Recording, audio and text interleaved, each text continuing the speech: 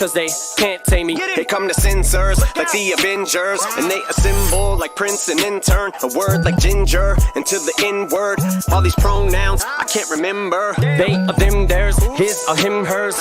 Into them girls who bought tits to get attention, Then get hit on by ugly men who are not in your league, so you pretend you're a victim and meet to them. Outrage, how fake. Nowadays some gals, they just clout chase. Look at me with sour grapes and your brow raised. Bitch, you ain't about head, about face. Little white, middle-aged, upper middle class with a glass of wine and your cigarette. Bitch, get off the internet. You ain't even fed your kids dinner yet. Parental discretion, mental aggression. My head's a Smith & Wesson. You're messing with a lethal weapon like an evil stepdad. I got it infrared like a ginger stepkid who pissed the bed. I do this shit in jest and it's just a mess in there. Put your head. And if men wanna wear lipstick and women's underwear, who cares? The shit is there. Business not fair. Witness beware. Bitches to blare. Which on you scared? Bitches I'm surreptitious and square. Business just attacked my therapist with a pair of scissors like Merry Christmas. Dressed as a Harry Krishna terrorist with the hair trigger. But with these buttons I'm always pushing, pain I'm always inflicting. Protesters outside the shady offices livid. It'll make you think that you had the game unlocked till they pick it. Only wait for me to explain it, yes I'm conflicted. Walking on eggshells like if I take it too far, is this it? Part of me gets it and wants to say I'm sorry and fix it. So all my statements are basically contradictory. Like using the F word for gay is wrong and offensive, and insensitive as if me saying the R word isn't. Wait a minute, which R word? Rape or retarded midget? Not cool. Would this rhyme be okay if South Parker did it? Okay, screw you guys. Would it make you less angry if Cartman spit it? God damn it. And as far as what I just stated regarding midgets, you'll probably think I'll just say that I'm playing, I'm not, I meant it. Swear to God, I see one of them little fuckers come at me, I'll pick it up by his legs and drop it and kick it. Marshall, your wicked face that you are addicted, but they gon' do me the same as the baby with all of this shit. Chappelle and Colin, they're calling shady misogynistic while raising 3 daughters, 2 graduated from college with honors, summa cum laude. My sense of humor is probably twisted, it's painfully obvious. You got an addiction, man. I know you can't get rid of me forever, cause you know that I'm prescription, man. Goddamn, I miss you, Slim. Hey, you got an addiction, man. I know you can't get rid of me forever, cause you know that I'm prescription, man. Next time I'll be in your Benz. I'm just playing.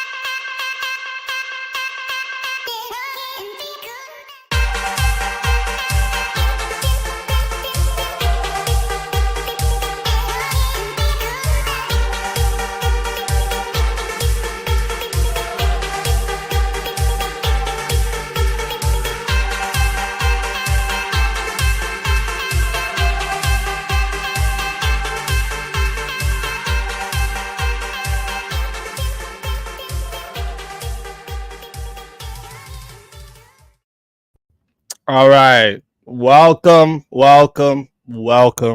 everybody, to the first Ultimate Verbal Kombat Championship.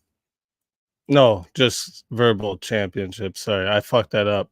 Okay, I fucked that up. Don't clip this intro. Nobody clip this intro, or I'll be mad at you. Ultimate Verbal Championship. All right. It's a new concept. Okay.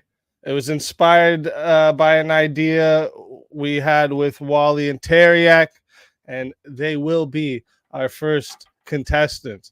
Okay. Run you real quick through it. It's a 1-versus-1 debate here. Okay. There's going to be 5 topics in total. The first topic's a planned topic already. They already had decided on a gun control topic. That goes for an hour. Then there's going to be 2 voted topics that, depending how they are going, right? 2 of them are going to go for an hour. 2 of them are going to go for 30 minutes each. All right. The whole debate's 4 hours in total. Every super chat you guys send and you want to add to the debate, one of the debaters will have to read it, and it'll be alternate. So whoever reads the first one, then it goes to the other debater, back and forth. And you can do it at any time, and they'll read it when they're sent. It doesn't get read after. You can change names for $2, and if you want to really mute someone for 2 minutes, I'm doing it for 10 because these are limited time topics, and I don't want someone being muted the whole time.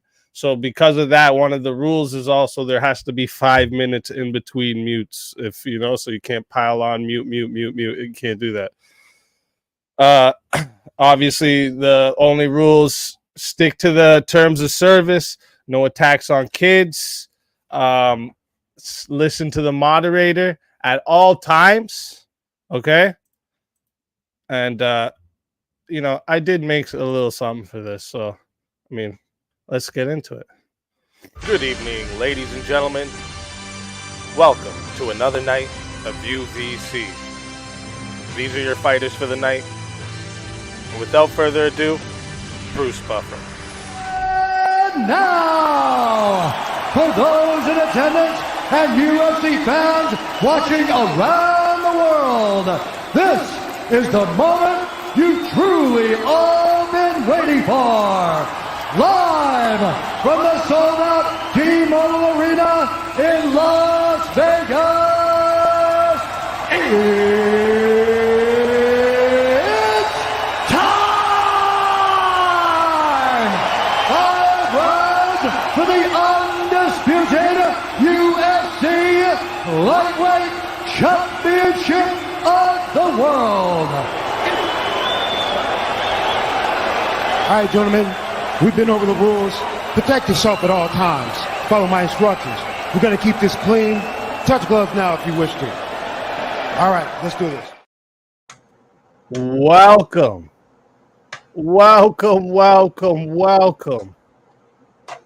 How you guys like that? Was that good or what? I put that together good? I love it. We've gone pretty far with an idea that started out as being a great idea when I was drunk. That's it. So most ideas, like I started, it's like a drunk idea, and it just keeps rolling from there. You know what I'm saying? Right. Oh, in theory, if enough Irishmen get drunk enough, they will cure cancer eventually. They'll have great ideas once you're over the limit and you're Irish. Sure, that's how we beat the English. Fair enough. Very true. Valid me right now, because this is such a new concept. We haven't even come up with a prize yet. Of course, they get bragging rights. Of course, the ultimate verbal champion until the next time they have to defend their title. Right? We're gonna do it kind of like the UFC is set up, but there's no weight classes. You'll see. I trust me. If I ever get inspired by an idea, I create the whole fucking thing. I don't stop. Okay, that's just how. Look, I support any fight card that gives me the generous benefit of the doubt of being 170 pounds, according to that graphic. Yeah, I think I'm overweight there. That's what's up. All right, I'm only like maybe 60 short of that. For our first topic, right? We already decided we're gonna do the gun control topic. We'll put an hour on the timer for that. We didn't really plan if we're gonna do openers, but did you guys both plan an opener? I've got no opener for that.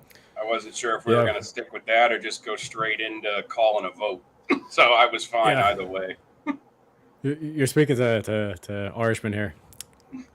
Okay, well, we're going to do it just like the UFC does it, okay? Whoever wants to start it off, you start it off, okay? Throw the first fucking punch, okay? Start dancing around the ring a little bit, you know? So Teriak, let's establish just how far apart we necessarily are on the gun control issue, because we didn't 2 weeks ago on VK. We weren't very far apart from it. I really heard nothing of a pushback from you at all on that question. But then before that, I'm not sure if you were just being contrary with me to go along with Glenn on that issue or not. No, I think the original one was that, like, I was basically saying something that, like, given the current circumstances, if you're convicted of, let's say, domestic violence, you're not allowed to own a gun. Whereas I was basically making the case that if you were a shop owner and you knew that this guy beat his wife, would you still sell him the gun? And you said yes, even though he wasn't convicted. Yeah, on that topic, I would say you cannot guarantee logically that someone is going to then take that gun and commit a murder with it. So then, are you against the current laws? Are there current laws that allow a gun shop owner to unilaterally use their own knowledge to prevent someone who they know beat their wife from purchasing a gun? Well, that's the law, though, if you're convicted of it. But what if I'm you're saying is that if convicted you were of to it, know, that's different because you have committed a crime. At that point, the laws allow you to have certain rights restricted or revoked as far as, you know, property rights and gun ownership as it pertains to guns being property, obviously. But where it's but where it's somebody who's, you know, they've done A and they're trying to do B, you can't guarantee that they're going to jump to C. They could end up and go do option F. Like I made the case to Glenn. I think that person is far more likely to, in the case of a domestic situation, you're going to have an alcoholic person who's completely wasted take off from the house and probably hop in the car and be a danger to everybody around them at that point. They're more likely to be a public danger with their keys than they are with a firearm at that point. So but in terms of the conviction, like, that's just a formality more so than nothing else. It's the guilty verdict. So if you agree with that law in terms of domestic or well, DV, if he's convicted of shooting someone while he's intoxicated, then that's a completely different parameter than we don't know if he will definitely do that or not. That's why I say you can't make the assumption that someone will definitely do something when they're intoxicated if they buy that firearm. You can't guarantee that. Yeah, I think you're missing what I'm saying. What I'm saying is, like, the current law is that if you were convicted of a domestic violence case, you can't. If you're convicted, that's a different story. Yeah, but what I'm saying is, in terms of that conviction, do you know what I'm saying? In terms of, like, that conviction where it's like he's not technically convicted, it's not on his record, but you've just seen it happen, or you know that it's happened. Do you know what I mean? See, if you've seen it happen and you know it happened, then that person should be reporting a crime and being a witness in that crime, not sitting back and then waiting till that person walks into their gun shop, which is already an extremely unlikely scenario. But if they're convicted of because at that point, if they're convicted of a domestic violence instance, then absolutely, the current laws would allow their firearms to be confiscated for X period of time, and I'd be completely fine with that. Yeah, so basically, like what I'm saying is, let's say we're Irish, we're out at the bar, me and you were just chilling. It's after UVC, okay? We're going off to the bar to celebrate, and then, like I said, you own a gun shop, and then there's some guy we see, like, beating his wife in the bar or whatever, and for whatever reason, like, it's not reported, but the following day he comes into your shop and he's trying to buy a gun. Would you sell him the gun? Now, now the law may allow that shop owner to be like, well, I can refuse service for any reason. At that point, I can decline a sale. So somebody can make that personal moral judgment, but aside from that, you also can't prove that C will happen because you're starting at point A. That's like saying, okay, if you know this dude gets drunk 6 days out of 7, like completely wasted, could barely maybe stand up, like, should you revoke his driver's license because of that? Should you confiscate the keys to his vehicle? Take any tools away so that he can't hotwire the car? Because the dude's you could just as well make the assumption that if this guy gets wasted regularly, he's going to be a danger to somebody and kill someone if he gets behind a vehicle. You can't prove that he will do it. But the logic of saying, well, let's refuse somebody access to something because outcome X may happen, potentially, maybe, we don't know. Well, on that same basis, you can revoke his access to a driver's license. Yeah, well, in terms of because we're kind of going in terms of the driving thing. If I'm a bartender, oh my god, if I'm a bartender, right?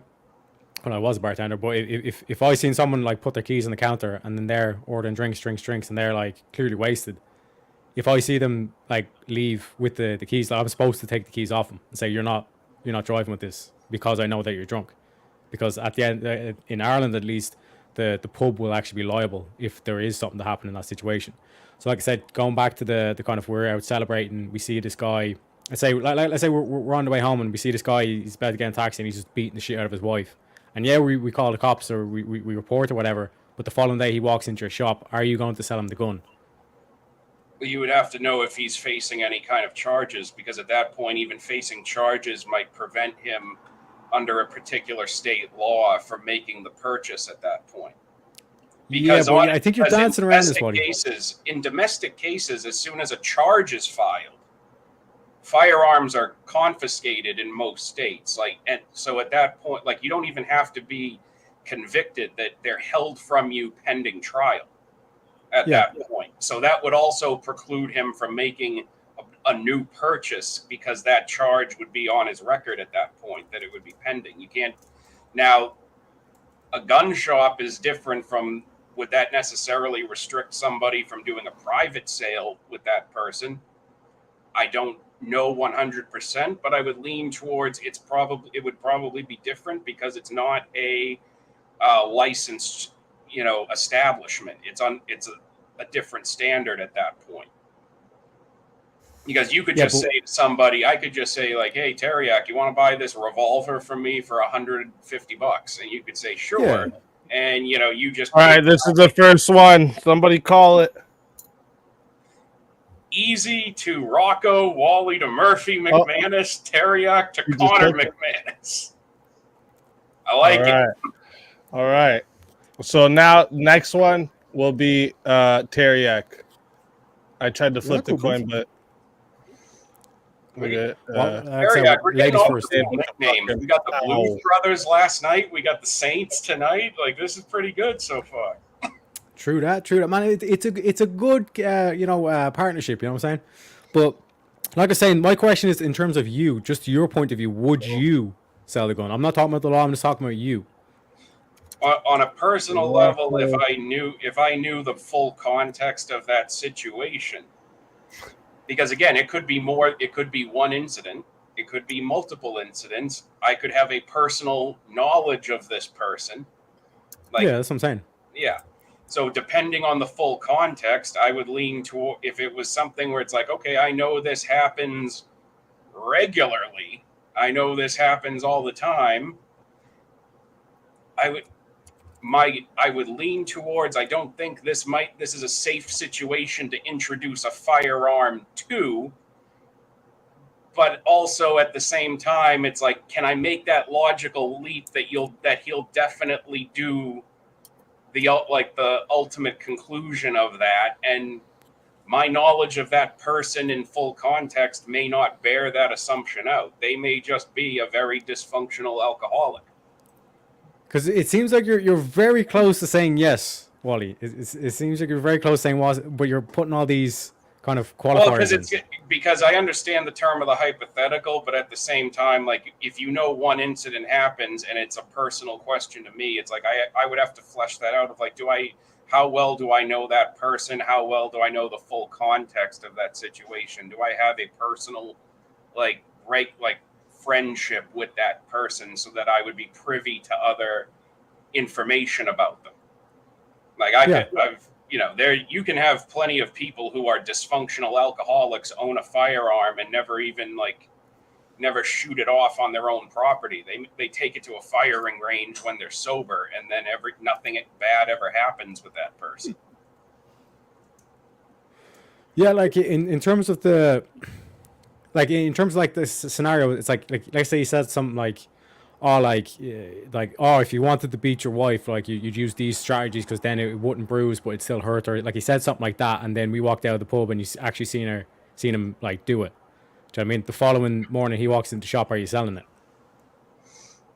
Yeah, and I get that it's, I get after the fact, like the hypothetical is a very emotional appeal given the full context of the situation with, well, this guy does this. So it's like, do you bite the bullet on allowing the sale or not? And on the logical premise of it, I would have to say I cannot prove that he's going to necessarily do a particular thing after the fact, because again, if there are no charges on that person, then they're not considered a criminal unless they've actually been convicted of a crime. As I said, you can have those rights restricted pending the outcome of a trial. That's also, and I've seen that happen. I've seen direct instances where somebody has been charged with a domestic violence instance, and the cops show up and go, yeah, he's already out on bail or whatever, but the cops show up, go knock on the guy's door and say, hey, we know you're a firearm owner. Give us everything in the house right now. Eric, you want to read that one? Wicked to where's Waldo Wally? That's a quality one. That is a quality one, I have to admit. Good multiple use of W's there. I applaud that. 100%. So yeah, like I think we fundamentally agree on this. I think, like, again, back in the kind of when it actually did arise, I think there was a lot, because again, it's Verbal Kombat. There's going to be like a lot of over talk and all that kind of thing. But like, let's talk about kind of like, because again, on what was it, Project VO Pod, Cass was bringing up the point where he wanted limited guns just down to shotguns, bolt action rifles, and handguns. So where do you stand in terms of the guns? I did see part of that debate there. I caught the end of that. I thought his position was completely ridiculous and asinine. Okay. I don't agree. So with the logic he's coming from at all, especially when when I came into that debate. I know his position was that he was essentially advocating for a monopoly on production, where you would only be able to purchase firearms essentially from the government or manufacturers that are manufacturing for the government, essentially. And I don't understand how, when you already have a position where there's a monopoly on force that's held by the military, you then want the government to have a monopoly on sales, which is ultimately going to just, again, as any other restriction would be from the Brady Bill, post-Columbine and onward, just makes life more difficult for law-abiding citizens who are within their full right to purchase a gun, 10 guns, 20 guns, 50 guns, 100 guns if they fucking want to own 100 guns. So then what would your limit, like, you wouldn't have a limit to a specific type of guns or anything like that, would you? No. I don't believe it. I don't believe it's practical, because someone is just, if you're not able to legally purchase one, you're going to be able to find a way to purchase it illegally.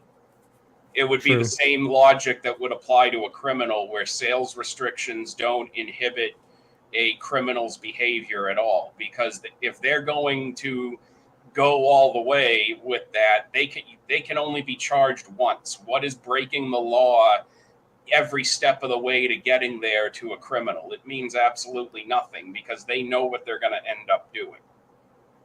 Well, because I'm pretty sure there was another case, probably a year or so ago. It was a weird one where it was like a group of kind of like teenagers, kind of like late teens, um, and for whatever reason, like they were in a car, and someone decided to start pulling the trigger or kill someone in the car, kind of thing. And the way they found out how they got the gun was they just stole it from from someone else's like back seat or something like that in the car as well. So for me personally, like this whole thing of like the more restrictions you put on guns, you're just limiting like the good law abiding citizens rather than actually, going after, because the criminals will find a way. Do you know what I mean? Yeah, they'll break into somebody's house. They'll break into somebody's car. If that person, even if they have it concealed, it's like if you know that you're in a state where it's perfectly fine and kosher to have a gun in your car, as long as it's not on your person, they're going to search your glove compartment. They're going to search the compartment in your armrest. They would search every place you'd logically reason out this person's probably hidden a firearm in their car, and if they find one, they're going to walk off with it. Like, no amount of restrictions are on that person who stole it would have kept them from breaking in someplace and stealing it. They're just going to get it. So what about RPGs? So what about using a rocket-propelled grenade launcher? I mean, in theory, as well, at that point, we might as well just go full bore and say, like, do I have the right to own, like, $1 billion battleship and dock it, like, by the beach near my house and just set sail on it anytime I want and open fire? Because, like, that's fundamentally, I'm trying to find, like, where we actually disagree. But even like that. What about mental health? How do you guys feel about mental health? Like if people where do you guys draw the line? Like, who's mentally stable enough to own a gun? See, that's another one. Let's start here. You both would say kids shouldn't have guns, right? Correct. I believe. Yeah, what age? I know for a fact that different states do have lower guidelines. I believe in Vermont you can own a rifle as young as I think 15. And I've certainly know people who were trained by their parents on how to, like, clean a gun, make sure it's unloaded. Right, but what do you think? Personally, I think if it should be in line with anything else. You should have to be 18 to legally purchase it. Some states lower it. I don't know if there's specific requirements as far as, like, do you need specialized education and training to own a rifle at 16 that you don't need at 18? I don't know if there are barriers with that those states. Yeah, so like that's what I'm saying. Like, what do you think there should be? That's what I'm trying to see if there's a difference here in what you guys think about this. Legal ownership at 18 is a perfectly fine standard for me, because if parents are comfortable with training their kids and educating them on it at a younger age privately, the parents are going to do that. Like, I know. Okay, so you think legally 18, and you think? How about you, Teriak?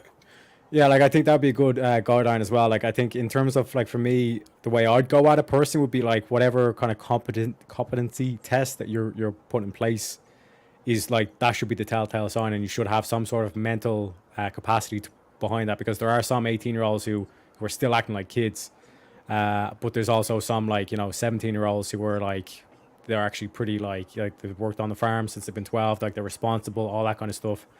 And again, like, given certain jobs, especially if you're working on the farm, if a group of people went over and tried to take over the farm, I'm 17, I can't protect myself, kind of thing. Do you know what I mean? It's the same reason, like, in terms of, like, with women and all that kind of thing as well. Do you know what I mean? So that's for me. It's more so about the actual competency of the test rather than the actual particular age.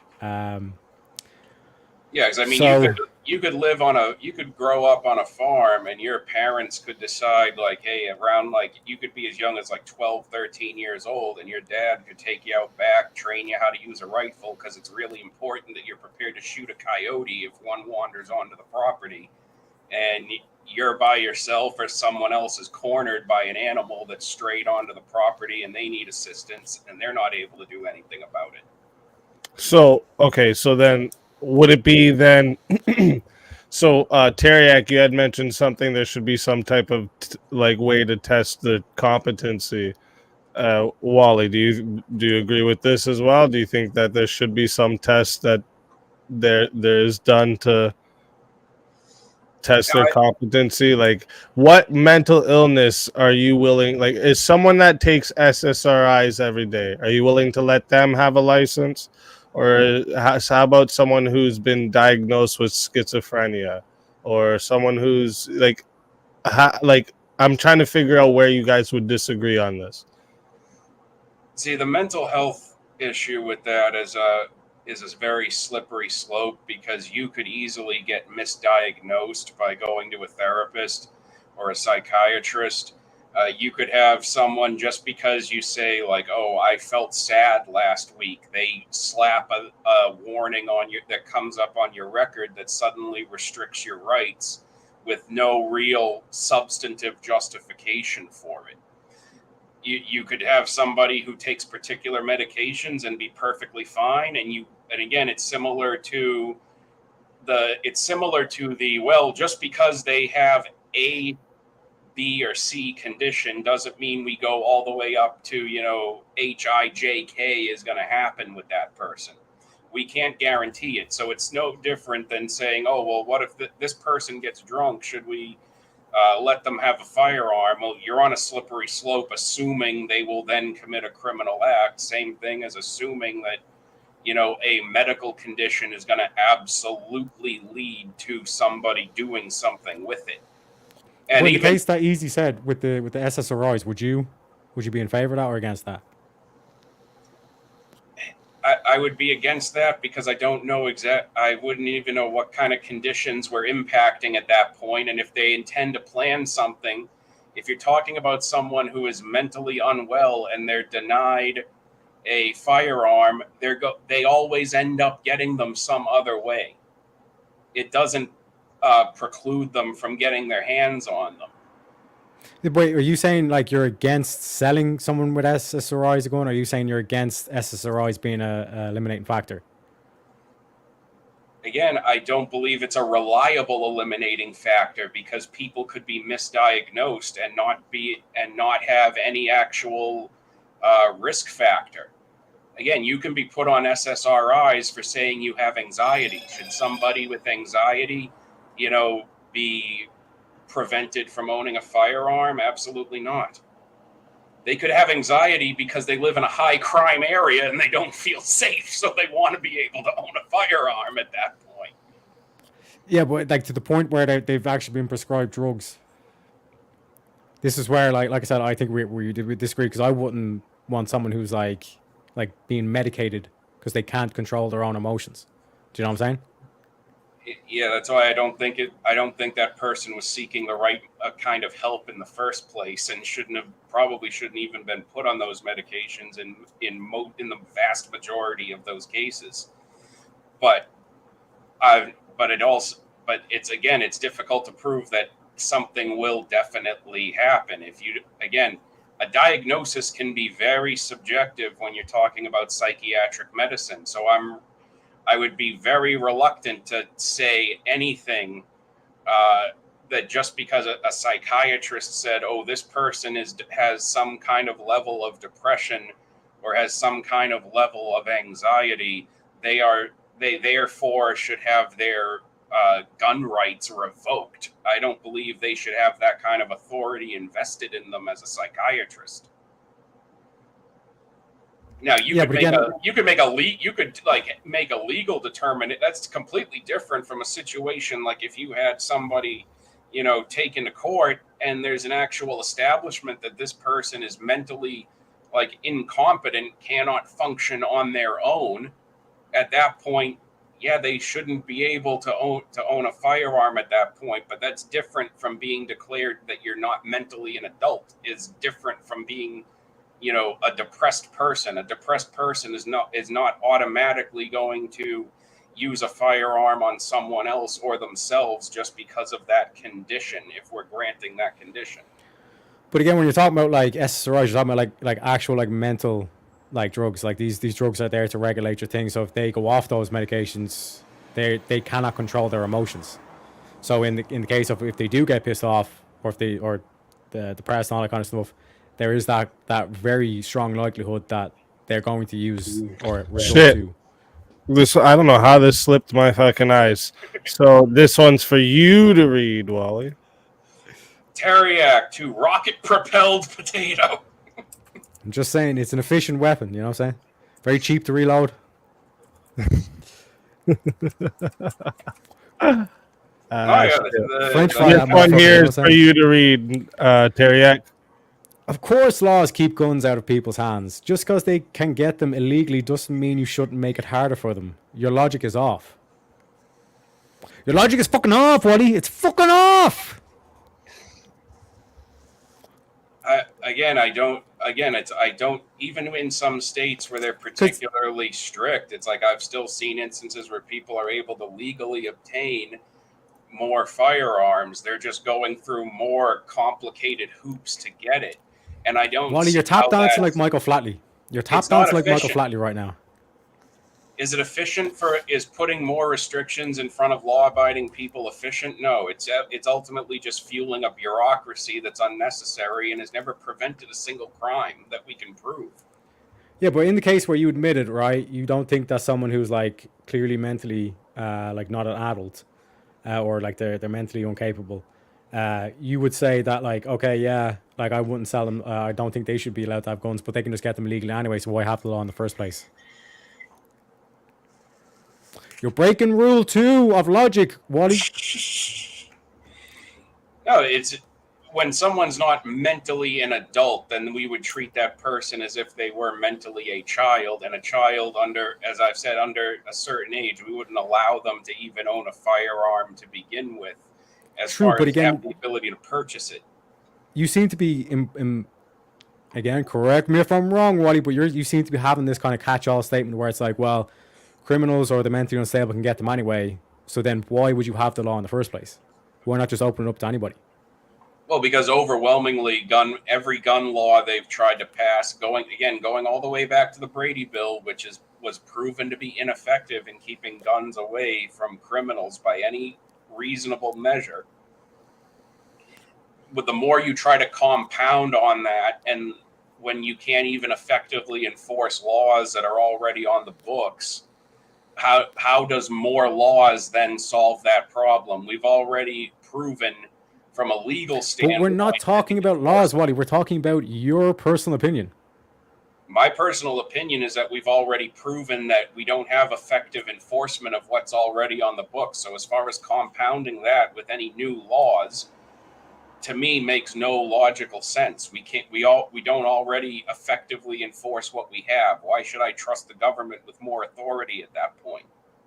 Can we change Wally's name to Michael Flatley, because he's tap dancing around this. He's trying to bring up the law and say, oh well, you know, maybe we shouldn't, maybe shouldn't. Again, like I said, the contradiction is here, where you're saying it's like, well, yeah, I agree that like in terms of like mental competency, we should have a law in place or something like that to prevent these people from getting the gun. But then you say, but they're going to get it anyway. So then, like I said, go back, because this is a contradiction, because like why even have that stance in the first place? No, the point I'm making is based on, because we have to address the fact of, based off the current laws, why would we add anything new to that? What is anything that we could even add to it on top of what we already have that is going to make any lick of a difference? Because you already don't have effective enforcement. Why trust the government with even more broader authority in that regard?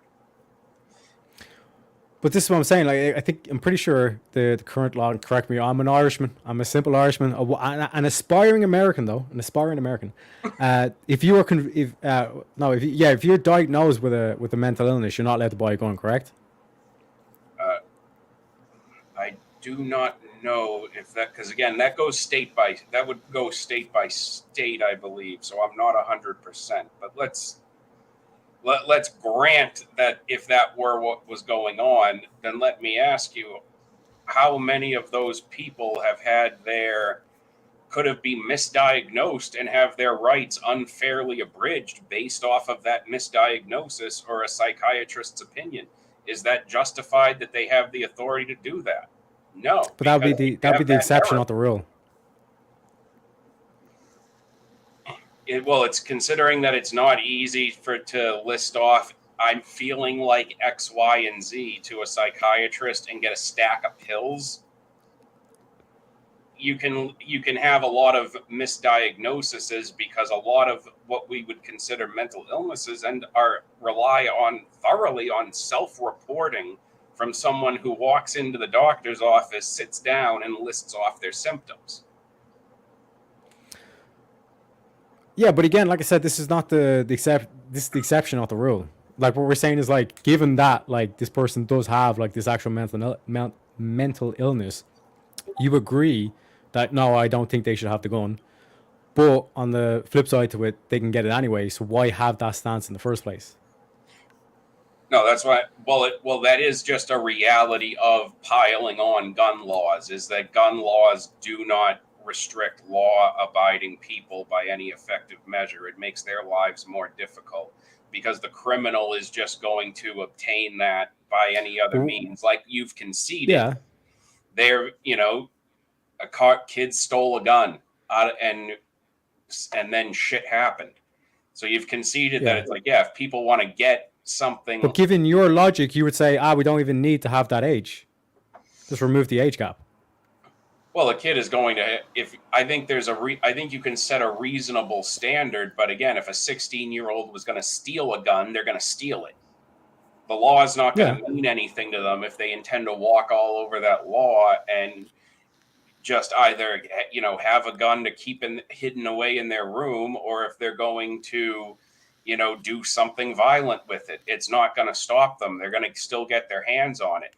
Now, we can say that, like, here's a reasonable standard because we already have arbitrarily established that at 18 years old, you're considered an adult before the eyes of the law. So you can do X, Y, and Z except for drink. That's a different conversation. The inconsistency in when you're considered a legal adult. Mm-hmm. Like, this is what I'm saying. Wally, this one's for you to read. Wally to River Dancer. The Irish jokes are raining tonight. I love it. So, like, would you not concede then? Teriak, this one's for you to read. Your claim to no boom boom shtick law has ever stopped a crime is ludicrous. By Willie's, his name's Wally, okay? By Willie's argument, who cares if they are misdiagnosed? By his logic, they can just go and get one anyways, so there is no harm. What we're talking about here is a logical contradiction that you seem to have, where it's like, they can get it anyway, but I still think we should have these laws. Why? Well, I argue in general, I don't believe the gun laws are effective. Now, does that necessarily mean I have an objection to a reasonable standard being set as far as like age? No, because again, even if we set because that is an example of even if we set the purchase age to 18, a parent who wants to train and educate their underage children about the proper use and handling and care of a firearm is going to do it. And there's nothing saying that they don't have the right to do that on their own property with their own firearms. I know people who were taught as young as like 5-6 years old by their fathers to say, hey, this is how you check a gun to make sure it's not loaded. Yeah, but and again, the main premise of this is because children they don't have control over their emotions. Their brain is still developing. So then to go back to the SSRIs, why would you trust someone who's taking SSRIs? Again, you're on a slippery slope if you're making the assumption that just because this person is on a medication or has been told they have something or has erroneously self-reported something and then therefore been given a diagnosis by a psychiatrist that they will definitely, do X. Like any instance that you can point to where these kinds of things may have been a contributing factor into somebody breaking the law with their firearm doesn't, those are exceptional cases. You don't have if the logical assumption was bore out, everybody on any kind of SSRI would be shooting people like hotcakes, and that just doesn't happen on a daily basis.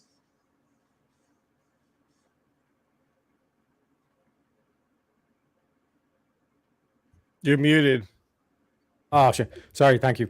The like with SSRIs, we're talking about like dopamine regulation, all that, so on and so forth. So like when you're talking about someone who's on SSRIs, they're not just popping them out like candy. Do you know what I'm saying? It's not like, oh, like I misdiagnosed. It's like saying like, oh, I misdiagnosed someone and I gave them like heroin or sorry, morphine is technically the medical term for it, but they like the medical profession are very stringent on those types of drugs. So when we're talking about like SSRIs, if you're like diagnosed with SSRIs, it's not like you get SSRIs like your first sitting down, unless it's something that is quite severe. Correct? It's not very difficult at all for somebody to get a referral to a psychiatrist, list off some symptoms, and get and get an antidepressant prescription, and that, or get put on something like Trintellix. It's really not difficult at all to do. But yeah.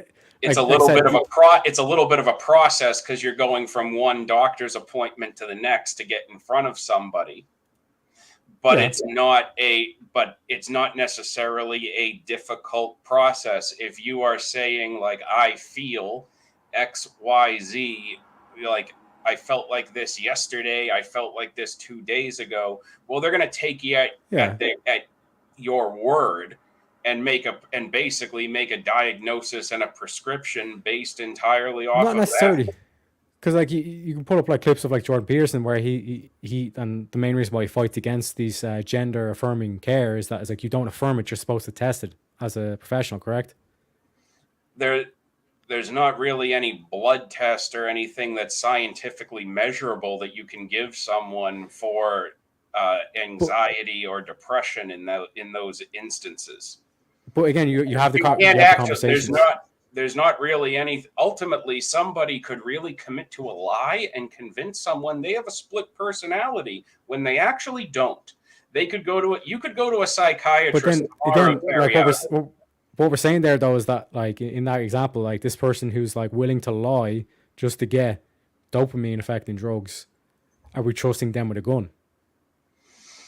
But my point, I just want to hear the point. I just want to make the point that you could go to a psychiatrist tomorrow in completely bad faith, commit to the lie that you have a split personality, and eventually they have to just kind of throw their hands up, take you at your word. Yeah. That, they're not just talking to you, they're talking to Ellen. For you, Wally. Bad shit is going to happen. This is no reason to deny an adult citizen the right to a trial by jury before restricting their standard freedoms. Exactly. Yeah, but again, like I said, in this case of the SSRI, the case where someone can lie and get the drugs that way, but this, again, goes back to our point of the gun control. Why would you trust that person with guns? Well, why would you trust that person? Should we trust that person with a credit card? Because they're a drug addict. Okay, we can change it up. We can just change the drug from SSRIs to LSD or cocaine or whatever. So do we trust that person with a credit card? Because if they're having trouble controlling their emotions, they might make irresponsible purchases and pile up debt. Because I've never seen a credit card kill someone. No, but that person is that person not negatively impacting their life by being able to have it? Well, we should step in and regulate that, by golly. They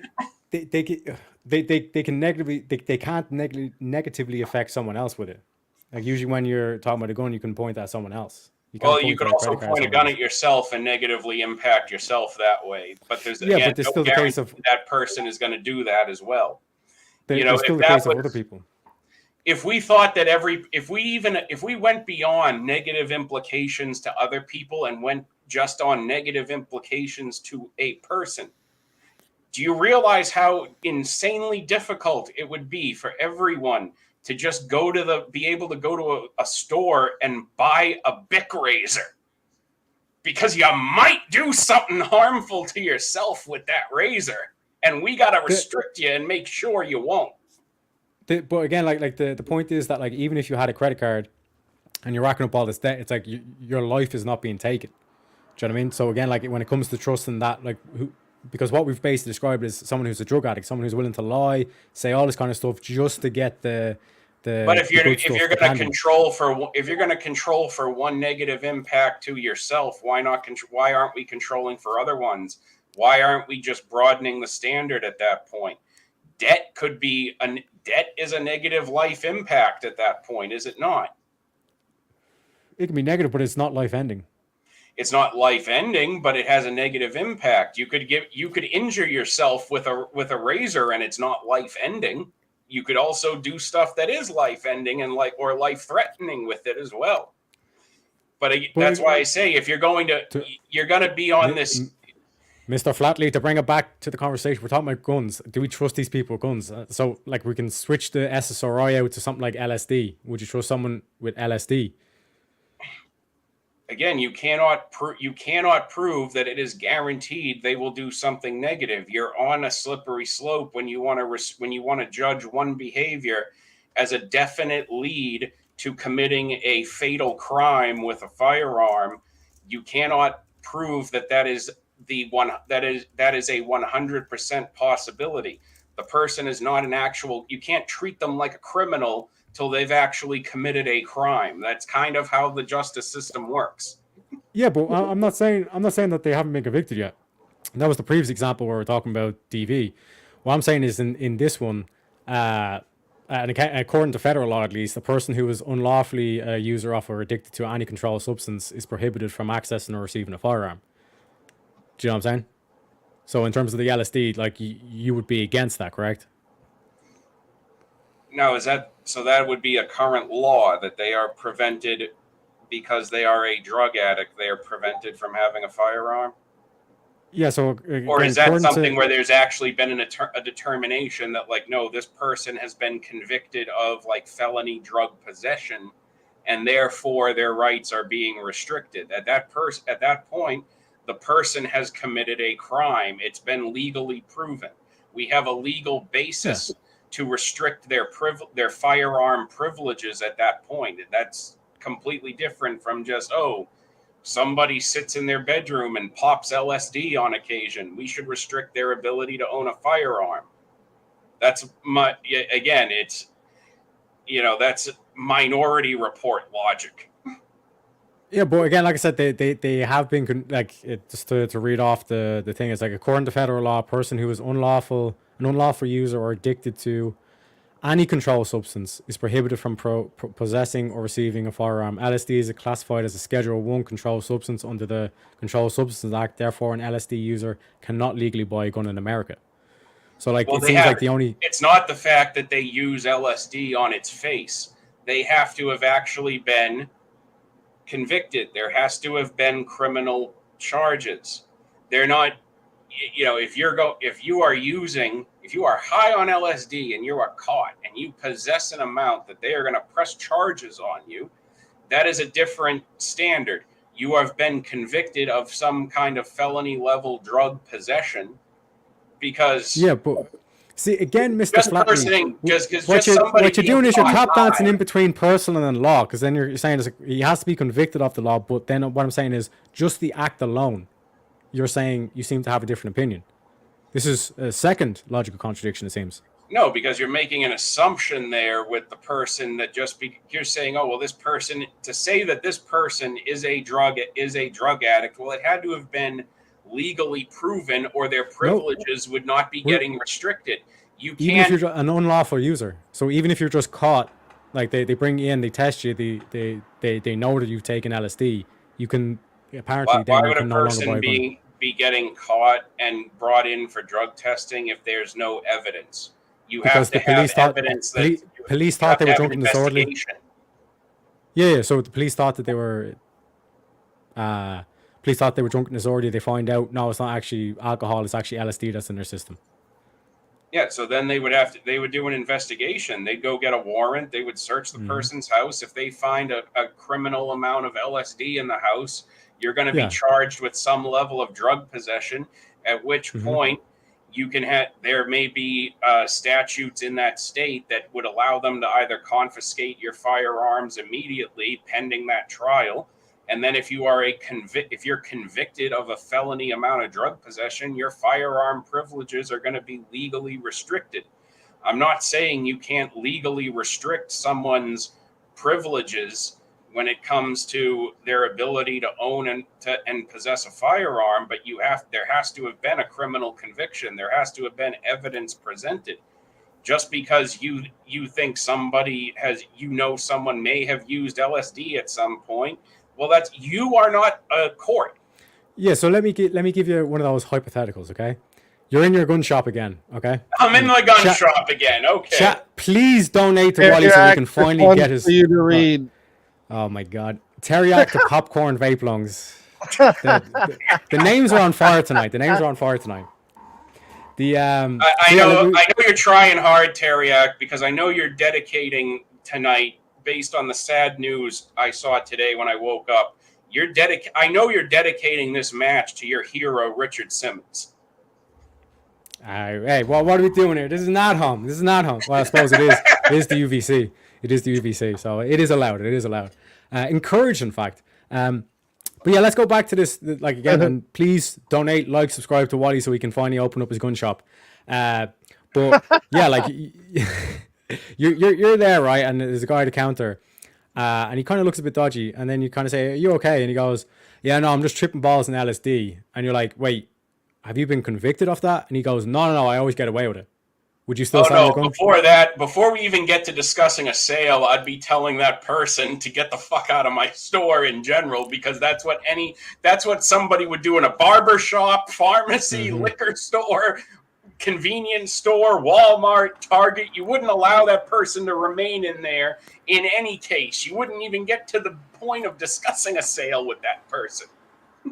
Yeah, but let's say, like I said, because it seems as though you're saying that, like, the act is one thing, but it's only if they're convicted that you then take you put the prohibition in place. Do you know what I mean? What I'm saying is, like, if you just know the act but there's no conviction, are you still willing to sell a gun? But you're saying yes there. Well, that's why I say you have to make that distinction that in the eyes of the law, there's nothing legally prohibiting that person from carrying out a legal sale, from having that transaction. Yes, but would you? See, now we're getting, that's the thing about this, going back to when this first came up on VK, is that we're making the personal moral argument about that versus the weighing that against the other person's rights in the eyes of the law, because they don't have a convicted criminal status. Okay. So again, if somebody walks in there, says, I want to purchase this AR-15. Okay, well, the current system says I need to run your ID information. Oh, you have no criminal convictions? There's nothing prohibiting us from having this transaction in my licensed business? Okay, that will be whatever the price of this AR-15 is. Thank you. Your debit card cleared. Have a nice day, sir. But again, like, so I'm desperately trying to find like something that we can disagree on. But it seems like we're pretty much like 99% like agreed on all this. That's why I said we kind of had to establish how far apart on this we were, because again, it's going to come down to, with those kinds of hypotheticals, it's ultimately just comes down to, well, here's an emotional appeal that might make somebody feel guilty for saying yes, versus the slippery slope argument of the logic where you ultimately cannot prove that somebody is going to jump ahead to step D just because they've gotten to step B. Yeah, no, 100%. But I could have 100 different designs of axes hanging on my wall just because I like to collect them. That actually sounds like a pretty based fucking living room decor. I might embrace that eventually. But just because I have them there, Teriak, would you look at that wall full of axes adorning my living room and say, hey, I bet if given the opportunity, Wally intends to bury one of these into someone's cranium one of these days if you give him the opportunity? It's a difficult question because, again, for example, you could just be a lumberjack. There could be like an actual sound response to that. The reason why I say this, though, is because apparently some of those Hollywood elites, they have like really messed up pictures in their house of like, you know, PDF kind of like undertones and all that kind of stuff. So again, like it's kind of sometimes like when there's enough of like particularly with art, it says more about the buyer than the actual artiste. And like in those cases, like I said, it's not like I said, it's not a conviction, it's not a thing, but it is that kind of one thing that kind of like draws your attention to it that may get you to focus more clearly on it. Just because we're kind of like wrapping up, I think, in this topic for the first hour. What's your opinion on mercury tipped bullets? Mercury tipped bullets. Sure, why not? Go buy them. Fuck's sake, we literally don't. We agree on so much, man, about this. I think because like I think in terms of the VK itself, like because even from like your end as well, like you did kind of convict me in terms of kind of like sway my or just generally speaking, the more and more I kind of look into the American laws, they are pretty restrictive already. Do you know what I mean? Like I'd be like, here's probably a good question: is there any? I think you've already answered this as well. Is there any law that you can think of that you would add on, or restrictions that you would add on that's not currently there in, let's say, federal or state law? Is there anything I would add on? No, because I already don't trust the government to make more effective laws when they've never been able to pass an effective law in the past 20, 30 years. Every law that's been passed in regards to firearms has always been a panic-driven response, and they try to overcorrect the problem while never actually addressing a problem in the first place. Mm-hmm. I mean, so would there be anything you take away? Probably maybe is a better question.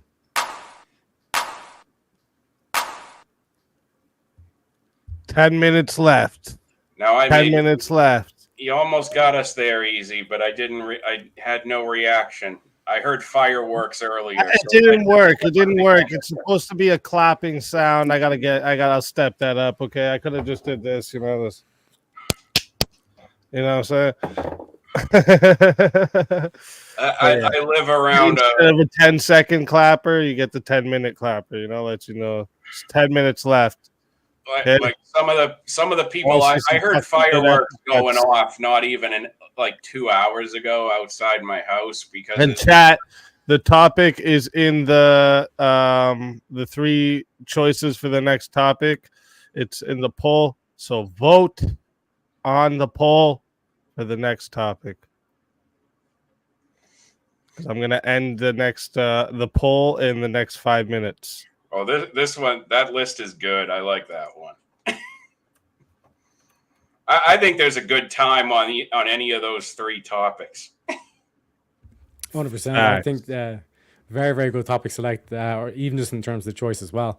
But yeah, getting back to that question, is there any laws or prohibitions that you would take away that's currently in place in America? I would have to look over a comprehensive list if I was going to come up with specifics. But as I've said, like you go all the way back to when Columbine happened. The aftermath of that was the Brady Act that was passed. Now that was already proven within 10 years of that being passed of being ineffective in keeping guns away from criminals. And then based on panic responses after other subsequent shootings for more legislation, we've piled more ineffective legislation on top of ineffective legislation. So my immediate response to that, without discussing the specific restrictions baked into any of those bills, would be, well, let's just hit the hard reset button and go back to pre-Columbine laws and see the lay of the land at that point. And then we can fairly evaluate that after we've unraveled all the government mess. Okay, so I'm just going to run down a list. There's 12 things that was listed here by the AI. Because again, I'm an aspiring American. I'm not officially American. So individuals have been convicted of a felony, yes or no? Like to remove it, essentially. Convicted of a felony, I would agree. You can absolutely restrict someone's firearm privileges in that instance. Individuals convicted of domestic violence offenses. Again, a conviction. That person's had their trial. They've been convicted. Okay. That's already because again, like we only have like a couple of minutes left as well, so I'm just going to rush through kind of thing. Individuals who are deemed mentally incompetent by a court. Again, they've actually faced a judge. Okay, they've had a legal right to due process. That's fine. Individuals who are unlawfully present in the United States. I think you would agree with that too. No illegal should be able to walk in and buy an AR-15. agree on Fuck too them. They much. ain't even American. That means you wouldn't be able to walk in to a shop if you were here illegally and buy an AR-15 because they're gonna be like, "Fuck you! You ain't even an American." USA, Yeah, Paddy USA. USA. Individuals under the age of 18 purchasing long guns, and under the age of 21 purchasing handguns. See, I don't agree with the 21. With the 21, that's an inconsistent standard. If you can purchase some firearms at 18 and others at 21, that makes no sense. You should be able to just purchase everything at one particular age if you're going to have that set. Yeah. Individuals who've been dishonorably discharged from the military.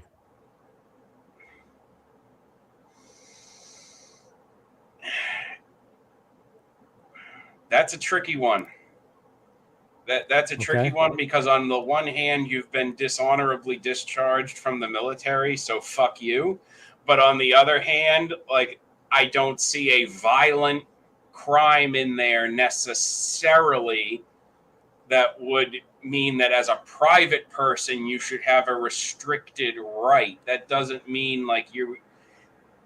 That one, we'd have to get into the weeds on that one, I think, a little bit more, and we don't have the benefit of of time for doing that one.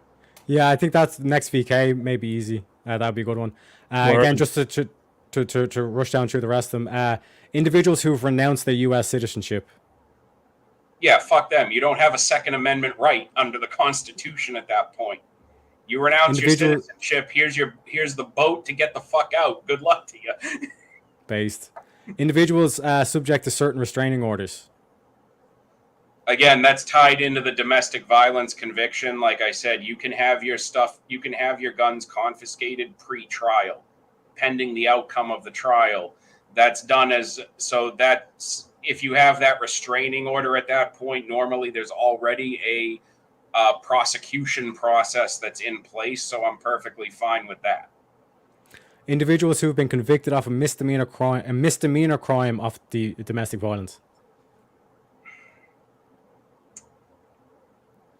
Now, there's already another domestic violence one. So where are we drawing the line here? Like, what would be the specifics? That's what I'm saying. It's basically listing both of them. It's like convicted of domestic violence offenses, and then there's even a misdemeanor of domestic violence. So I think that's just like an extra kind of like layer down. So I'll just kind of skip that one for now. Individuals who are addicted to any controlled substance.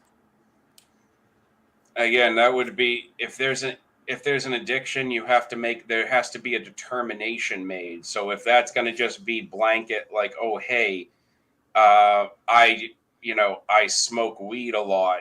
Well, okay, but that doesn't mean someone is necessarily unsafe when they pick up a firearm. That doesn't mean someone's always using when they're in the possession of a firearm. And again, I'm not seeing any statement of a due process being applied in that scenario. I'm gonna say, no, get rid of that. I want to see due process. And this last one, I think, is pretty much saying individuals who have been convicted of a crime punishable by imprisonment for more than 1 year, regardless of whether or not they've actually been sentenced to more than 1 year. Go over that again.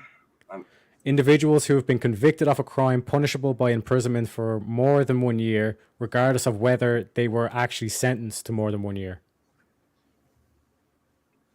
That would depend on the conviction, because you could have a completely non-violent conviction. You could be sentenced to fraud you could have a fraud conviction that would allow you to be sentenced for multiple years, but you only serve 6 months. That would be a non-violent crime. So I would have to see the specifics on that one, because that is too vague.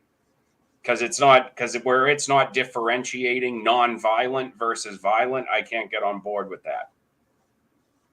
Yeah, so that again, like it kind of basically more information in terms of that one. But like I said, it's like that would probably be the only one that, again, we agree, where it's like you kind of say, well, it's fraud doesn't mean violence kind of thing, you know? Yeah, and But yeah, again, like I said, that's pretty much it. again, it's like this is a problem with as far as like the drug possession one. That's why I say it's like, yeah, people like, how do you say? I would ask under those situations, it's like, how do you determine that someone is addicted? There would have to be explicitly some kind of confirmation that that person is either in treatment or they've had some kind of due process. Like just saying that, oh, I know Joe smokes weed every day, he shouldn't be, he's addicted to it, he shouldn't be able to own a firearm. Well, that's not a court of law. That's not any situation where you would kick in a restriction of someone's gun rights. Like you need that. That's why I say, like, anything I've agreed to, those are specifically highlighting, well, there's been due process involved. Like that person has had the ability to fully exercise all their legal rights, have full representation in a court, and they still lost. Okay, well, then that's how the game is played. You know, that's a different story than just somebody making a moral or logical assumption that just because somebody does something means they'll definitely do X, Y, and Z. That's why we have due process, because you can't make the assumption that someone is going to be a criminal until there's evidence presented that proves they've committed a crime. Otherwise, we're living in Minority Report. Fighters are in the corners. All right. Fighters are in the corners. So the chat has voted on the next topic, okay? Our next topic is going to be abolishing the death penalty. I'm going to give another 30 seconds here for you guys to vote for who won that round so I can write it down.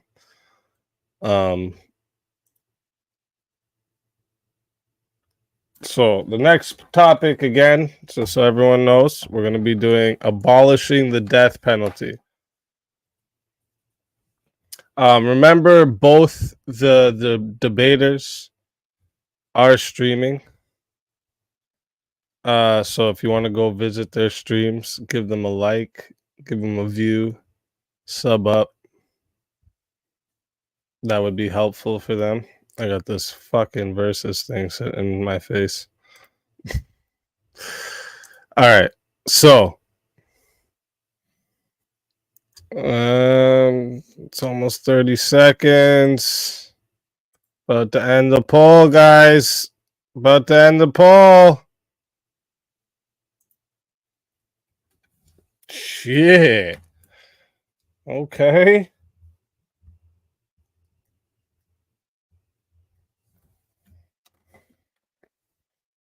Okay. So listen. Both of them, I'm gonna wait for one of them is stepped away for a second, so I'm gonna wait for them to come back. Write that down. So as you've seen, what I did there, 30 minutes in, I put the poll up for you guys to do the votes. So for this one, if we're like 15 minutes in, it looks like they're like really just not, it's not going anywhere, I'll start the poll up, because remember, there's going to be now 4 more topics. Okay. You guys are going to vote on the next 4 topics and you guys are going to choose them. There's going to be 2 topics that are going to go another hour each, and then there's going to be 2 topics that go 30 minutes each. So depending how it's going, I'll figure out halfway through, either of halfway, like I'm going to figure out at 15 minutes, do I think this can go an hour? Probably. I'll let it go. If not, I'll say, okay, I'll put the poll up for you guys to vote for the next topic, and I'll cut it at 30 minutes. And I'll just drop them like I did, and, you know, like a referee stepping in, okay? It's a new little concept I've put together. I'm not, you know, Wally inspired it. And I can't, you know, if I'm inspired by any little thing, I just, my brain goes, just puts a bunch of shit together. So this is what we're doing, okay? This is what we're doing. So, what I'm going to do here, so you both know in the back, okay? The topic is abolishing the death penalty. I'm going to play the little clip again, you know? I'm going to play the little clip again just because this is our first time doing this. People are probably coming out, leaving, coming back in, or new people are coming in. So I want everyone to kind of see the clip. And as soon as it comes back, as soon as the referee's done, you guys remember the clip, and it comes back, you guys go at it. There's no starting, who goes first, none of that shit. You just go at it. It's like just like a UFC fight, you know what I'm saying? So let's get it. Good evening, ladies and gentlemen. Welcome to another night of UVC.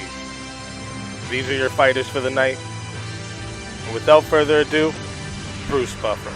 And now, for those in attendance and UFC fans watching around the world, this is the moment you've truly all been waiting for.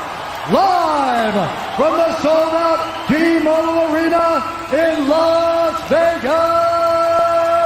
it's time! 5 rounds for the undisputed UFC Lightweight Championship of the World. All right, gentlemen, we've been over the rules. Protect yourself at all times. Follow my instructions. We're going to keep this clean. Touch gloves now if you wish to. All right, let's do this. So are you in favor of the death penalty or against it, Wally? In general, I'm in favor of it. What right do you think you have? What right do I think I have? I think it's not explicitly precluded by anything under a Christian ethic, because the pro-life argument is a poor application to the death penalty. When you're talking, because that's been the application that the Catholic Church has always erroneously made, is that because if you're going to be pro-life on abortion, you have to be pro-life on criminal sentencing, and that's not inherently true. Ultimately, pro-life is an erroneous term to me. It's just whether or not you are in favor of the practice of abortion, and the whole point is not that there is no right to life, but there is a right to be protected against being murdered, which is what abortion is. It is murder. There is no actual banning of capital punishment. You were allowed to mutilate people by legal standards if you had enough witnesses to prove something was done. There was always a particular evidentiary standard. If you had three witnesses that said that all corroborated your story independently, that you could produce, that somebody had stolen from you, you had the legal right at a point to chop that person's hand off as retribution for stealing. So if you have witnesses that corroborate, hey, we saw this person in cold blood murder somebody, I don't see the problem with saying we can permanently remove this person from society. The current system, I will grant, as the general society, we can remove this person from society. You're avoiding a certain term. Would that not be the government? We empower the judicial system to carry that out. Okay. Someone change his name to Michael Flatley, because he is top dancing now. He's top dancing. It is the state that we live in that we empower to do that. Yes, it is. Yes, so because you're in favor of giving our neighbors together in the event that somebody is because that's saying because the alternative would be, okay, me and my neighbors all see someone kill somebody. We get together and agree, we all seen this. Let's just do a summary execution of this motherfucker. And God himself seen Cain kill Abel. But did he enact the death penalty? Did God not enact the death penalty against Sodom and Gomorrah? Wally, I'm giving you the example here. And I'm giving you a counter example. You can give that in one instance, God decided to show mercy. In another instance, he didn't. In another instance, God said to put an That's end for you to read, Wally. Wally to based gladiator. I fucking love it. No, I think that's rigged. That's rigged. Should be Michael Flatley because he's tap dancing. Because again, like I said, so God enacts judgment, correct? Yes, and God has decided. And why do you want to give the power of God to the government? Well, God enacts. I believe that today God enacts spiritual judgment. That judgment is made on a person's afterlife when they have passed, if they are granted salvation or not. But again, you want to give the power of God to government. If you're going to cite Cain and Abel, I can cite the Amalekites. I can cite Sodom and Gomorrah. I can cite the flood. That you can cite different times where God took just in the Old Testament alone, he either showed mercy or showed a divine retribution and exterminated those people. So you can decide that, just because it wasn't applied in some cases doesn't mean you're necessarily prevented from applying it in others. Yes, but what I'm saying is we're talking about God here, and if God's all powerful, can snap his fingers. He chose not to do it for Cain and Abel. So again, like in terms of like murder for murder, an eye for an eye makes us all blind, correct? Now, again, that's a poor judgment to then say, like, what if somebody eye for an eye makes us all blind is a poor judgment? Again, does that mean I can't defend myself at that point if you're going to apply that? Self-defense, you don't have to go for a kill shot. But you can if you're defending yourself. You're not. We're back onto the legal argument, Wally. If somebody Stop tap dancing. If someone dies, stop tap dancing, Mr. Flatley. If someone dies in the course of you defending yourself, are you morally in the wrong? No. You wouldn't be. But again, like the government is not defending itself against, like they're literally strapping this guy to an electric chair or firing squad or whatever form of punishment you choose to enact. Why are you giving the power of God to the government? Do you worship the government, Wally? Is that it? Are you a commie? Are you a fucking red? Is that it? Is that what this is? The physical judgment on what is done with their physical body is different from spiritual judgment. You can separate the two. Clearly, if I kill someone in self-defense, Teriak, is God going to still judge them anyway or not? You were defending your own life. Those judgments are separate. You were defending your own life. Yes, and my judgment was that the preservation of my own life trumps the person who broke into my house. Now, yes, God is still going to judge their versus soul. giving the government, because again, you're tap dancing away from this, because I've drawn this conclusion that there's the power of God, that he solely judges who lives, who dies, okay? But why are you giving that power to the government? That's the wrong G. Because we have the ability to judge if we can remove this person from society. If we didn't have that ability, we wouldn't build jails. Yes. Why not? Why build jails at that point, Teriak? Because we're making a judgment that those people. I'll explain, Mr. Flatley. I'll explain. Because as an Irishman, I'm well aware of Riverdance, and I know how to tap dance by. I tell you. So when you look at Shaitan, who stood against God, what happened? What did Michael do? Did Michael kill Lucifer? Did he kill Shaitan? Satan was cast into the pit. Exactly. He was put in prison. That's why we have prisons. But just because we have prisons does not mean that we get to kill them. Correct? You need to have Satan, because at that point, if you don't have Satan, you don't have a doomsday prophecy. And then you're tap dancing around us. In that case, do you have a doomsday prophecy? Do you have an end times without a Satan? No, you don't. But you would be completely in contradiction. Man should not try to enact. As it is written, wouldn't be possible. Man, or should we say government, should not have the power of God, correct? What is it? That, again, it does not mean that we don't have the ability to apply the death penalty It's just not it just isn't Because- applied in all cases. Just as I'll God explain. didn't apply. Did God apply the death penalty in all cases, Tariak? No, but we are not God. And neither do we apply the death penalty in all cases. We're discouraged from doing Yes, so. but we should not be acting like God, correct? How is that? How is it acted? We are not acting like We God. are. If we give the government to say and choose who lives and who dies, we are putting government above God. Ultimately, God is making the judgment on a person's soul and their salvation for the rest of eternity. We're not making that judgment. We're ending their life. Life is sacred, correct? Yes, and if I kill someone in self-defense, I've sent them to their judgment faster. Yes, but again, this is self-defense. We're talking about the government. There's no self-defense here with the government. Okay, then if at that point, how can the government apply force in any direction? Why do we even have police? Why do we even have jails?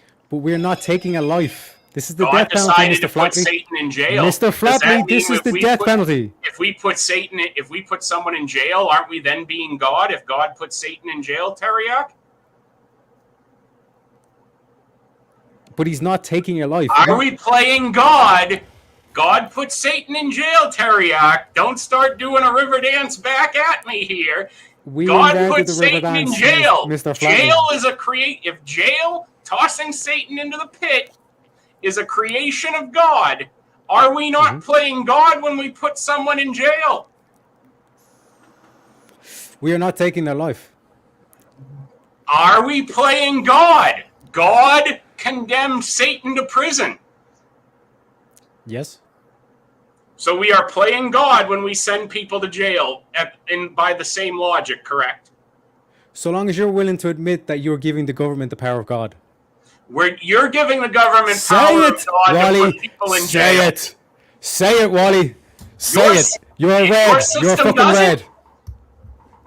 What? And your system doesn't. Your system does too. You are playing God by the establishment of prisons. That is an extension of your claim. So long as you are admitting that you're giving the government power of God. We are giving due process the authority, not just the government. The government can't just decide we're going to pull someone off the street and give them a summary execution. In theory, with the government would never do that. No government in the history of the world would ever do that. It's never happened. But I'll phrase it this way, okay? As humans, we're prone to sin. We're prone to mistakes, correct? correct. So in my system, where the government does not have the power to kill someone, aka the death penalty, the worst thing that happens is they lose years of their life, potentially years. Whereas if you make a mistake in your system, you've just killed an innocent person. And am I making an error again? If you're going to talk about self-defense as well, what if I'm making an error? You're the one who brought up self-defense. You're the one who's been tap dancing over to self-defense, Wally. We're talking about an innocent person is convicted. And this happens all the time. Innocent people get convicted of crimes they don't do. Without the death penalty, that person has a chance to prove their innocence. If there is a death penalty, they're dead. You've just killed an innocent person. Say it to the camera. Say it to the camera, Wally. Say that you are willing to kill an innocent person. Under a death penalty, Teriak, there's actually a difference under the current law. That person has an automatic right of at least 2 guaranteed appeals. People sentenced to life in prison aren't given an automatic right of appeal. So actually, isn't the fact that someone is given at least 2 or 3 automatic appeals under the death penalty better than 50 years in prison? That still does not justify the death penalty, because we can just put appeals in place. From a legal standpoint, if you want to, I'm not talking about a legal standpoint. I'm talking about you. You're the one who wants blood. If you want to prove your innocence, is it not better that the death penalty system allows people to have an automatic right of appeals on multiple times versus the fact that a life sentence does not necessarily guarantee a right of appeal? Which is not better? Necessarily. Do you see that? Do you see that, chat? Not necessarily. Do you see the tap dancing that's going on right now? Which is better? Wally, Under the system, which is better? Are you willing to take an innocent life for the death penalty? Am I willing? That judgment is made based on the available evidence. And if we can prove it in a later date that it turns out this person was innocent, are you willing to kill that innocent person for the death penalty? Can you prove that evidence isn't faulty? We have false imprisonment all the time. Oh, sorry, false convictions all the time. You could also have, and that evidence could also itself be faulty. DNA can, because we both agree we're human. We can make mistakes. We can make mistakes. We can sin. But like, because you're tap dancing, are you willing to take an innocent life just to justify the death penalty? I am not the one taking that life. That is the. Now it's the government. Now we're bringing up the government. So why give the power? But why would you give the power to that entity, to the government? Because again, we're all human. We can make mistakes.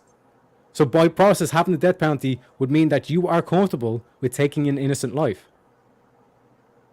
But are we not allowing those rulers to have authority? Going back to the Old Testament, those rulers. That sounds pretty rad to me, boys. Were those rulers not chosen by God, Teriak? Were we not given the authority by God to choose our rulers? Again, this is irrelevant. Answer the question. Yes, Answer the question, it Roddy. is irrelevant. Answer the question. Are you willing to take an innocent life to justify the death penalty? Am I willing to take an innocent life to justify the death penalty? This one is for Teriak. If a jury hands out a delete sentence, the jury should be the firing line and shoulder the burden. Can't force a false delete sentence on society. By that same extension, if you're saying that you can have somebody wrongfully executed under the death penalty, well, innocent people might die if we go to war, so we better never go to war in self-defense. How does an innocent person end up on a battlefield, Wally? Answer my question. Stop dodging. Stop dodging, Wally. How does an innocent person end up on a battlefield? Just say you're comfortable with taking an innocent life. Or if you drop a bomb on a city that's not an active combat zone, that's how an innocent person dies in war. Wally, baby, let's break out the red panties, okay? Just say you're comfortable with taking innocent life.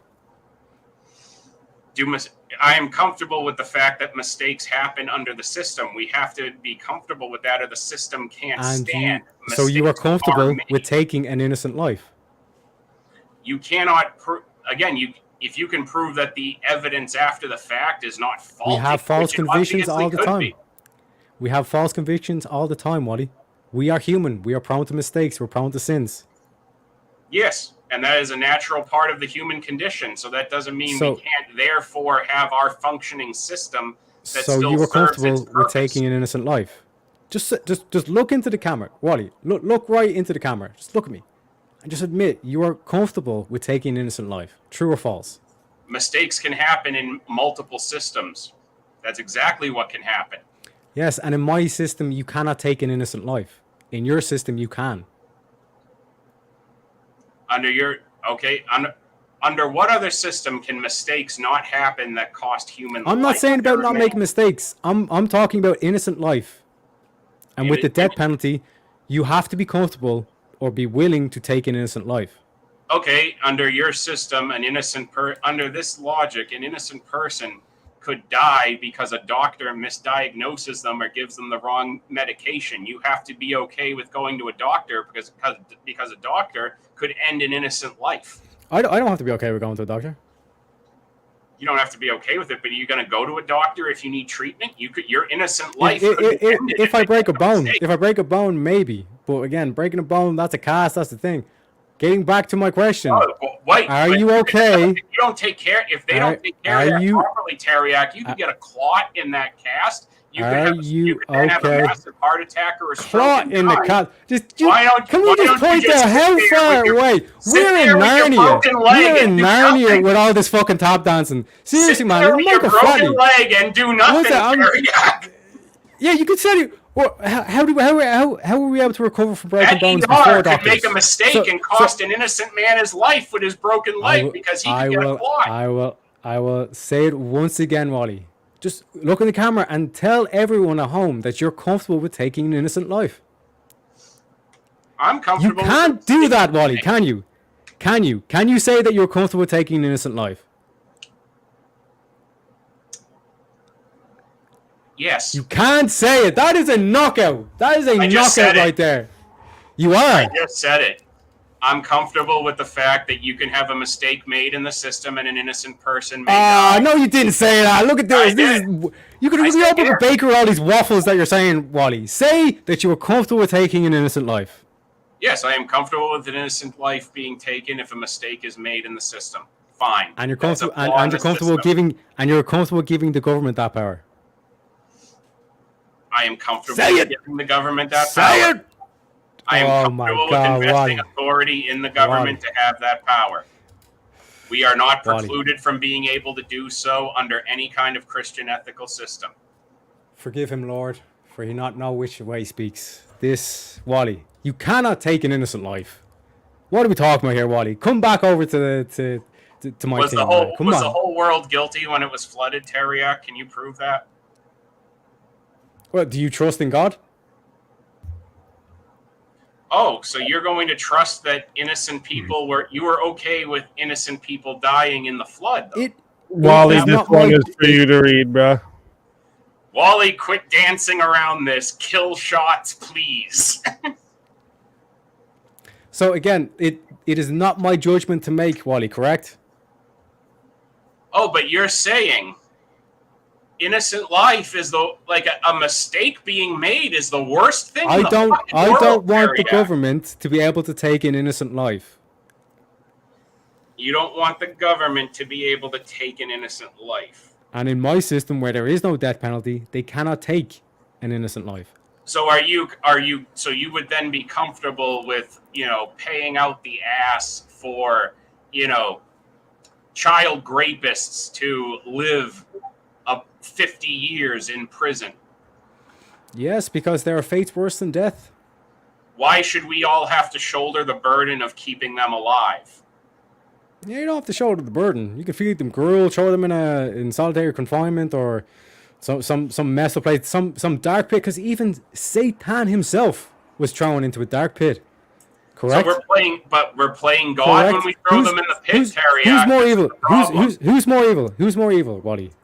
Child rapist or Shaitan?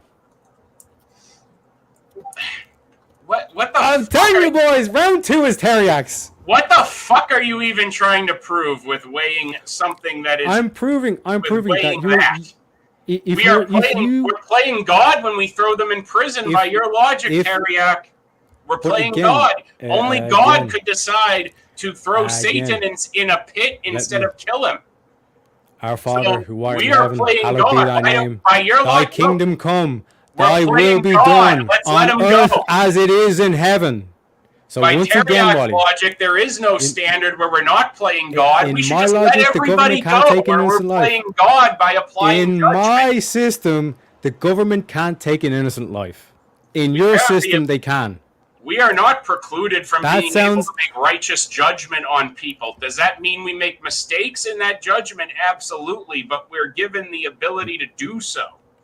Looks like we got ourselves a liberal here, boy. The government cannot take an innocent life in my system. They can in yours. Yeah, Correct. Mistakes can be made.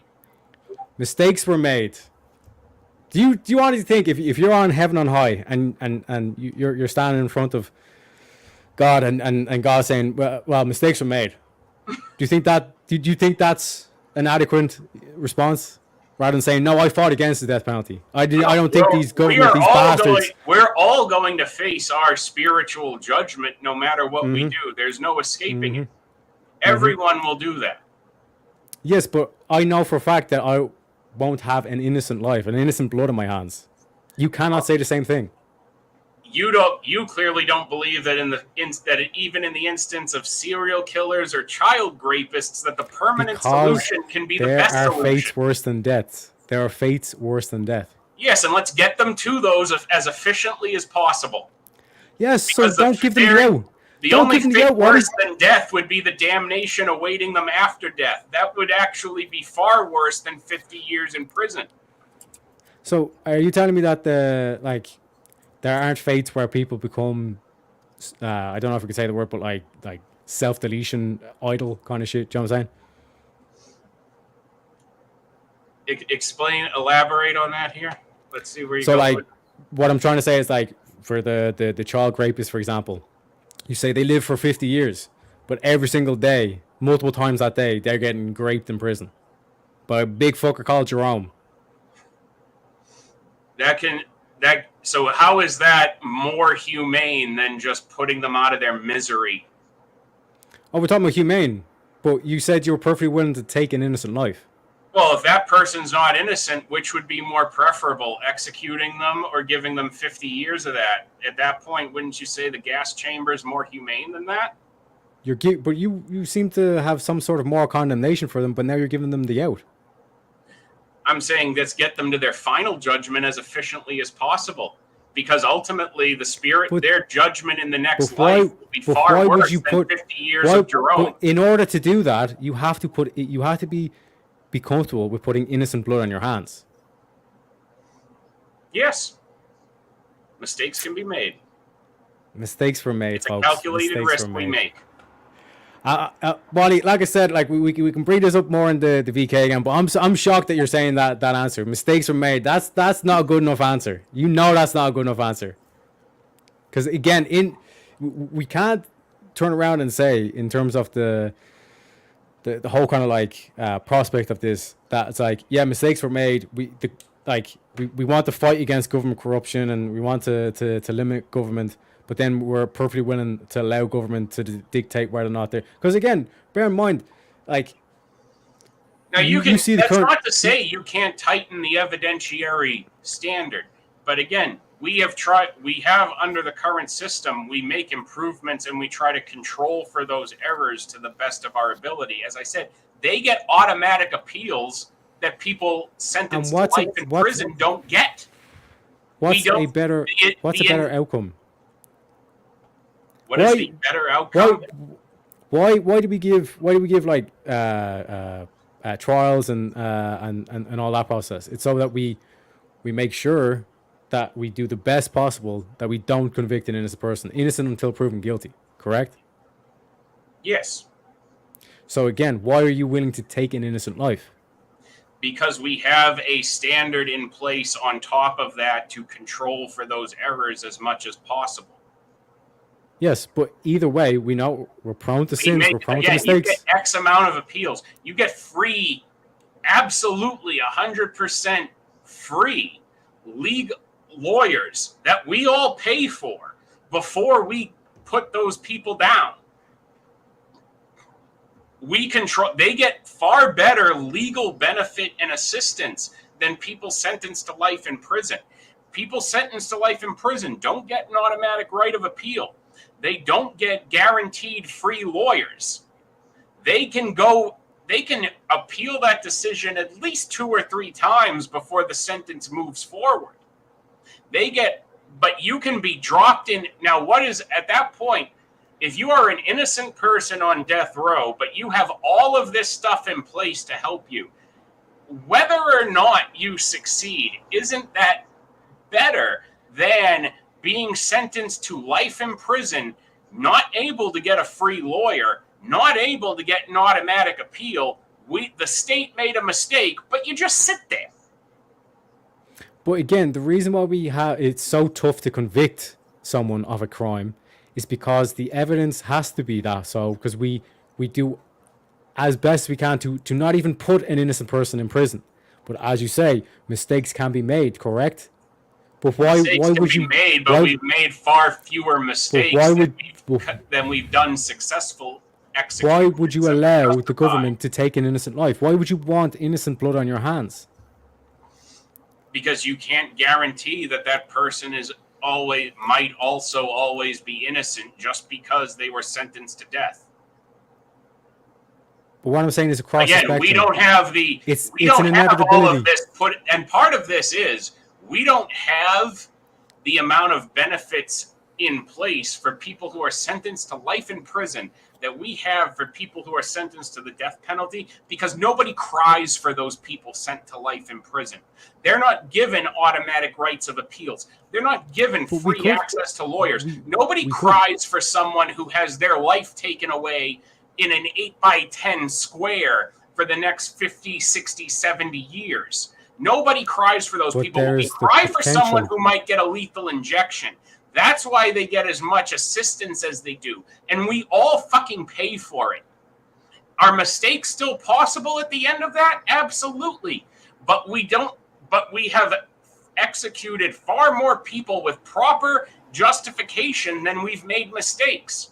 Same way that the system puts people that are in prison for life with full right justification far more than they've put innocent people in. So exactly, what's the difference at that point? Because when you're talking about giving the power of God to the government, their mistake can cost an innocent life.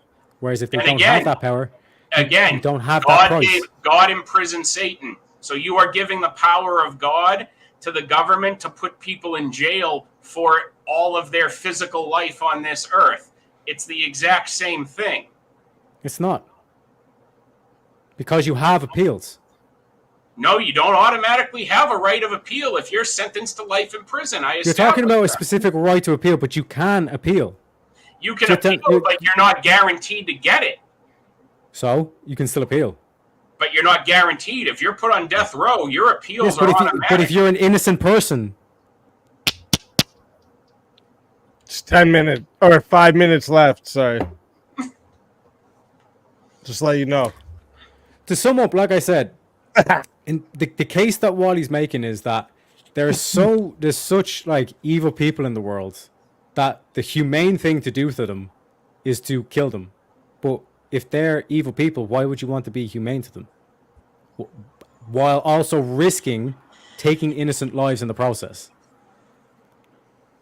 The humane thing is for society at that point. The humane thing for us is as a get them working in mine. Society is to permanently remove those people. Working in a mine, making the license plates.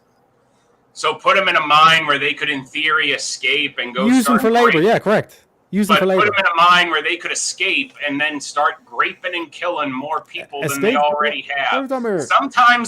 Sometimes the permanent solution is the best solution, Teriyaki. When was the last time you heard about a maximum security prison, like someone busting out of a maximum security prison? It's still a possibility if you're going to let them go work in a mine. A possibility? You think it's a possibility that they can crack out of a maximum security prison? You think some of those, some of them would probably like to be in a mine. They'd love to be surrounded by miners all day. That joke, I love it. No, but like I said, in terms of you could use them for labor. Why are you giving them the out? Why are you having? Do you know what I'm saying? Like you seem to have contempt for the child rapists, but then it's like, oh, we got to be, show them a better standard rather than, like I said. No, because I believe they should be able to have to pay the ultimate price for what they did. They shouldn't be protected from paying that price. And ultimately, having their life ended is a higher price than hard labor. You are the one ultimately protecting again. You make the point. You make the point in terms of the taxpayer, but you're giving them all these chances to appeal. You're giving them all these chances to appeal, all that kind of stuff. So in the case of, like you said, the majority of people that they are evil and they're on the death row and all stuff, they have all this stuff by the taxpayer that has to be paid, lawyers' fees, all that kind of stuff, rather than just throwing them in a cage in a dark place. So yes, surely, and I would rather pay the taxpayer suffers more, correct? For those appeals and those lawyers than to keep them alive for 50 years so that we may get a very, very incidental, if not completely non-existent benefit from their hard labor. The price you pay is putting innocent blood on your hands. The price you pay is putting innocent blood on your hands. And here's probably the caveat. What benefits do we get out of having the death penalty as opposed to just locking them away? What benefit do we get is that we're not paying to keep those people alive. We're paying for all their appeals, though. because you said it's a very lengthy appeal process. Cost benefit that analysis is cheaper. Court fees are And a is lot that are not very cheaper expensive. than to keep someone alive for 50 years on where they get free housing, free food, free medical housing. care, get Free treat housing. ultimately Teriak, if you want to just claim the prison is free Teriak, housing. if you want to keep a child rapist alive for 50 years, they're ultimately going to be treated better than a lot of Americans. They're going to be living better than most veterans. They're What getting happened to Jeffrey free Epstein? medical care, housing, food, a fucking free ride. What happened to Epstein? They just What can't happened go to out of Epstein? the prison. What happened to Epstein? Well, just like the posters on my wall, he didn't hang himself. Oh,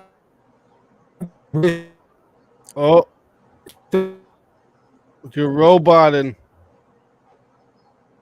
Teriak's roboting and frozen. clobbered so hard at the end, the internet's saving him. Oh shit.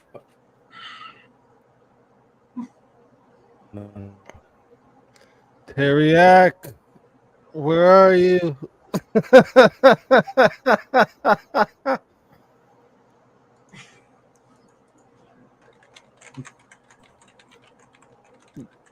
Sounds like something's trying to come through.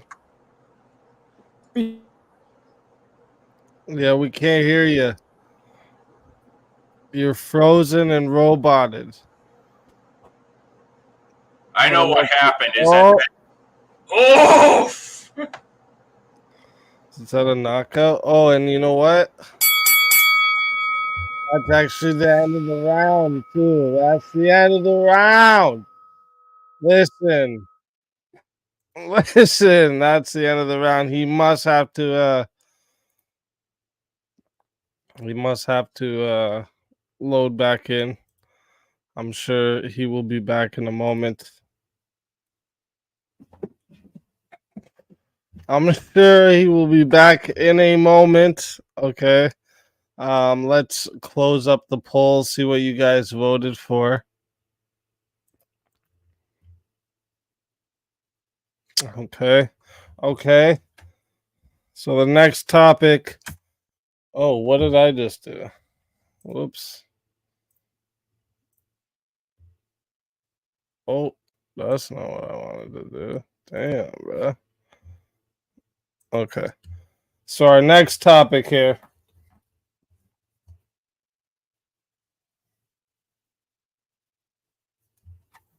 is gonna be do aliens exist? I'm hoping they have the opposite view on this. I'm hoping they have the opposite view. Don't worry, Teriak has returned in the back there as well. Okay. So what I'm going to do, because we're in round 3 now, okay, we're in the middle round. Let me start the poll as who won round 2. I was a little bit behind because I had to make my coffee. Okay. Who won round 2? Is 2 to pick from. Right there. Click it. Click it. Okay. John, I will wait so that someone is on stage to read that for you. But yeah, click your votes in there. I'll give 2 minutes. Give you guys 2 minutes to vote. So everyone needs to vote right away. Okay? Everyone needs to vote right away. You got 2 minutes. Not even. Okay? Fuck it. You get a minute to vote. It's a long enough time. Okay? So it's a click. It's a click of the button. Excuse me. I hope you guys are liking this format so far.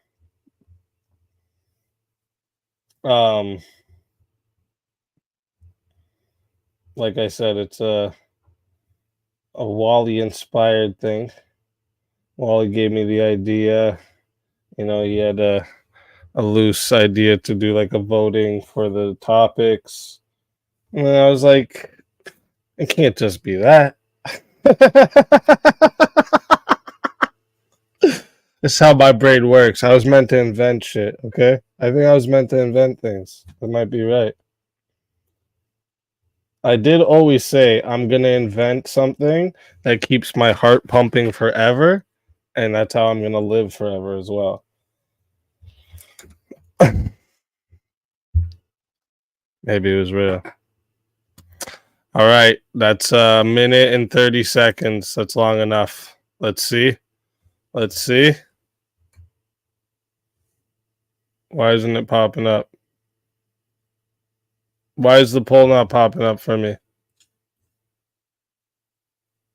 Oh, there we go. There we go. Okay, okay.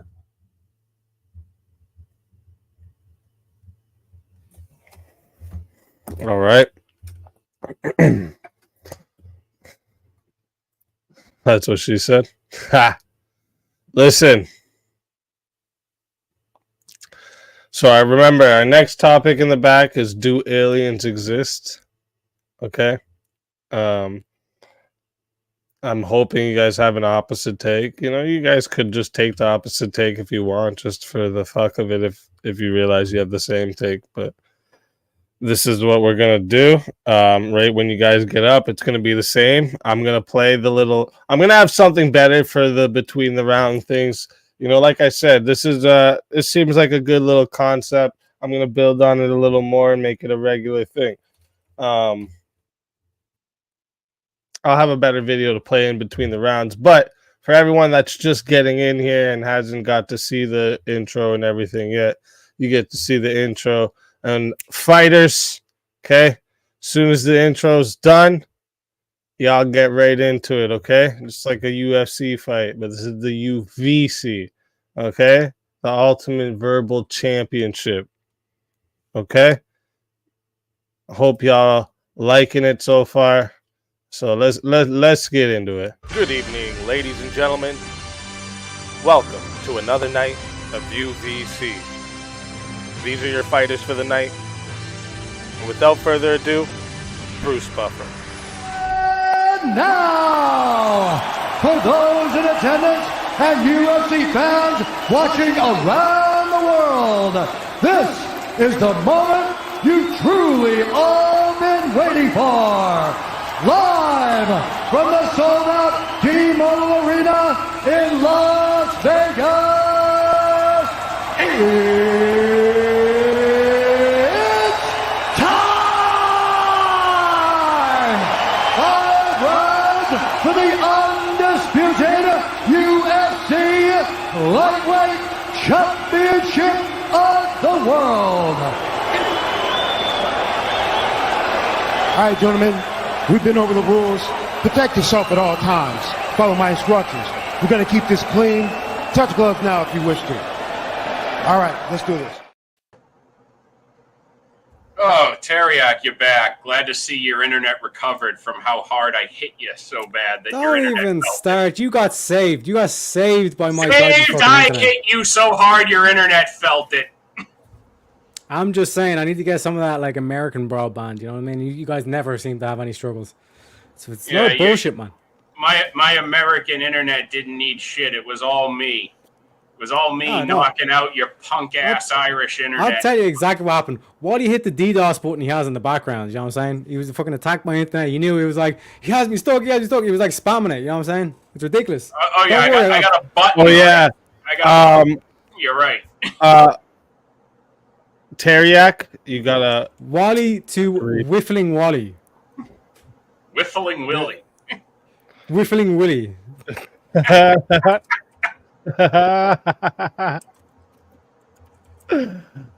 Shit.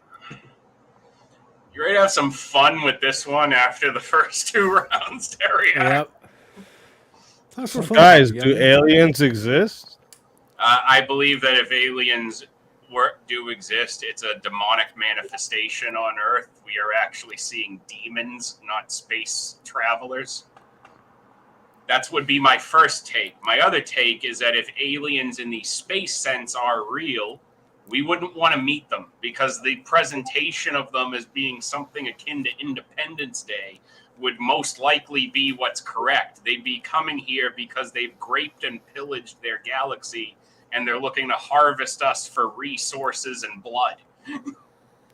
Yeah, but what you're claiming there is that this alien species would be, was it like unadvanced? In any They'd be case, kind of, I don't believe they would be benevolent by any means. They wouldn't be coming here to share knowledge and technology with us. They'd be like the Canamites from the Twilight Zone. They'd want to fucking eat us.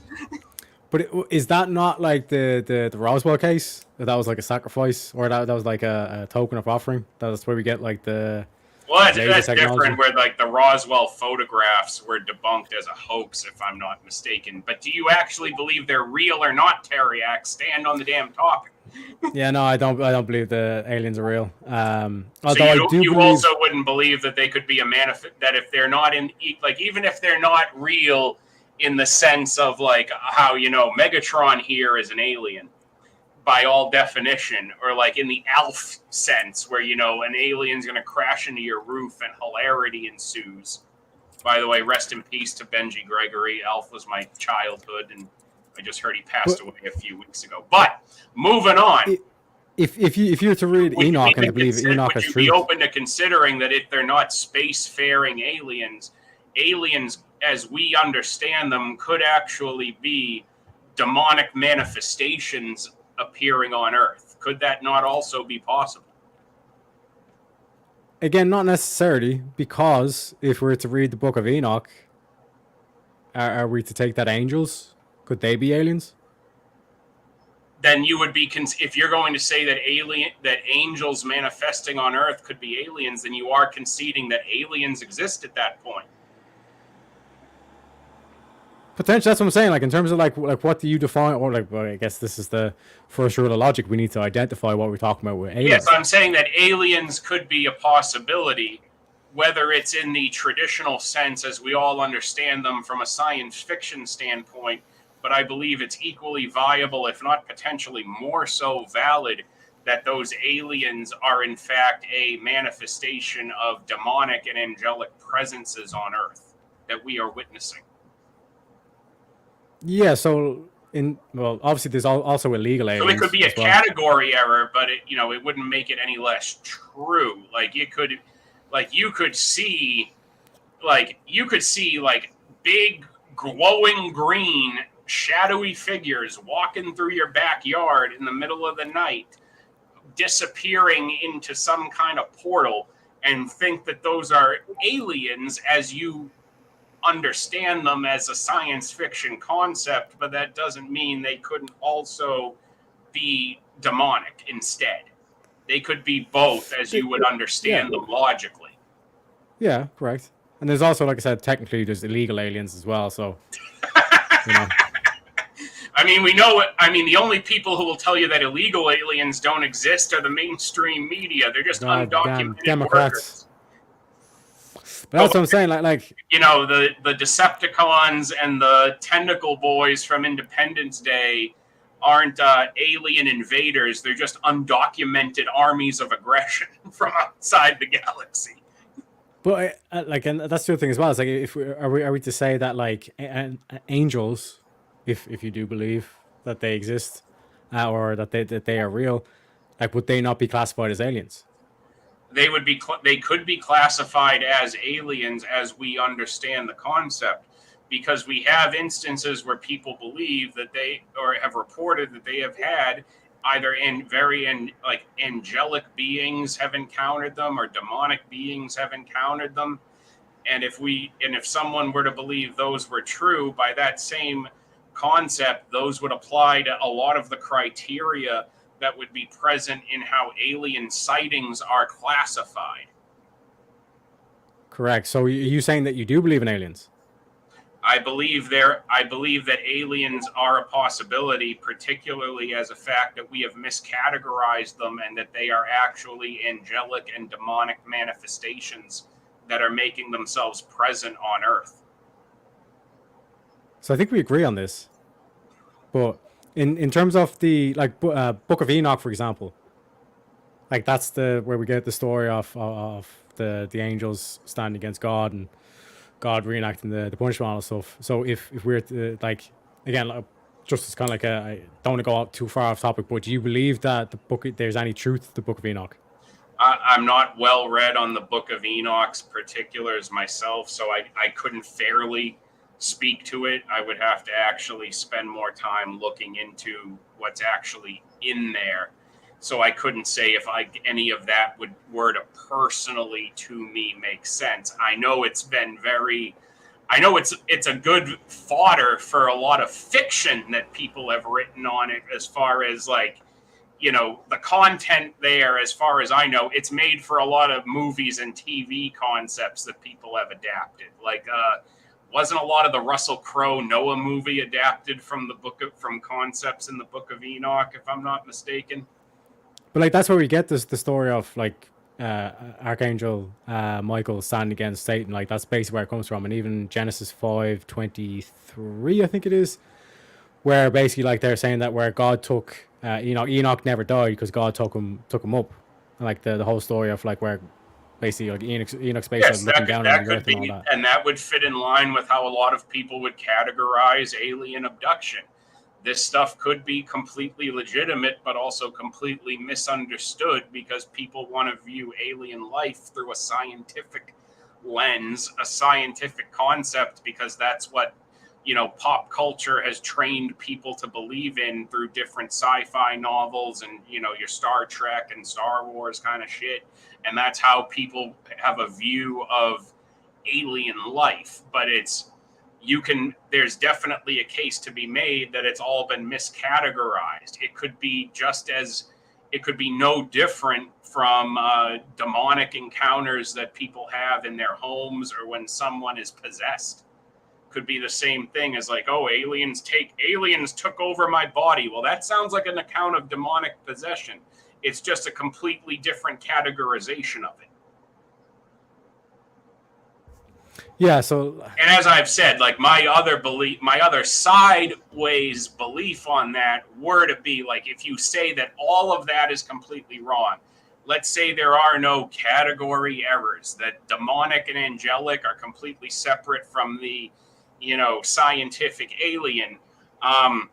Well, then the most logical conception I would have of aliens at that point is that I wouldn't want to meet them because I don't believe they would. I believe at that point, if there is no angelic and demonic component where some can be benevolent but some are not, I believe if you remove that completely, I don't believe we would ever encounter a benevolent alien. As I said, the Twilight Zone, like the Canamites from To Serve Man, they'd be coming here to eat us. They'd be the aliens from Independence Day. They'd be the Decepticons with no Autobots to fight them.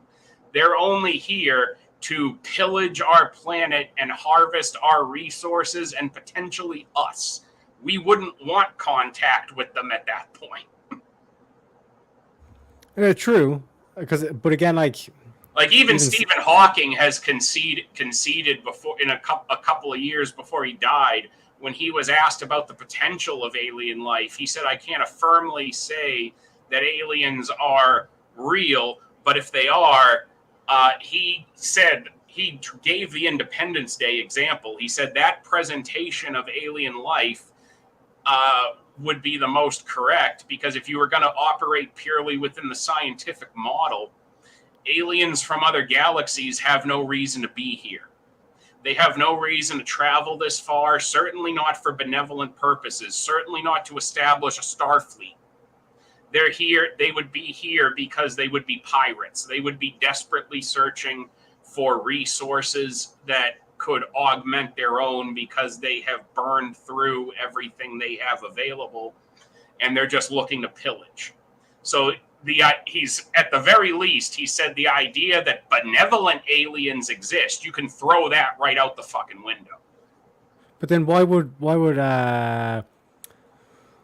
because again, if we're considering that angels would be considered aliens, why would Michael stand against Satan or Lucifer?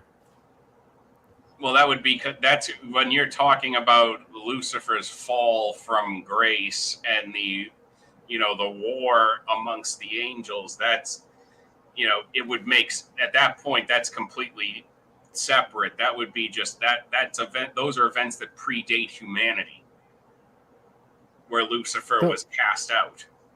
That comes from the Book of Enoch. And then, like I said, in Genesis, again, I 5, can't speak to the Book of Enoch as far as whether or not, because for all intents and purposes, you would have to, like, I would have to say it's not included in in any Bible. It's not. I can't speak to it as legitimate scripture. Genesis 5, because it's in the Ethiopian Bible, and I'm pretty sure there's some other one. Okay, so I would have to look at that and specifically see like why in the Ethiopian Orthodoxy they validated versus others.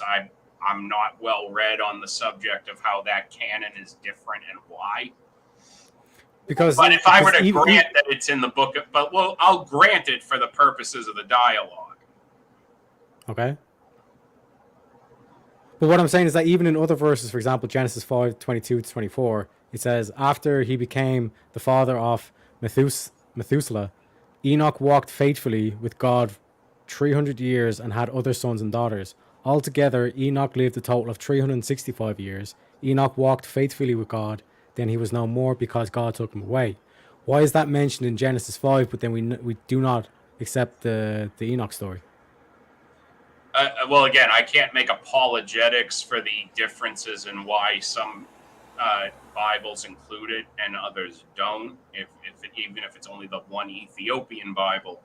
But there is definitely a case to be made that since there is a parallel there in Genesis, like, yeah, you can say that would be part of like how, again, it's a category error. What a lot of people would consider alien secularly could still have been the presence of angels and demons on Earth interacting with humanity, observing humanity in different ways. A lot of accounts of exorcisms could be, if you removed any of that concept and presented it to people without any religious connotation, they might say this was an alien attack on that person's house. Could you not? Mm-hmm. You have accounts of people who claim, and I know this because I watched many an episode of Unsolved Mysteries when I was going all the way back to when I was 10, 11, 12 years old. You saw these accounts where like this woman would have a story like, oh, she was diagnosed with cancer, she was terminally ill, and then all of a sudden she sees like this random like floating mechanical alien orb hover into her bathroom while she's in the bathtub, electrocutes the water. She wakes up, goes to the hospital, and they say her cancer has been completely removed and gone.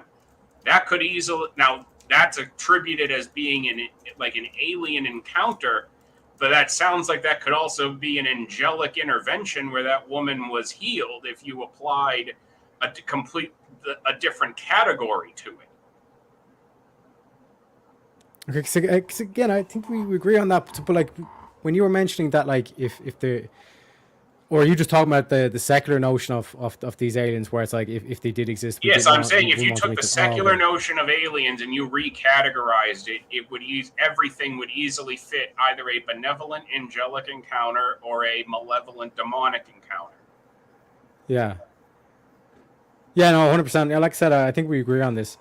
Because like I said, like I highly encourage you to look into Enoch, because in terms of like when you look back at like ancient Egypt and stuff like that, we're still not even able to explain how the fuck they were able to make such a thing in a time period where they were far less advanced than we are today. But yes, when you look at, like, and that's actually proving the fact that there could have been like beings of higher power beyond humanity, still beneath God, obviously, but had more advanced logic and capabilities who influenced humanity.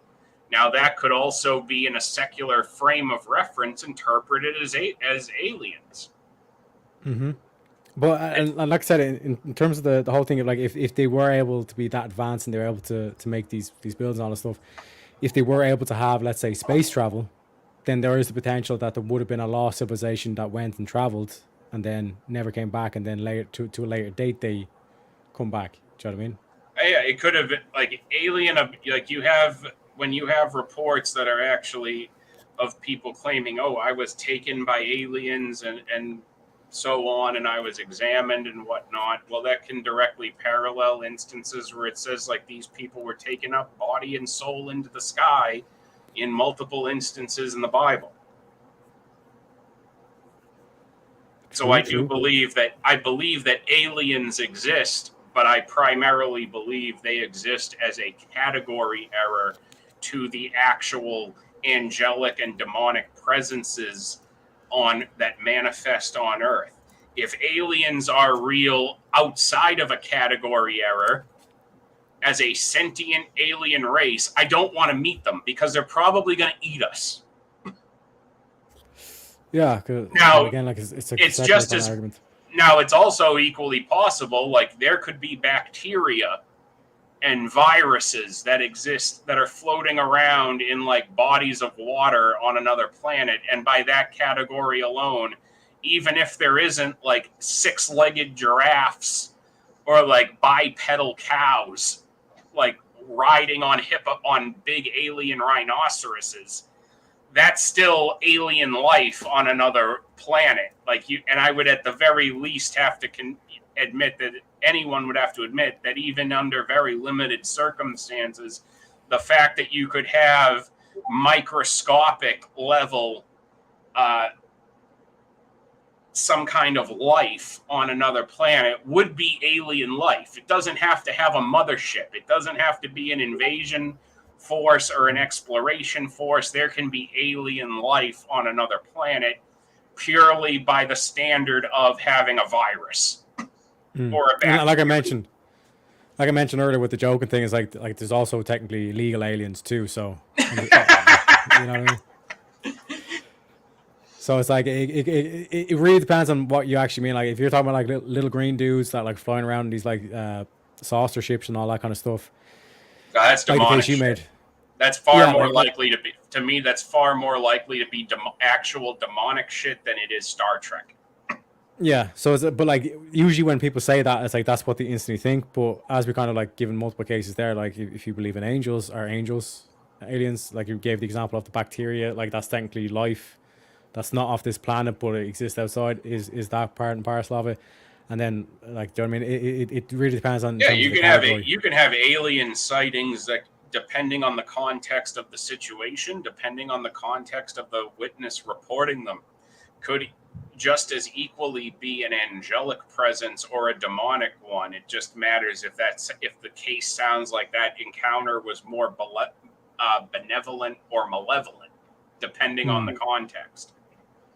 So yes, you could equally say that like people have encountered angels, but their secular perception of it has forced them to interpret it mentally in a science fiction type of lens, where they're believing that is an alien being versus an angelic being. In the same way, but the funny thing is that, but we have so many. We're very divided on aliens because aliens have had both malevolent and benevolent encounters with humanity, whether or not, or depending on the source. We've had both. But when people are definitely encountering the demonic, they definitely know. In the case of possession, exorcism, hauntings, they know in that case, when it is a religious person, they know evil when they encounter it, and they know a benevolent presence when they encounter it. Like when you have people who report like there has been an instance of some kind of angelic encounter where they have been healed, they know it. So in the case of aliens, I say it would be the same application. It's just a category error. Definitely, and like I said, the whole thing for me as well is that, like I was talking about this to Farney, like my time sense is fucked up. I don't know if it's technically yesterday or not, but like based on my last stream, we were talking about like there's certain phrases and things getting removed from the Bible. For example, like fasting is something that they've kind of been trying to remove. I think Matthew, I forgot the actual numbers, but. Basically, the verse where Jesus expels the demon from the young boy, he basically ends it by saying, like, you know, if you had the faith of mustard seed, be able to move mountains. But these type does not go out except through prayer and fasting. They're trying to remove that whole segment to it. So, like I said, this is why I kind of gave the Book of Enoch, because it's like when you look at the Book of Enoch, like what you're describing is like actual angels like coming down to earth. You have like Nephilim, like that's where we get the word Nephilim and all that kind of stuff from. So it's like to remove that with and then again this whole thing of like, oh no, we're going to space and all that is like it's almost like an act against God to disprove God. That's like, oh, we can do space travel and all that. But again, if that was back in the days and they had that technology, aka a reference point would, let's say, be the Great Pyramid of Giza, because there's no fucking way that was a burial site. That to me, that seems like a more of a power plant than an actual burial site. That in and of itself would be okay if we had that kind of like space age technology back then. And again, there's even Graham Hancock, who's for all intents and purposes like a secular mind in terms of that. He hasn't like kind of like given any credit to God. He even kind of admits that we possibly were an advanced civilization back then. That would even lend further credence to this theory, or kind of like I said, depending on what way you're actually defining alien, you know.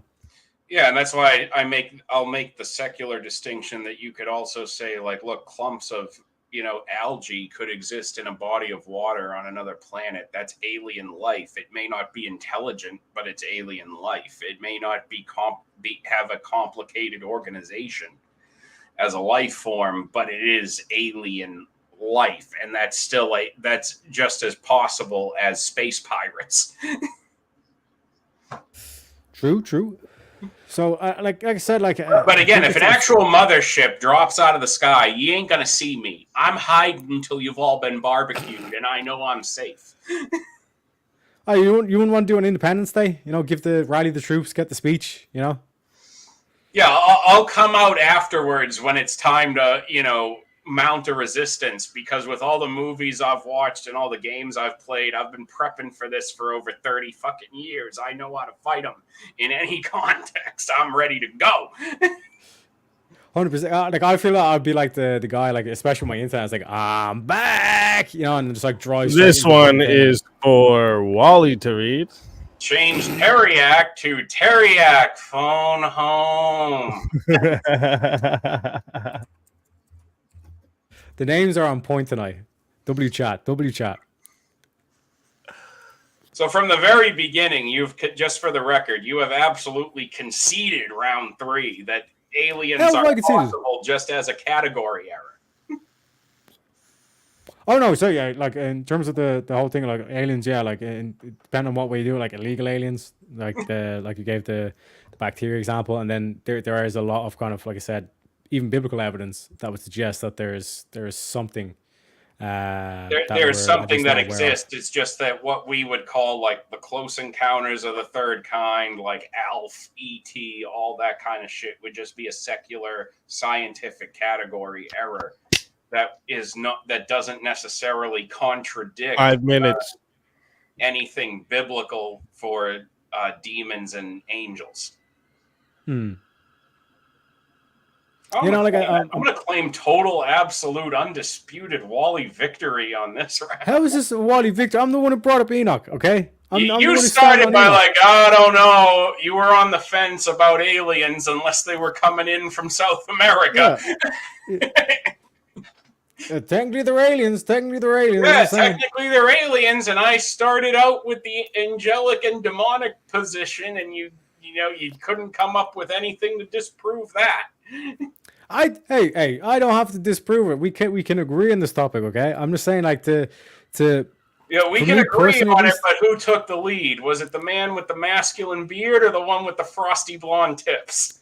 What are you talking about? This is as masculine as you can get it, okay? This is like, look at this jawline, Wally. Look at this jawline. That is masculinity at its finest. You know what I mean? You're hiding. Look at this jawline. The guys who wear beards like that, they're hiding their jawline because they know they have a weak jaw, okay? That's the last jaw I've ever seen one. You can see the fucking jawline on this. I don't know, man. I don't know. This is like, I'm unashamed of this jawline. You know what I'm saying? I don't need to hide it behind some hair. You know what I mean?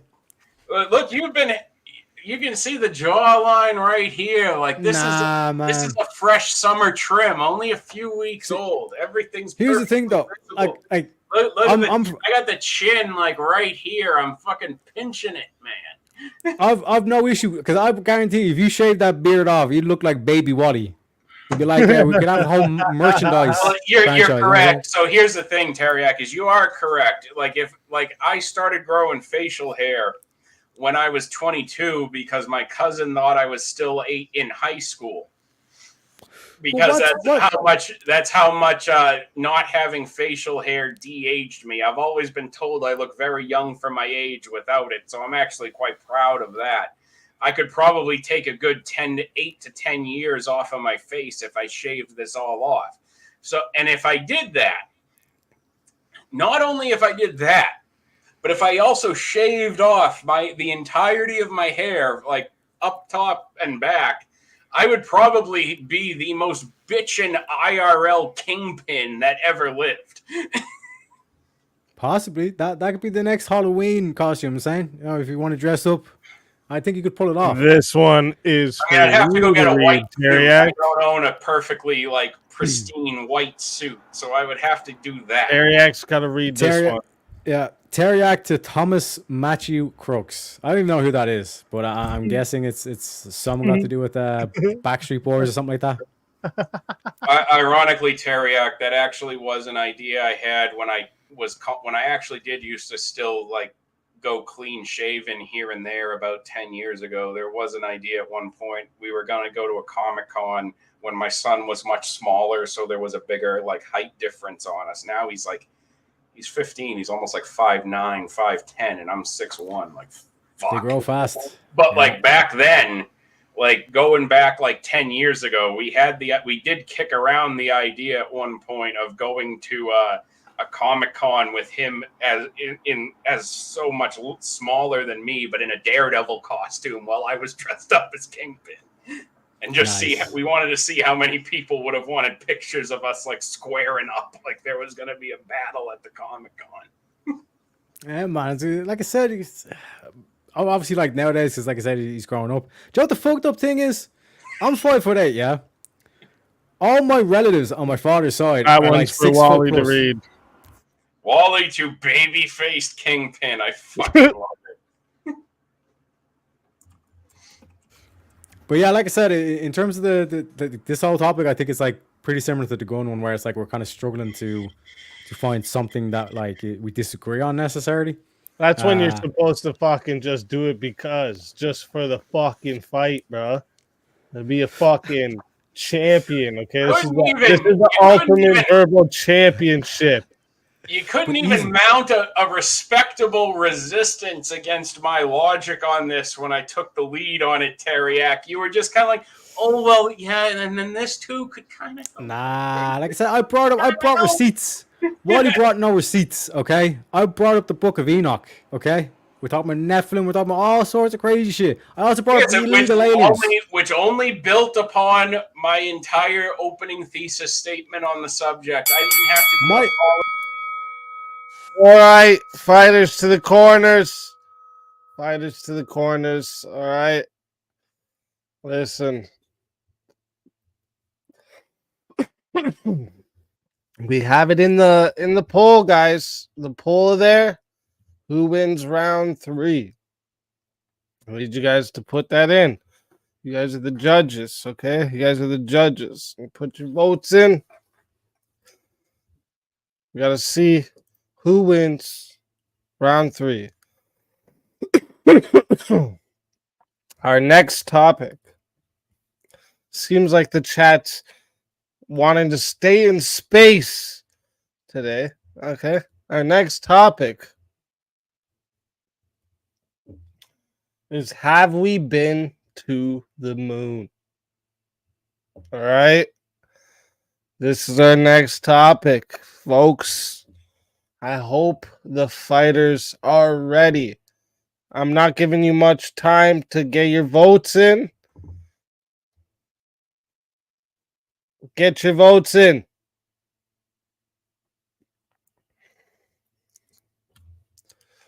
Let me see. We don't got much time left. Hurry up. 10, 9, 8, 7, 6, 5, 4, 3, 2, 1. Let's see what we got. Okay.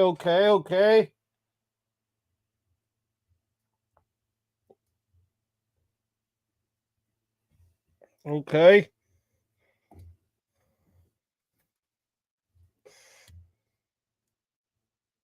30 votes. That's only half of you guys. Come on now. Everyone should be voting. Wait, what just happened? Oh, there we go. Everyone should be voting. Like I said, for everyone that's been here already, I'm going to have a better in between the rounds when we bring the fighters back into fighting. You know, it'll be something cool where you see the people, so, you know, see something in the corner. I already got it in my head. You see in the corner, you know, it does the bring back, touch gloves, round, blah, blah, blah, blah. Yeah, I got it all. It's all in here, okay? It's all in here, and I'll make it happen just like I made this intro happen, okay? So everyone who's just getting here, you'll get to see the intro of how the intros to it all will go, okay? And fighters in the back, when you get up, I want you guys to think about something, too. Our last two topics were 30 minutes each. That means we're going to go an hour on these next two topics. So you guys better bring the heat, okay? If you don't agree, you better find something to disagree on, motherfuckers, okay? The chat decides who wins this. Don't forget about it, okay? You put all the punches you can, but the chat's going to decide. All right, guys. Let me show you. We'll get this intro for now, and we'll get right back into it. Good evening, ladies and gentlemen. Welcome to another night of UVC. These are your fighters for the night. And without further ado, Bruce Buffer. And now, for those in attendance and UFC fans watching around the world, this is the moment you truly all been waiting for. Live from the sold-out T-Mobile Arena in Las Vegas, it's time!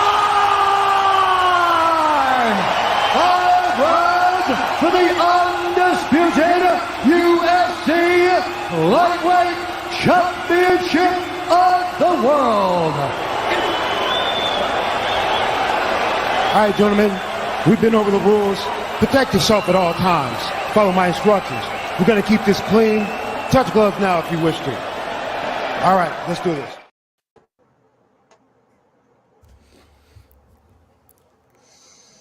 So, well, I think we've been to the moon. I think the footage that we've seen is not legitimate footage.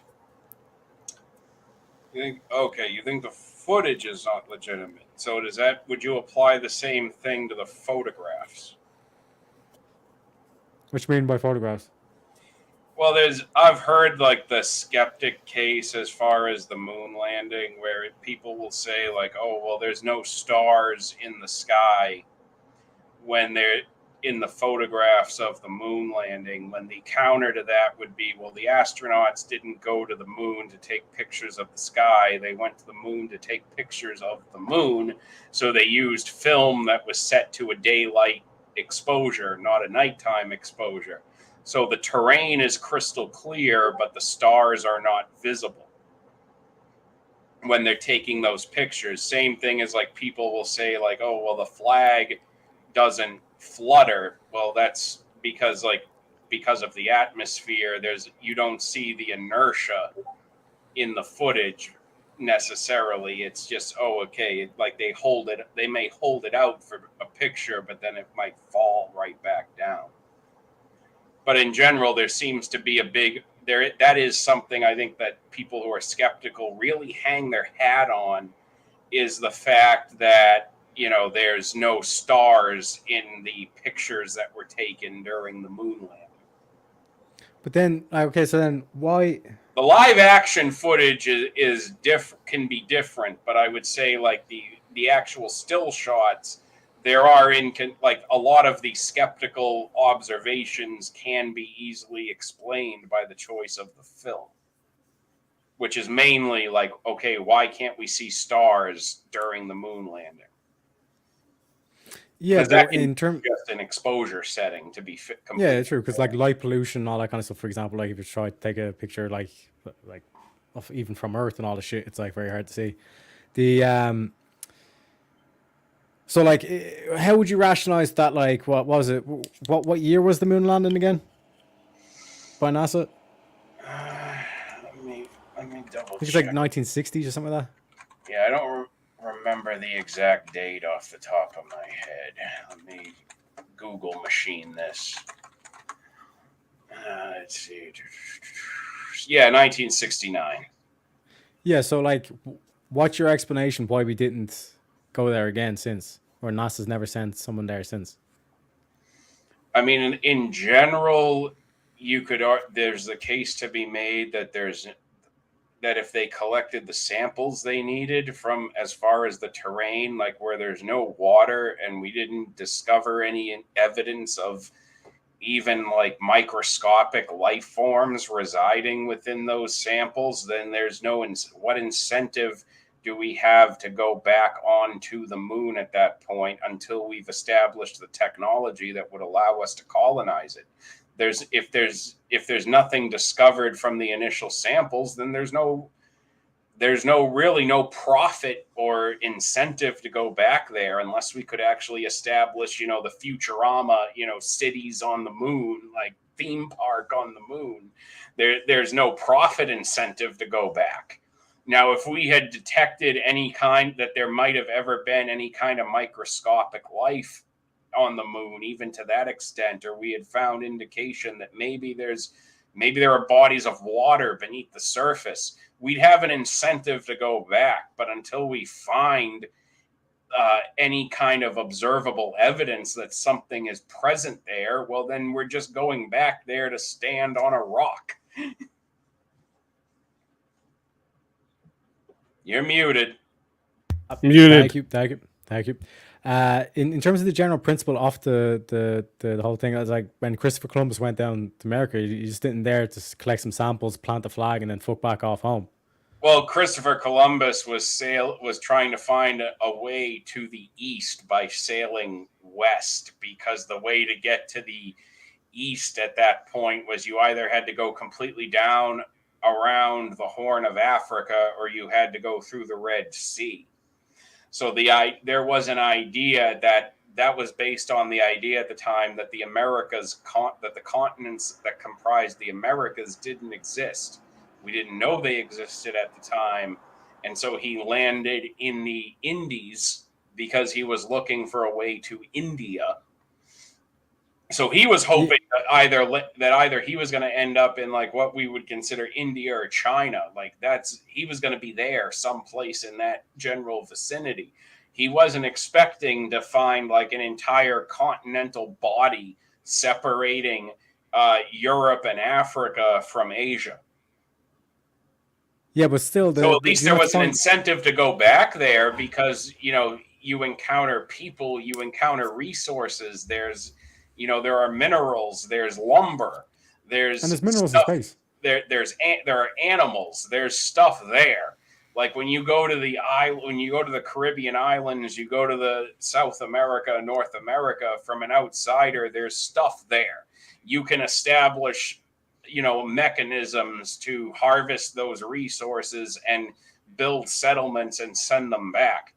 Now, in the case of the moon, there is a round surface of just rock. There's nothing there. We would have to actually send the building materials to actually put anything there once we have the technology to do so. But again, do you not find it pretty suspicious that if they could have faced, again, because like this is the first time apparently we've ever went to the moon, all they brought with them was a flag. Yeah, because at that point we thought we were establishing land rights. I mean, that's the same reason as like why you have countries that are trying to establish land rights over Antarctica and the Arctic, because they believe that once the ice recedes, there's going to be viable land underneath that ice, which you can then lay claim to and harvest. Like maybe maybe there's oil underneath that land. Maybe there's resources within that land as far as metals. So they're like land rights in the case of the North and South Poles can be a very important issue depending on what country is able to lay claim to a portion of that land. So we plant a flag on the moon, we're asserting land rights to anything that might potentially be underneath the surface if we can establish that the stuff is there. But again, like if you're going to these like wild places on Earth, you're still going to bring like maybe a shotgun with you, some sort of weapons, all that. You're not going to just bring two guys, one with the flag, one with the camera, and it's like, what happens if they encountered something that they weren't expecting? How they would have defend themselves? Well, then those poor boys are fucked if the xenomorphs were on the moon the whole time and we didn't know about it. But Christopher Columbus didn't set sail, and he was like, well, I'm just going to bring myself a couple of painters, and we're just going to plant the flag and then fuck off home. Do you know what I mean? I mean, at all suspicious. I mean, at what point can you understand that? I'm laughing at the super chat. That's a good one. That's a good one. Moving on. This one would be for Wally to read. Wally to nail Armstrong, Teriak to buzzed Aldrin. Not even Aldrin, Alderon. So that just shows Teriak's getting blown up on this already. The Death Star's coming for you, Teriak. That's no moon. It's a fucking space station, motherfucker.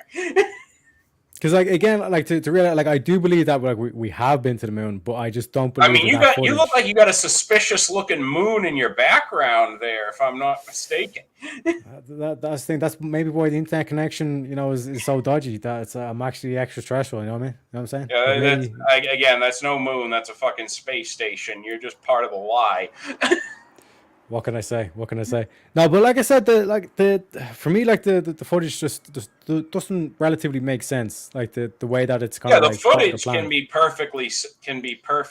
be suspect. I can grant that that's a completely reasonable thing to other people, but then as far as like when you're talking about incentives, like when you're being like, well, why have we never gone back? Well, then you have to look at incentives, not just the fact of like whether or not the moon landing actually happened. Like you have to logically think that out. And if we did collect samples from the moon and there was nothing further to be obtained until we may, discover something at another point, well, then there's no, what research incentive do we have to collect more than we already have? And what other incentive as far as private enterprises do we have to go there unless there's money to be made there? Because in space itself, like there are craters of like these rare minerals that are on Earth, but they're just like in abundance, floating through space. So having an outpost in the moon is a lot easier to transport it rather than having to go directly. Well, yeah, and we would have to develop the technology to not only be able to establish how we can build settlements that would provide the needed environment for human life to exist in that environment, but we would also have to be able to ship all of those materials and construct that settlement in an efficient manner, none of which we currently have. I mean, it's not efficient in any way, shape, or form just to send 5 people to the moon at this point, let alone build a Sonic. Well, no, because even like Elon Musk's plan is to terraform Mars. Yeah, if we can terraform Mars, which let's say hypothetically we could, do we have the technology right now as it exists to efficiently ship those materials to Mars and build a sprawling settlement capable of, housing a decent amount of population. Right now, we don't have that. So from a research incentive and from a private enterprise incentive, there's no reason to try to do that right now. We have to advance the technology past our current levels to a level where we can do that. But we in terms of the plans, at least, apparently we do have the technology to terraform. Yes, we have the technology to terraform. We could have the technology to terraform, but that doesn't mean we have the technology that gives us the capability to efficiently ship those materials in mass, ship a workforce there to another planet in mass in an efficient manner, not a manner that would take them 10, 15, 20 years to get there by distance. And with our current, spacecraft capabilities, that's not efficient. We want to be able to have something as soon as possible, and 20 plus years is not as soon as possible.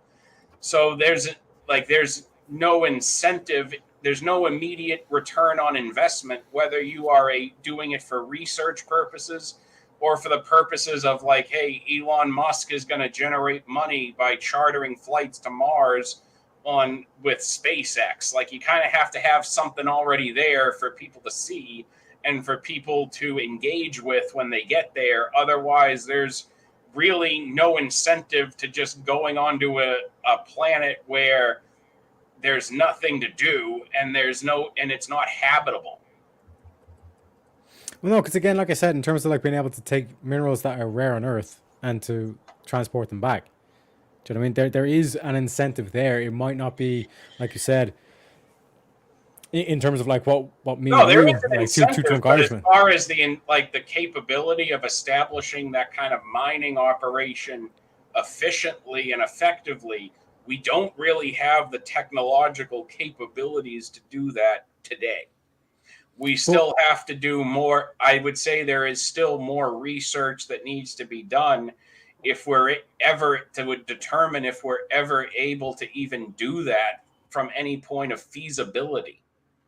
That's why there's more technology in your phone today than there was. More likely to get there by private enterprises doing it over government organizations doing it. I don't believe NASA is going to lead to a sprawling free enterprise on the moon or Mars or anywhere else. It would be private companies that would do that because they would understand what they would need to do and how they would need to go about making a profit off of those expeditions and what the land rights on those planets would mean. NASA is not you're talking about technology. They're concerned with, they're concerned with hey, we think we saw a new star that wasn't there yesterday, by golly.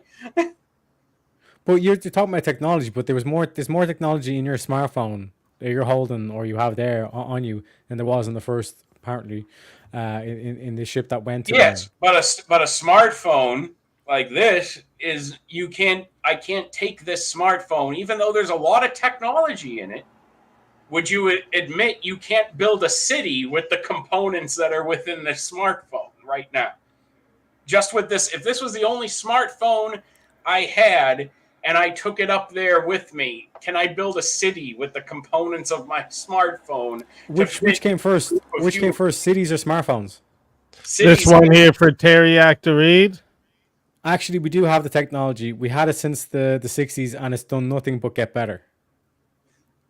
Yes, we've had the technology, but technology does not mean you necessarily have the capability. But that was your point.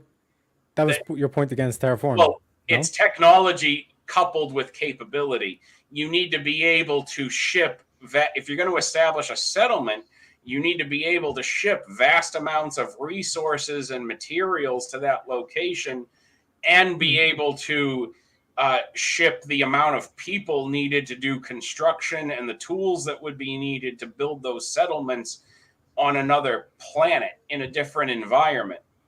Now, do we have spacecraft that are sized to do that currently? No, we don't. We have spacecraft that are there to transport, a small handful of people to a space station. That's what we kind of built our spacecraft around. We would need to build entire new spacecraft models around that, and that's going to require research and development that we haven't been doing. Like, have we been specifically designing shuttles for the whole purpose of ferrying construction materials to to go complete starcraft on the surface of Mars? No, we have not been doing that. But again, like the main premise of the question is, in terms of like the moon landing, like does it exist? Does it not exist? And I'm making the case that we probably have gone to the moon, but in terms of the footage that was fake. In terms of like I said, your then premise was, well, we don't have any incentive to go back there, but we've just talked about how Elon wants to terraform Mars.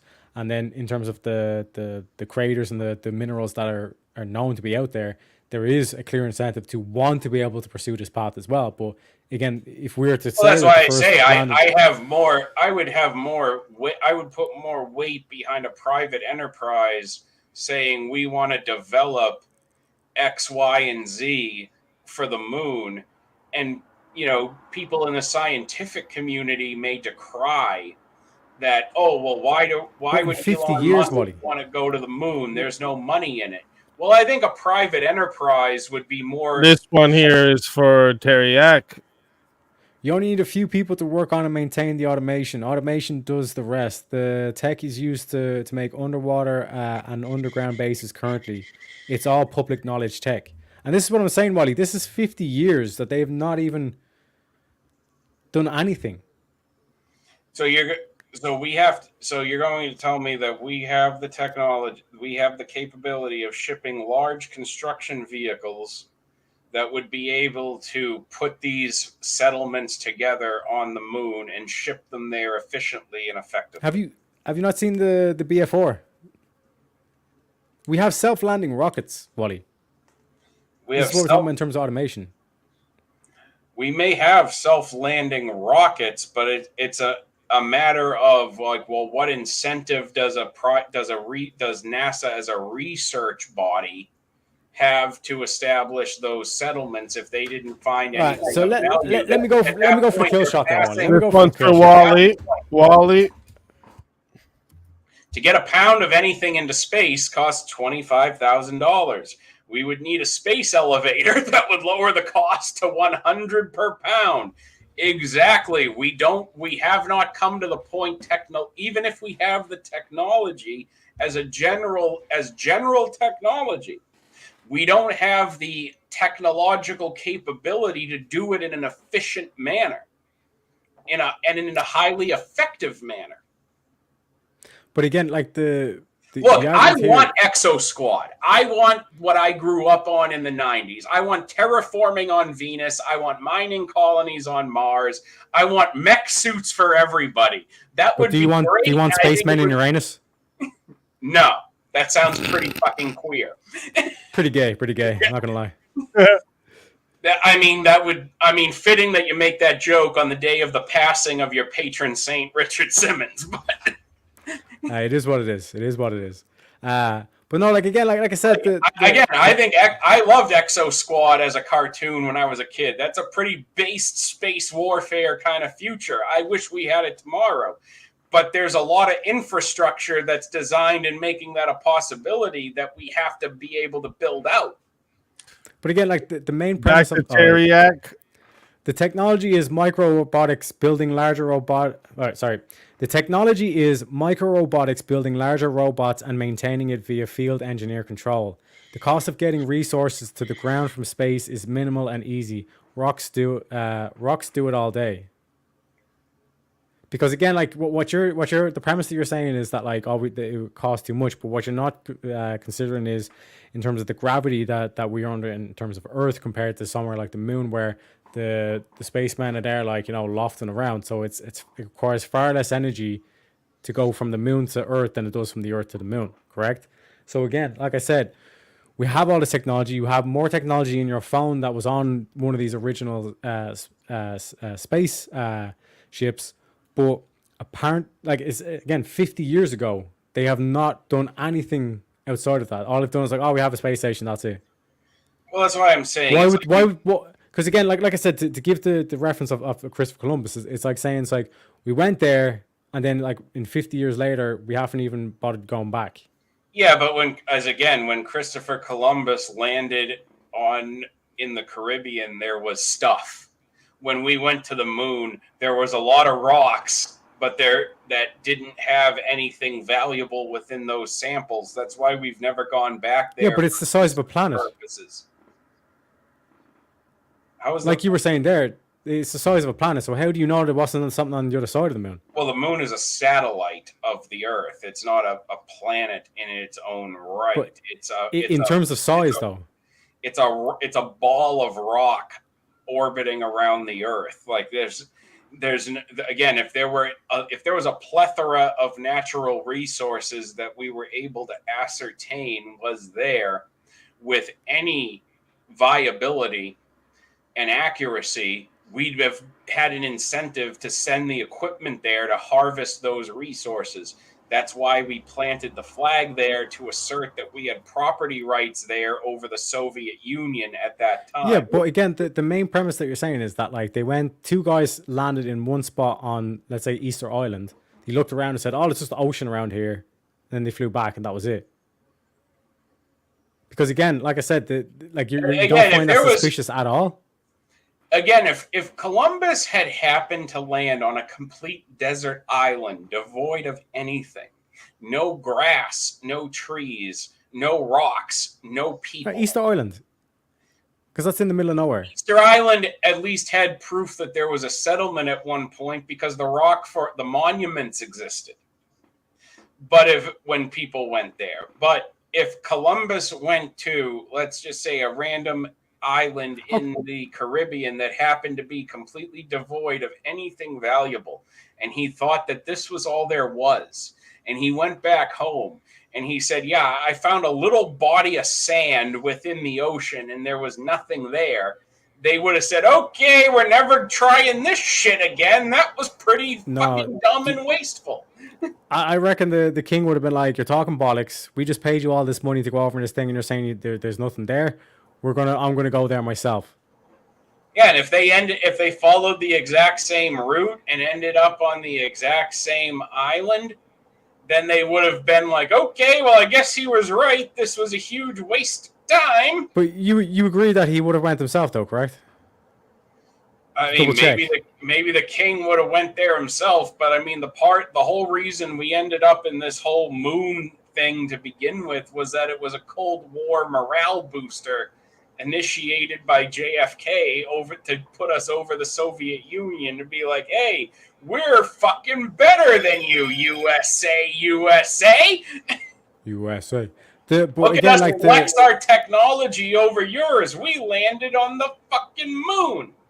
But you're essentially what we're saying is that and yes, as it's being pointed out by Easy in the chat, we didn't just go back there once. We flexed multiple times because we're the fucking beefy USA space program, and we fucking could. But again, you have not done anything in 50 years. If there's nothing valuable there, and we've already made the land claim by planting a flag there, what incentive do we have to go back there? Because we can just decide at this point, well, we just don't fucking feel like it. Nobody else can actually legally plant a settlement there because we already put a flag there. There's no Irish flag on the moon. There's no Iranian flag on the moon. There ain't no Russian flag on the moon. By all recognized rights, America asserted its land rights over the moon on the first moon landing. Our job is fucking done. We have exclusive land rights on the moon anytime we fucking feel like it. We don't have to go back there and keep exercising them. Yeah, there's something. I mean, if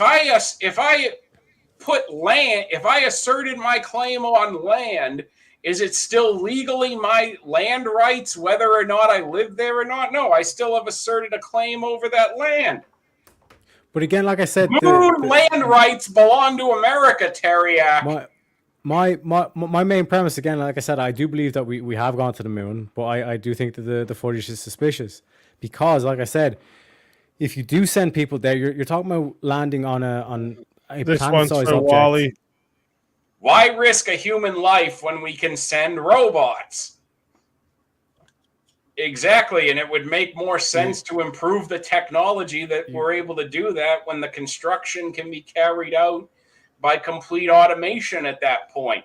Same reason we send probes to other planets instead of people. We didn't send we didn't send two dudes So to again, Mars. like you're missing the premise of the question. What I'm saying is that like this is the first time we've ever been in the moon, and like you said, there was incentive to lie because this is supposed to be a morale booster for the Cold War, correct? That was the Okay, so now that we've agreed on that, Wally, now that we've agreed on that, do you not find it suspicious about the footage? Do you not find the footage suspicious that two guys land on probably at max 1% of the population? In terms of area, they're landing in maybe 1% of the actual landmass of the area, and then they're saying, yeah, there's nothing here. How can you confirm that there's nothing there when you only land on less than 1% of the area? We did we went back to the moon another 5 times. If we've collected samples and we're not seeing anything viable that has practical application on the Earth. Why don't we have footage of them? Why don't we have footage of those landings? Why do we need to keep making footage of everything? We have footage of fucking moon. USA! Yes, USA. We went to the moon before the damn commie Bolsheviks. Yes. And again, I never said I disagree with that. What I said is the footage is very suspicious. No.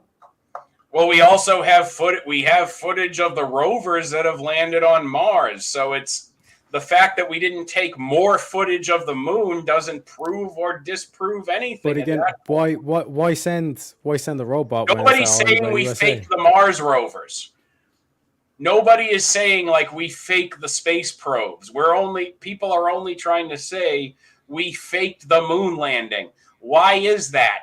Why is it? Why has that not led to people saying we didn't really land a Mars rover? Because we didn't really get a space probe out to survey other planets. Because, like we just agreed, in terms of the morale boost for the Cold War, you wanted that to be able to slam down on the communists. What I'm saying is, do you not find it suspicious? Okay, well, send two guys. Well, in either way, but you don't send footage of any of the rest of these landings. Well, we've already asserted our land rights and we collected all the samples, so the moon belongs to America. Fuck yeah.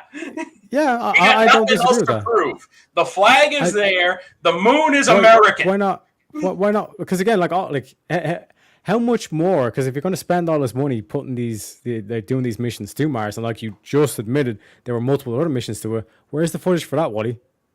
Well, I mean, who cares if there is anything on the moon? They don't have rights because they're not people. Wally, they're certainly not Americans. No, anytime a woman goes anywhere, if a woman even leaves the house, she's taking selfies. And you're telling me we went to the moon 5 times after that, and we haven't taken any footage of it? Yeah, because we strategically didn't send any women to the moon, or they would have been taking pictures of anything. But all it takes is a couple cameras. Like you go there the first time, you bring a flag, you bring a camera. Look, I find it very suspect, Tariak, that you're saying that you would clear that since a woman would take pictures of anything and everything, you would have trusted the NASA space program if it put a woman on the moon more than men. I put words in my mouth. Put words in my mouth. I've given you solid evidence why you would doubt the original footage. Because why wouldn't they film the next 5 missions? Because we didn't send women, clearly, by your logic, which I think was a pretty smart I'm saying that like a woman could leave the house and she's taking selfies of herself. You're going to go to the moon and not take any pictures, not take any film, even though you've done that the first time. Because you're going to have you're having expeditions of men who weren't going to take pictures of everything. Again, if you sent a woman to the moon, we would have never even got there. She would have taken a detour to go shopping. But what I'm saying is, like I said, there's no reason why they wouldn't have taken. Because again, you're saying we're doing the Mars rover, we're sending pictures back from that, but for these other missions to the moon, there's no pictures. I mean, and then who's again to say that if you sent a woman to the moon, she would have actually taken pictures of the moon? She would have been taking pictures of her kid in the car seat the whole way on the way to the moon. But do you not find it at least a little bit suspicious? Do you not find it a little bit suspicious? You know, I mean, you're asking if whether or not we've taken pictures, and I'm just pointing out that it's like, yeah, you're saying a woman can't go out without taking a bunch of selfies. Yeah, but how many of those selfies are even relevant to what the woman is actually doing? Doesn't matter if it's relevant. A woman what I'm could take a dozen. the case that I'm trying to make. And say I went to Iran on my lunch break. Human behavior. Never actually went to Iran. That a random day for a woman is worthy of taking a picture, but spending all this money, like I said, very expensive stuff to do these missions to the moon, and they're not taking any of these pictures. Again, do men take pictures of everything? We were already there, and we already took pictures. What do you want, Ariak? More pictures? This is why he's over talking. He's over talking because he knows what the next question is going to be. Because what if these other photos were different to the original photos? That would prove that was all staged, correct? So you wanted more pictures of the dirt with no stars, which is exactly what they would have done, is taken more pictures set to daytime exposure that weren't going to show the stars in the sky. They were going to show the terrain. Like, I'm not to read. Yes, there are tons of pictures, all free in public domain. There's but again, like I said, there's many pictures that are claimed to be. I'm just saying, what he's saying is you can't spell selfie without L, and that's an L you just took on the photos. Like I said, this whole kind of premise is that like we are to believe that this was all. Yeah, we're gonna take footage and all that, but. And here's the big but. Wally, there's something in the back chat as well, by the way, so I actually get time to speak. When we go into this premise of like, okay, right, so the first time we go to the moon, we're there like taking pictures and we're taking footage and all that kind of stuff. It's a big, huge event. But then we go back to the next time when we have these pictures, but there's plenty of footage. There's plenty of pictures of Mars being orange, but when the Indians sent their spacecraft, it was coming back. Green and blue. So in terms of this is what has the knock-on effect of like why was there not a public event and you're spending all this money and you can't bring a camera? You can't bring do some public telecast like you've done before. Suppose this is supposed to be a great event. We're exploring the unknown. We're going to the next level, boys. But you're just saying, oh, there's nothing there. It's just the rock. And like I said, this is coming from the government, someone that you admit yourself that you don't really have much trust in. But you seem to believe them straight off the bat. It's like, yeah, this is legit. But in the next missions, they're not bringing the cameras. They're not having this footage. Sorry, I was thrown off. I was catching up on that when you mentioned it. But okay. Yeah, no worries. Like, would you not admit it's at least a little bit suspect? Well, in the same, would that be suspect in the same way of like telling me if I said, hey, Teriak, I'm going to go on a trip to the, this specific like cathedral. And I take a lot of pictures of it the first time because it's really impressive and it's exciting to me that I'm going to this cathedral. And then I decide the next 5 vacations I go on, you know what? I'm going to go back there 5 more times. Am I inclined to take more of the same photographs of the same cathedral that I've been to already, taken dozens and maybe even hundreds of photographs the first time? Why would I be taking the same pictures of the same place over and over and over again? I'm gone back there to the same cathedral 6 times, Teriak. It didn't switch from Christianity to Islam. I'm still praying to the same God in the cathedral. They haven't renovated it. Nothing's changed. It's the same cathedral. Why take 1,000 more photographs? Of expansion of Islam, just because you don't believe these cathedrals are getting just because what? You don't believe I've been there? Well, I got the receipts of the flights and the hotel, Teriak. Is that good enough for you that I've been to that cathedral 5 more times? There was nothing more to see. What I'm saying is, you do it the first time. Surely there's going to be a standardized thing of like, I'm bringing a camera, I'm going to do this, I'm going to film all this. This is a big moment, all that kind of shit. First time I'm doing it. But if you've done that before, surely that's human behavior. Like there's plenty of people who go Yeah, to but the same place. pictures and are they're still only taking the same one pictures. form of receipts, man. You don't just need pictures. Like if you've launched the fucking rockets, like I said, I can go to the cathedral. I got receipts for the flight. I got receipts that I was there. I got the hotel. I did everything except take 500 more fucking pictures of the same place. So like absence of more photographs is not evidence of the fact that I was absent from the location. It just means there was nothing new to take a damn picture of. Because I don't know how many times, Terriac, I want you to find me here's what I want you to do. I want you to go outside.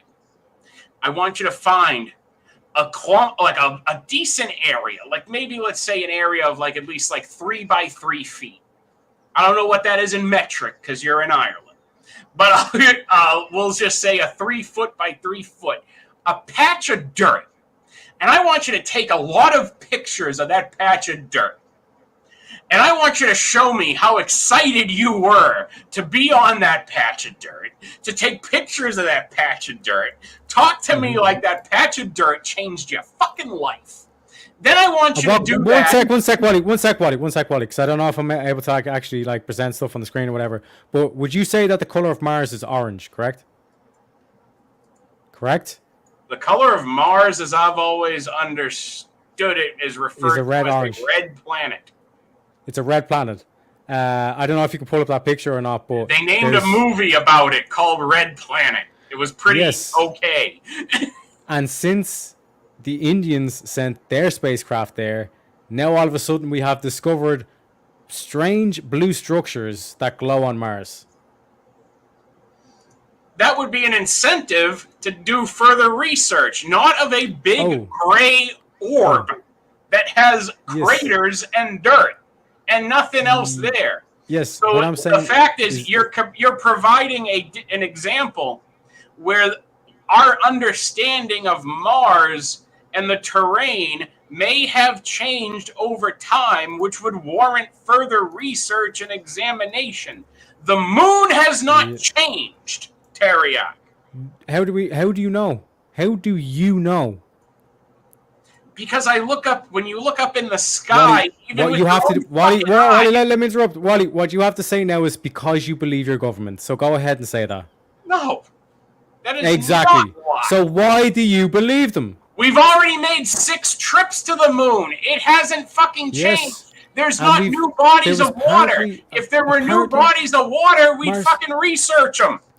And we sent Mars rover. If a geyser of oil erupted from Mars, and there's pictures that came back from the Mars rover, and we were all told Mars is a red planet, as you said. But I've just linked you two photos now whereas Mars is actually blue. Yes, but Mars is not the moon. Yes, but I'm giving you an example. We can have research that illustrates changes in the terrain on Mars, but not on the moon. The two can exist at the exact same time. I mean, again, like I've said, you look like you either might be on the moon or orbiting around it right now. Can't you open that window and tell me? I'm underwater. No, that's actually tinfoil, okay? Okay, I have to get the thing. That's tinfoil. It's actually a good thing to block out street lights, so it's like you actually black out the thing and you can sleep better. There's a tip for chat, FYI. But like I said, I was just showing you. Tell me it was blocking out the alien satellite programming that goes into all I'm saying is that you would have, before India sent their shit to Mars, you would have been told, or you would have been shown pictures of Mars as a red planet, like you just said there. And I've just shown you 2 pictures where Mars is blue. So again, the fact that you can have research that changes your frame of understanding. I'm giving you evidence of NASA Mars telling us one thing, and then it actually turning out that they lied, or that they just got an artist to paint a picture of what they thought Mars looked like. Again, but when you get closer to Mars, you find blue structures. Evidence of a change on Mars is not evidence of a change on the moon. What I'm saying is I don't believe the footage. Yeah, you can. And I've just given you a case. I've just given you a case of NASA where they lied about the color of Mars. They can, again, Mars is not the moon. Why are you trying to make an equivalence between Mars and the moon? We can have, because they're both in space. And the research. only way for you to unequivocally say no, that footage is real, is that you have to say you have to believe your government. So go ahead, Wally, look in that camera and say that you believe your government. We shouldn't do more research. I'm saying there are logical reasons why different sides of the argument would find no incentive to do more research because nothing has changed. How do you know? Say it, Wally. Say that you trust your government. No, I'm not. I want more private research. I've never said I don't. Okay. I believe that whatever profit incentive exists into establishing settlements on the moon is going to be determined by private enterprise, not government-funded research. I think profit should be sought by the people who know how to make it. No government organization knows how to make a profit. And yes, and what you're saying is you believe the footage released by a government organization, despite the fact that they released plenty of pictures of Mars and it never showed any blue. But now that we have independence, the Indian. So the example so the fact that understanding has changed over time about one thing means that we've somehow always been wrong about another thing. No, you can't absolutely connect those two. I'm saying, what I've always maintained is that yes, we went to the moon, but I'm highly suspect that original footage of that is them actually on the moon. I've said it's perfectly valid to be skeptical of the footage. I think So you agree with me? That's great. I led at the beginning, baby. I knew you'd eventually come over to my side. You all heard him, folks. You all heard him. He agrees with me. He agreed with me at the beginning because I discussed the photographs, not the footage. I said misunderstandings of the still photographs can be easily explained by a multitude of factors that people don't include in the skepticism of those photographs. There are layers to the evidence in some of those aspects. Now, again, you're trying to associate research on Mars with research of the moon. Those are two completely different things. They don't prove They're not completely different. Prove the other. They're not completely different. Both with space travel, both are in the but the fact that we have changes in our research on Mars doesn't mean there is definitively anything different on the moon. We can have samples and photographs that detail there is nothing on the terrain of this little rock. The question is coming down to do you believe your government may have lied to you with that footage? I don't believe the footage was wrong. I believe we may eventually establish samples and research that changes our frame of reference. But again, ultimately, at the end of the day, Teriak, here's the thing. We planted a flag there. America has moon land rights. USA. If what you're asserting is a lie means that I have land rights on the moon through my country. No. I'm going to take the land rights with the lie. No, again, like I said, but then you see, again, you agree with my point then. No, so long as you have the land rights, you agree with my point. And I can grant you the land rights because, again, you come over to my side, baby. Come over to the good side, Wally. We got cookies. I'm going to build my casino. I'm going to wait for as soon as we figure out all the technology, I'm going to build my casino on the moon. And I'm not just going to have Exo Squad. Wait, you're going to build a casino. But you gotta open up a gun shop in the casino.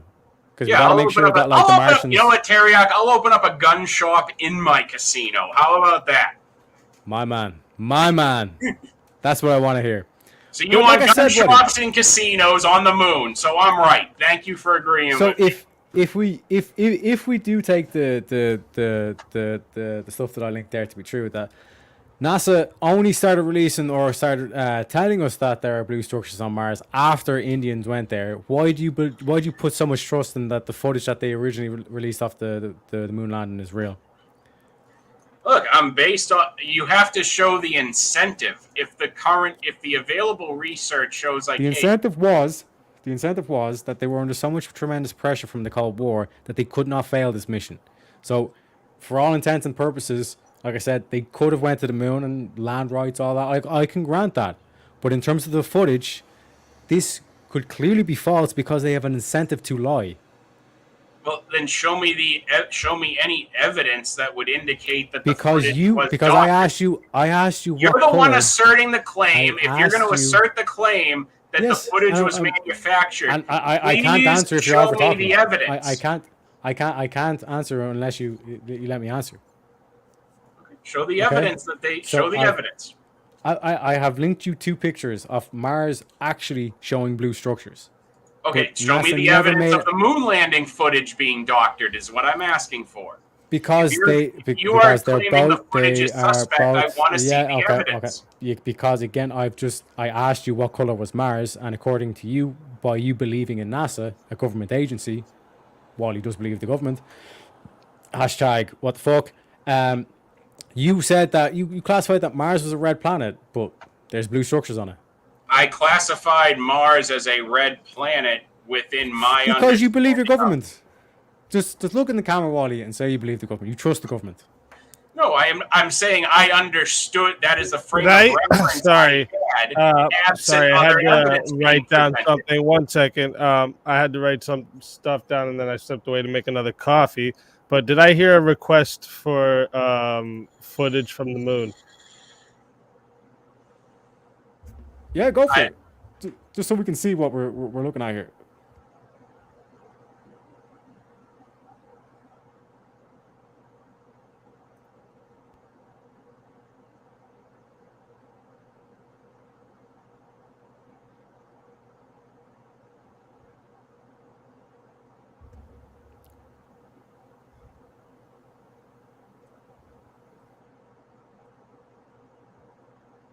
Kaon, you're muted. You're muted on stream. Yeah. And you believe that, Wally, yeah? What is the evidence you have that debunks that? You're the one asserting Okay, the claim. if that is the boys, evidence. yeah, okay, I'll explain. Okay, I'll ask you this question out straight. If that is the boys leaving the moon, who was there with the camera putting it up in the air? They like couldn't have following set the camera to track. They were able to track it. And You're okay, so and telling then, me they couldn't have. okay, and then Wally, and then but they okay, couldn't Wally, have okay, set the okay, here we camera go, for Wally, tracking. here we go. And then how did they get the footage? It could have been broadcast. It had to have been broadcast. Oh, so they can broadcast to the moon now? The recording had to have been getting broadcast. It was done. The somewhere. original recordings were done on film, correct? So where does that footage come from? Is that legitimate footage? You have to prove that. I'm looking at what That's the Apollo 17 liftoff from 1972, December 14th. He's rattled. He's rattled. I'm not rattled one bit. Buzzed caught him with the uppercut. He's panicking. He's sweating. We can see the beads of sweat on his forehead. What beads of sweat? I've been drinking. I'm perfect. I've been drinking, boy. These are alcohol sweats. This is vodka on my forehead.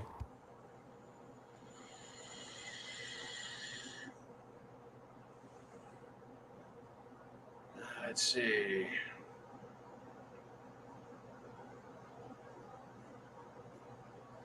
Yeah, because this would have to be because I'm looking at it here.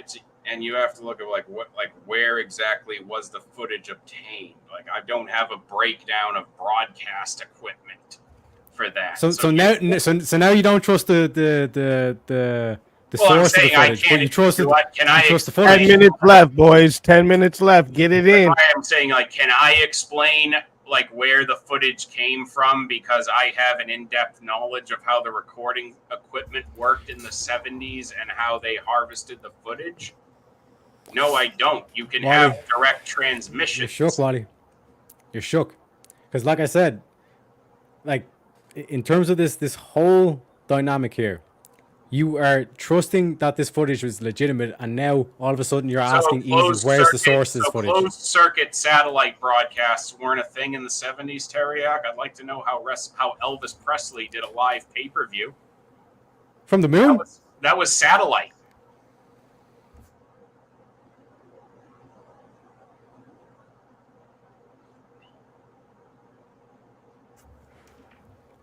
Why couldn't they just set the camera up to follow there, Wally? Why did they have to have another person filming? Again, as far as tracking capabilities, that's different. But you're asking how we have the But footage. they were at able to all. film liftoff, So, and then they Teriak, were able to get the Wi-Fi Elvis out. Presley live from Hawaii, pay-per-view, was What- broadcast again, on Wally, closed all circuit you have to do- television via Wally, all satellite. you have to do- You use all the you have to do- satellites as a relay for the broadcast Wally, signal. baby, That's how you get the baby, footage off the moon, listen to me, baby. Teriak. You're, Wally, all you're you have to do- you're totally smoked on this subject. Wally, all Because you have to satellite do is broadcast look in was that a camera. thing in the 70s. Look at that predated camera pay-per-view. and say you trust your government, even though they have been shown to lie to you multiple times. I Just trust look that in the camera. technological capability to broadcast from the moon using satellites as a relay was a thing because From a Elvis camera? was able to From a play fucking in front of camera? hundreds of millions of From a people camera? from Hawaii. Why did they require Satellite the other relays astronaut are a to thing, film? Teriak. Why? Because you're talking about tracking. You're talking about tracking all that kind of shit. They did not have that. You can't They set did not a have camera that. to follow what is on camera. You don't have tracking capability. Because on camera? why did they No, require another I'm astronaut giving to you film? the explanation. Answer You my have question. nothing to refute Answer my it. question. Answer my Just question. like how you can't refute Answer my that question. satellite Answer my question. You're simulcasting was dodging. a thing. Dodge, back duck, then. dip, dive, and dodge. Dodge, duck, dip. Why did they Because require another satellite astronaut to film? broadcasting was a thing. How is that Why? a dodge? I'm totally If tracking is a standing thing, on it. Wally, if tracking was a thing, then why did they need another astronaut to pan the camera for that shot? You can do both. It doesn't have. You don't have to pick one or the other. I could hold the But why not just do camera the tracking? and move it manually, but I can also have an automatic setting. Just because So- you have both But doesn't why would you do mean it have to differently? pick one. Why would you do it differently? Because it allows you to take shots where you need the shot to take place absent a person behind the camera. So why bother having a film in the first place? Why bother having it filmed? Because you're trying to make the case that they're able to do this automatic tracking, even though you can't explain to me that they're Because lifting the off, they're astronauts leaving. were leaving the fucking And moon, it was Teriak. What's taped. hard to understand Actually, about that's can when we- you would need can- an can we get a automatic clarification? tracking setting on that camera. You can have a manual operation on the same camera. Why do they have that capability when they film anything else? Oh, because it's convenient for when you actually might need it, and you can't have a flesh and blood person holding the camera. You put the camera on the fucking tripod and you set it to record.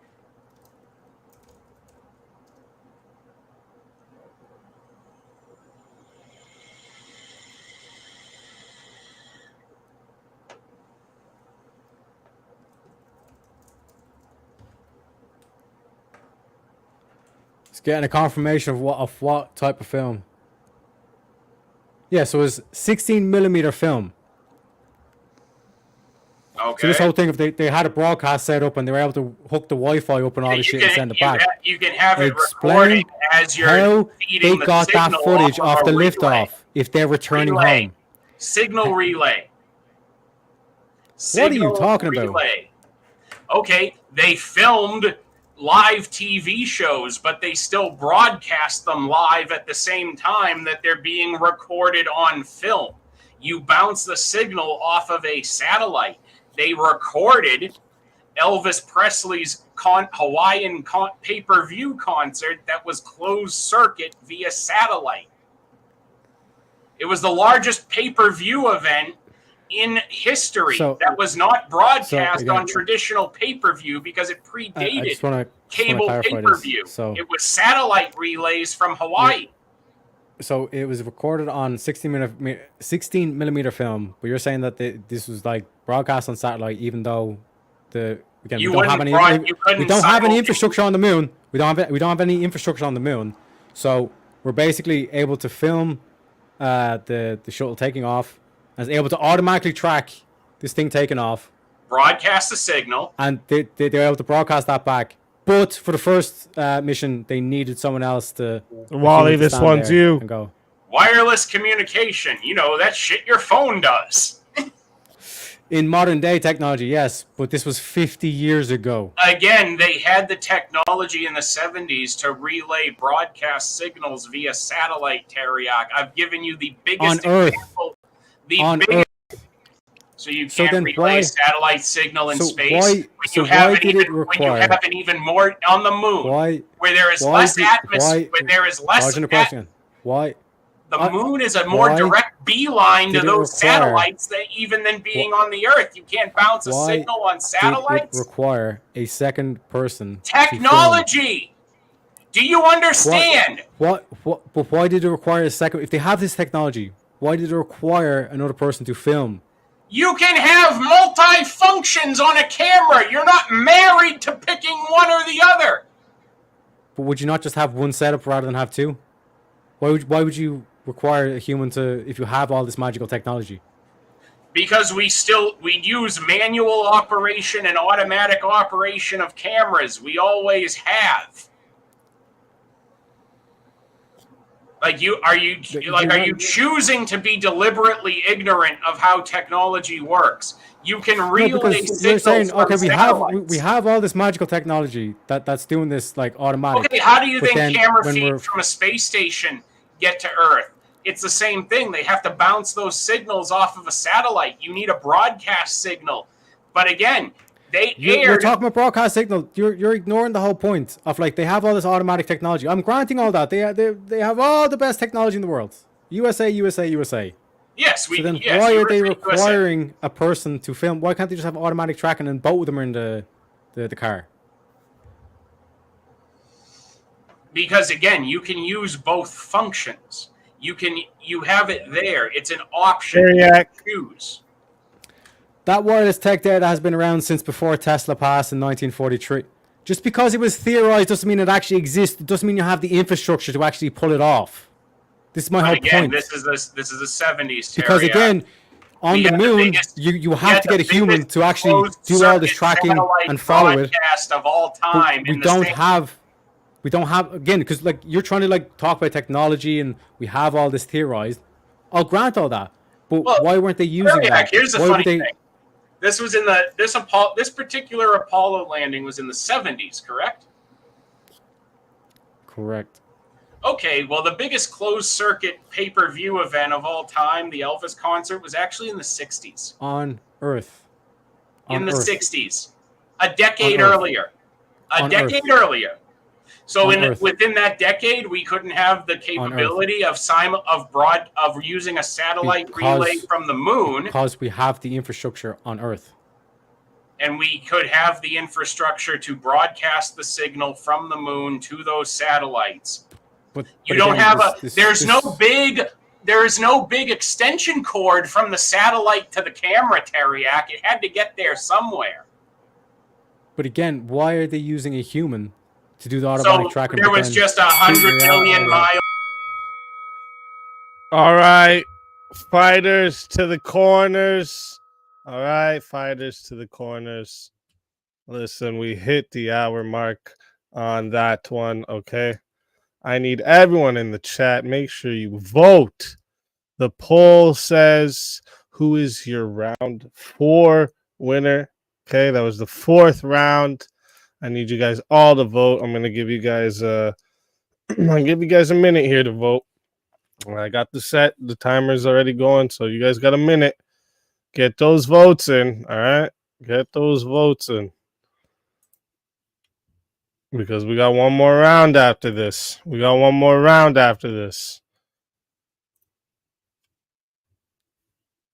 Let me see. Get your votes in, guys. There's 73 of you. We got 40 votes. Come on, get them in.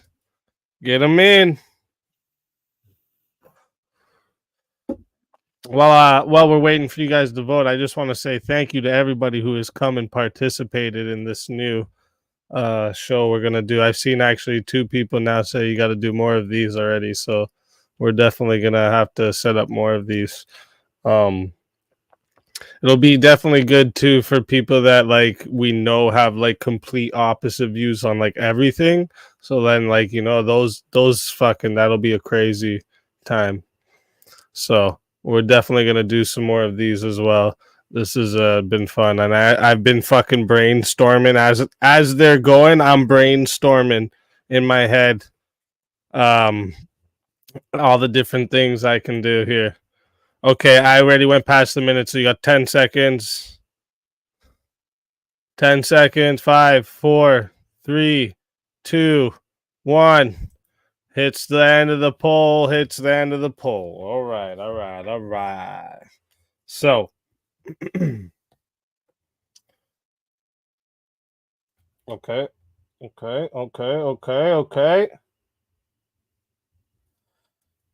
And you guys have already voted on the next topic. So, for the fighters to know, in the back there,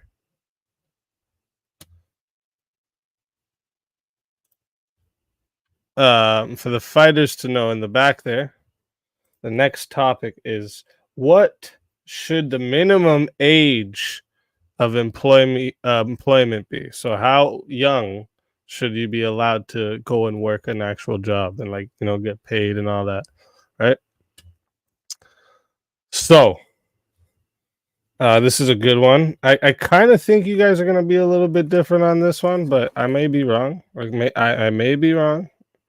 I'm hoping, and like I said, if you realize you're the same, you could fucking just take the opposite side just cause to make it fucking exciting. You know what I'm trying to say? Don't forget, guys, also, you can do the $2 name changes. The reason it's 10 for a 2-minute mute is because, again, I didn't want people to be getting muted the whole fucking stream. And also, I also have the 5-minute grace period. So if you try to pile on mutes, there's 5 minutes in between them so that it's not like, it's we're trying to make this like you can't give too much of a handicap here or else it's going to be no fun for some people. We know what'll happen if when lefties come to debate, right? They'll just get fucking muted all the time. So we can't do that. All right, listen.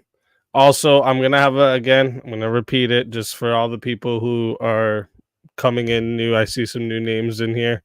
Welcome to the new show we're doing here, the Ultimate Verbal Championship. We're on round 5. Okay, I will have a better in between round thing to get the next round started when the fighters are coming in here, But for everyone that has didn't get to see the intro, you'll at least get to see the intro now because that's the way we're gonna do this. And the intro's fucking dope. Anyways, these intros are gonna be fire. Fighters in the back.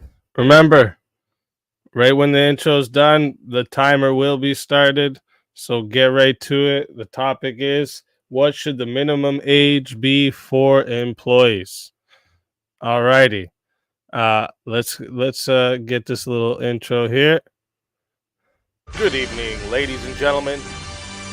Welcome to another night of UVC. These are your fighters for the night. And without further ado, Bruce Buffer. And now, for those in attendance and UFC fans watching around the world, this is the moment you've truly all been waiting for. Live from the sold-out T-Mobile Arena in Las Vegas, it's time! 5 rounds for the undisputed UFC Lightweight Championship of the World. All right, gentlemen, we've been over the rules. Protect yourself at all times. Follow my instructions. We're going to keep this clean. Touch gloves now if you wish to. All right, let's do this.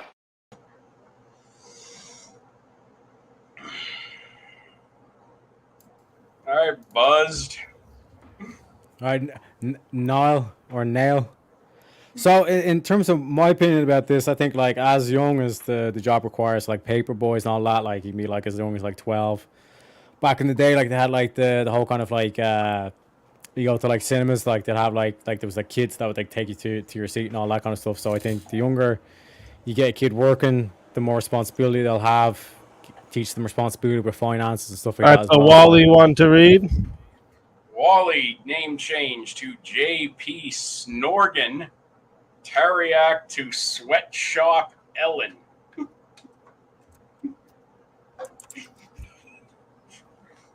J.P. Morgan. Okay, that took me a second. Okay, that's good. That's good.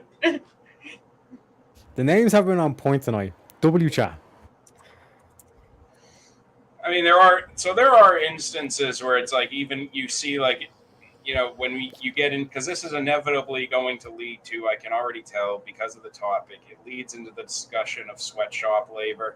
So we might as well just chop that head off of the Hydra and address that right out the gate, where I would argue in those cases is working in a factory with automated technology better than children in third world countries working in a field all day where they're more susceptible to probably be shot or attacked by wild animals. Yeah, it's probably better. It's one of those concepts that's just a pain of those countries industrializing. And you can say that's bad, but compared to what? Is it compared to keeping that country with no technology and being desperately poor because those jobs become available? It just fucking happens. In general, I would say, yeah, when you're talking about jobs that are, you know, where you don't have a high age that's required, like, you know, being a paper boy or working at a grocery store, it's not unreasonable. What the caveat I would put in front of that is that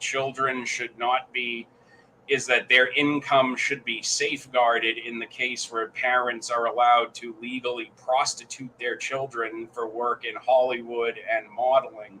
Parents should never be able to touch that money and at all. And because you can say, well, there's trusts funds that can be set up, but look at Gary Coleman. Gary Coleman was broke because of his parents mismanaging that trust fund and mismanaging his money.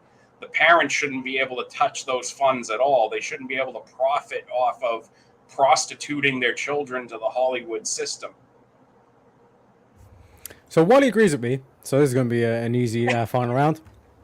Like I said, in terms of like the type of jobs, like we're talking about, like prostituting there, like prostitution in general, like there's pimps who are like will prostitute their own like quote unquote wives or their own women, which like I said is a piece of shit. Those guys should be locked up. So it does depend on the job in terms of like slave labor. Well, no, what I'm saying, I consider the fact that ultimately, when parents have the ultimate say over whether or not their children can participate in modeling or acting roles, and they are able to directly benefit monetarily on their children's work, and the children in some of those cases have never got to see that money, never got to spend it for their own benefit. That is what I would consider in that case outright prostitution, and that is something that should be legally blocked. If a child is going to be in any kind of contract work for entertainment purposes, like voice acting, physical acting in front of a camera, modeling, the child beauty pageants, any of that kind of shit. There's a whole separate debate over whether or not stuff like child beauty pageants should even exist, and I don't believe they should.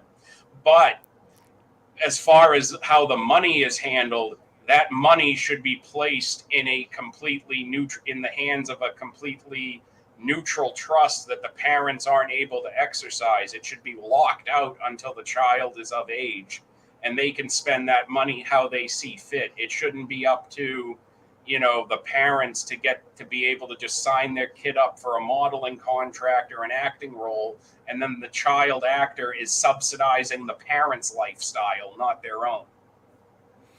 Yeah, and I'm pretty sure we agree once again. Like we need to get people on here easy to actually disagree, like lefties and righties kind of thing. But I think we pretty That's much why agree I as well. said Like we need the snap election perk. Since you both live in a parliamentary government, you'd understand. So just to be clear, you agreed. You agreed. How young did you guys say that people should be able to work? so again, like it depends on the job and the expertise required and all that. But for example, like a paper boy and all that, like that can pretty much be Okay, well done, like, in all stages. let's take prostitution out, right? We're all Well, that's my personal framing of how I view like what. No, wait, just wait. Yeah. We'll take prostitution out because we all know we're all against prostitution. So just take this out of the conversation for now. Okay? So every other job that you can say you would be okay with any other right now person doing, right?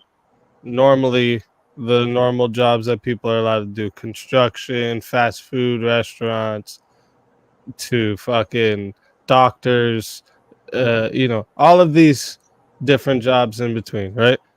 I want you to tell me how young you think people should be able to. Obviously, you can't just go be a doctor, but you know what I'm trying to say. How young, how young do you guys want people to be able to work? How young? So that's this is the best way I can explain how I was trying to go with that topic.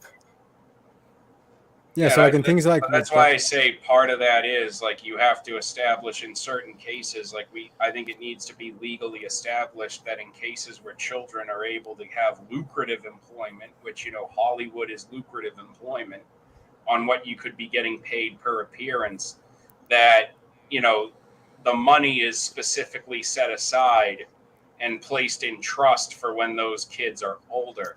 All right, what about just sitting on an assembly line in a factory? How young?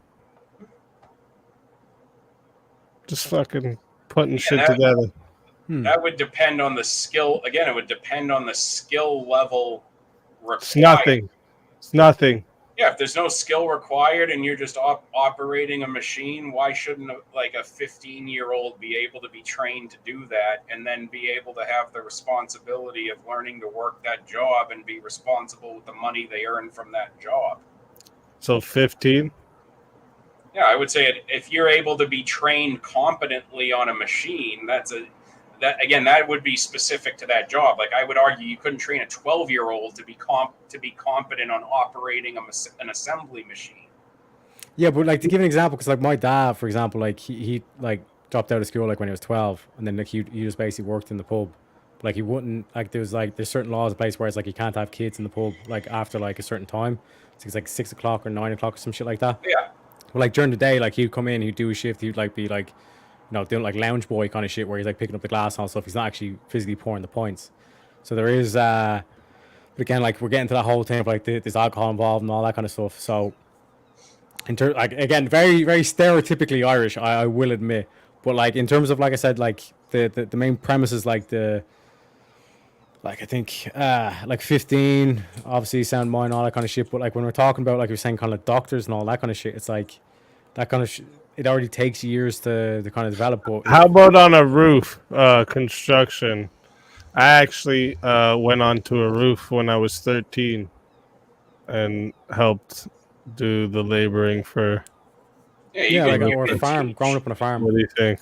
Yeah, you can teach manual labor skills at just about like any age past the point of like you actually have someone physically developed to the point. So should that be allowed though? Should construction crews allowed to be like, yo, we're gonna have a few 13-year-olds doing our physical labor, and all the skilled shit is reserved for the adults? They just have all the kids doing the physical labor. Well, construction work is very different from being taught how to like put a hammer. Well, that's what I was doing. I was on a roof. I was doing roofing, ripping shingles, tossing them. That's different from saying we're going to take a 13-year-old and show them how to operate an excavator. Well, no, I'm not talking about the necessarily have machinery. We're just talking those about. skills. Hey, you switched what we were talking about. We're talking about labor. Yeah. Labor. So I'm asking you, what do you think? I think at some point I would say it actually depends on the type of labor, because I would say that especially the way a lot of younger people are today, it's maybe more important that they learn more skills at a younger age, because you have teenagers today that live terminally on the internet. They don't work in public facing jobs where they have to learn how to deal with people and handle customer interactions appropriately, and then they try to step out into the real world in their 20s and they're having meltdowns because they can't handle a basic interaction with a cashier. Yeah, and like I said, in terms of like my point of view as well, like my dad was able to do like it was just a general thing in Ireland as well, like where it's like the younger like 12, 13, it was kind of like generally the age where it's like there was some sort of jobs. I wouldn't say, like I said, like open to all jobs, but there were like, because you were seeing as though it's like you're not only learning kind of like responsibility and like actually doing like a work, or like learning a skill with your hands or all that kind of shit, but you're also learning like how to manage your finances. You're actually earning a living, and like as opposed to like spending the next like 4 or 5 years in school where you may or may not get a job from that, you're actually like earning for those 4 or 5 years. Do you know what I mean, on the get go to it as well? But yeah, I understand that.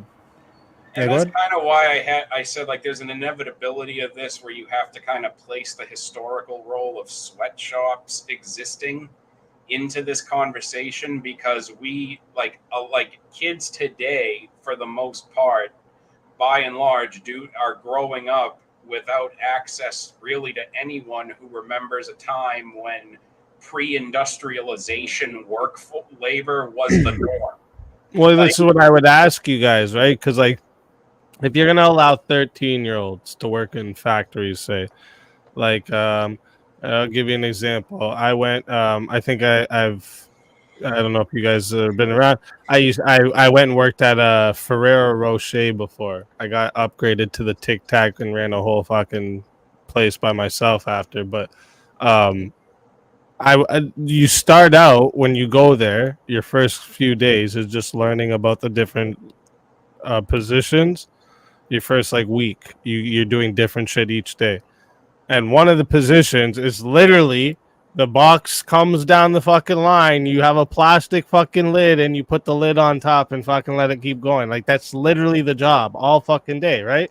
So if they just filled this position and positions similar to this, like that's the level of mindset you're doing. Fuck all, basically, right? Positions like these, they filled these positions with children. Who gets the money? Like, do the kids get their own money, or like, because like technically they're still under their parents, right? So they can't just have their own shit. They can't just open their own bank accounts. They can't any of this. So who gets the money? And then what stops parents from taking their kids out of school and just making their kids work so that they can get more money for themselves?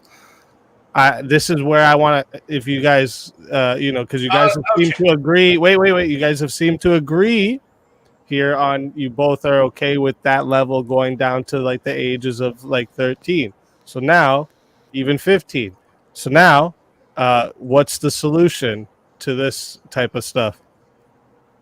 Yeah, I had a paper route when I was young too, really young. I had a paper route. Guess who got the money? Not me. I did get it later, but I didn't get it at first. But yeah, so what is your, like, what would we do with that? So how do we let kids work but stop parents from doing this type of shit? I like Wally's idea actually, in terms of having like a trust thing, but like again, personal kind of like experience and all that stuff. It was always like cash in hand or things like that kind of thing. So I'd be more so in favor of like giving it to the kid, because even if the kid does fuck it up, it's like it's not like it's a significant amount of money. It's because part of like learning is making the mistake of like, spending all your money on stupid shit like candy or whatever. Do you know what I mean? And going, fuck this. Whereas like in Wally's perspective, it's like you're technically like you're having a trust there, and it's like you do eventually do get the money, but it's not like you have a bank account now and all that kind of shit. Do you know what I mean? It's like you're getting the money eventually, but you're kind of to whatever age, it's basically kind of like there, and then you eventually get it, and then from there, it's like you have like it teaches you savings and stuff like that as well. So in terms of Yeah, like I my had a thing, bank account when I was 12 years old. It was a savings account. Like, it's not like I was going around writing checks or I had a debit card or I had an ATM card at the time, but like, because there was a time when when ATM cards were exclusively a thing back in my day. But like, no, it's important at that age when it's, because like the older you get, the more you're going to get into, well, I want to be able to do things with my friends. I want to be able to do this and that in my downtime. I want to be able to afford this and that. Like, you have to be able, the sooner you can teach kids at a younger age to be like, okay, this is what you have. Like, these are the numbers. Like, you have to learn how to manage that money. You have to learn to master your resources and what you have on hand and be able to manage it effectively. And the sooner they learn that, the more they're equipped to like manage their expenses later on in life, and to be able to know that like, this is how much I have to work for this. This is how much I have to plan to be able to have this. And that's and that's an important thing to teach. Now, as far as like when you're sending kids into factories at a young age, again, it goes back to like the historical implications of sweatshops. Well, people weren't taking those jobs at young ages because it was a good thing to do. They were taking the jobs at those ages because the family was desperately poor and they needed any source of income whatsoever that was available. And if that meant you had to go sew jeans on an assembly line for a couple of hours a day after everything else was done, then that's what you had to do in those countries that weren't fully industrialized. Now, as countries developed industrialization and the standard of living became more comfortable, that standard, as far as like, well, we need the workforce boosted by as young of people as we possibly can just to populate the workforce, that notion kind of went away. So that's why I say that's a more unique case, because it's inherently tied to the history of industrialization in countries. Like, we don't advocate to go back to it now because we don't have an economic necessity for it to exist. But we all agree that as a social norm, it's a good thing for children to be able to, learn skills in particular fields when they have the physical capability of doing those tasks, and to be able to learn how to master their money and how to manage their finances responsibly as soon as possible. Those are just general benefits for anybody that aren't tied to whether or not you live in a third world country and there's a bigger economic necessity to say like, hey, we need to have these textile factories so that we can get more economic investment in this country and bolster this country's economy and create a better industrialization here. But it is definitely tied to that history. Like, that's why I say there's an inevitability to discussing that kind of role as far as the history of child labor. and like I said, in terms of like just the general kind of point of like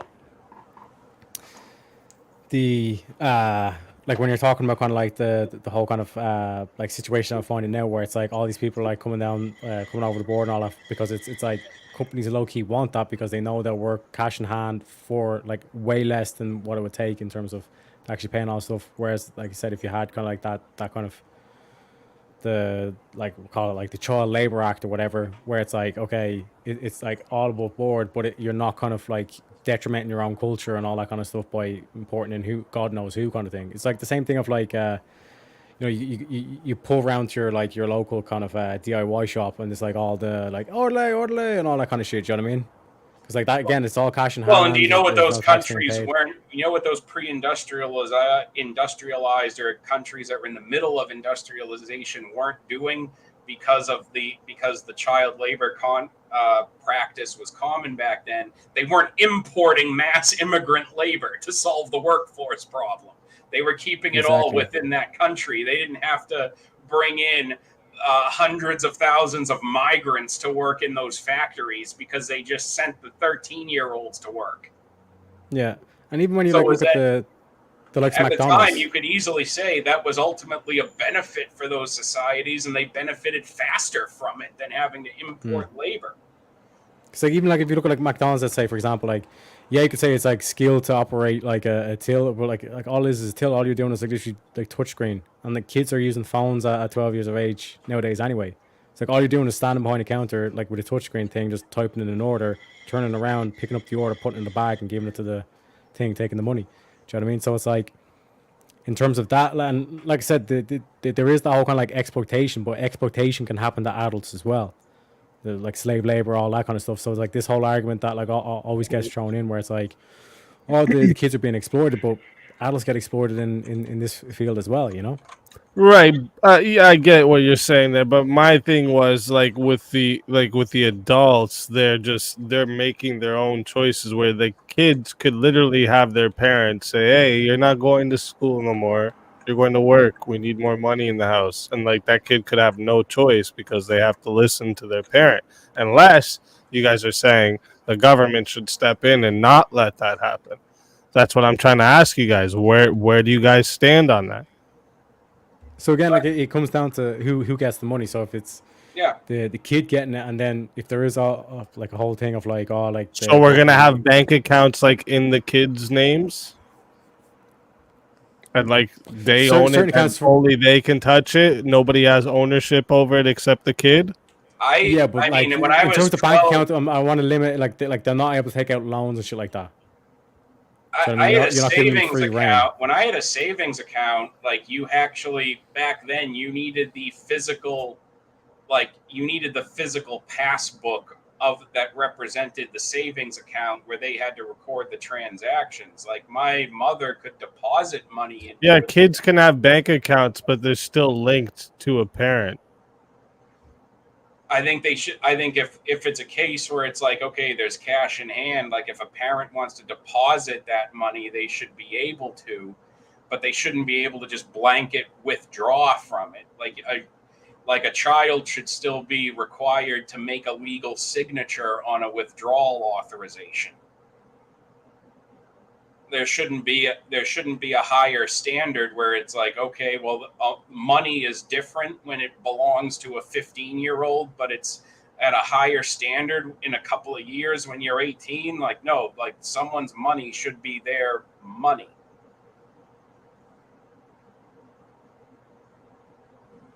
I mean, it doesn't. I mean, even nowadays, you don't need to be like a kid does not, who's like even 12, 13, 14 years old. Like I've seen kids at that age, even, my son's age and younger, who can do insane fucking things if you put a coding program in front of them.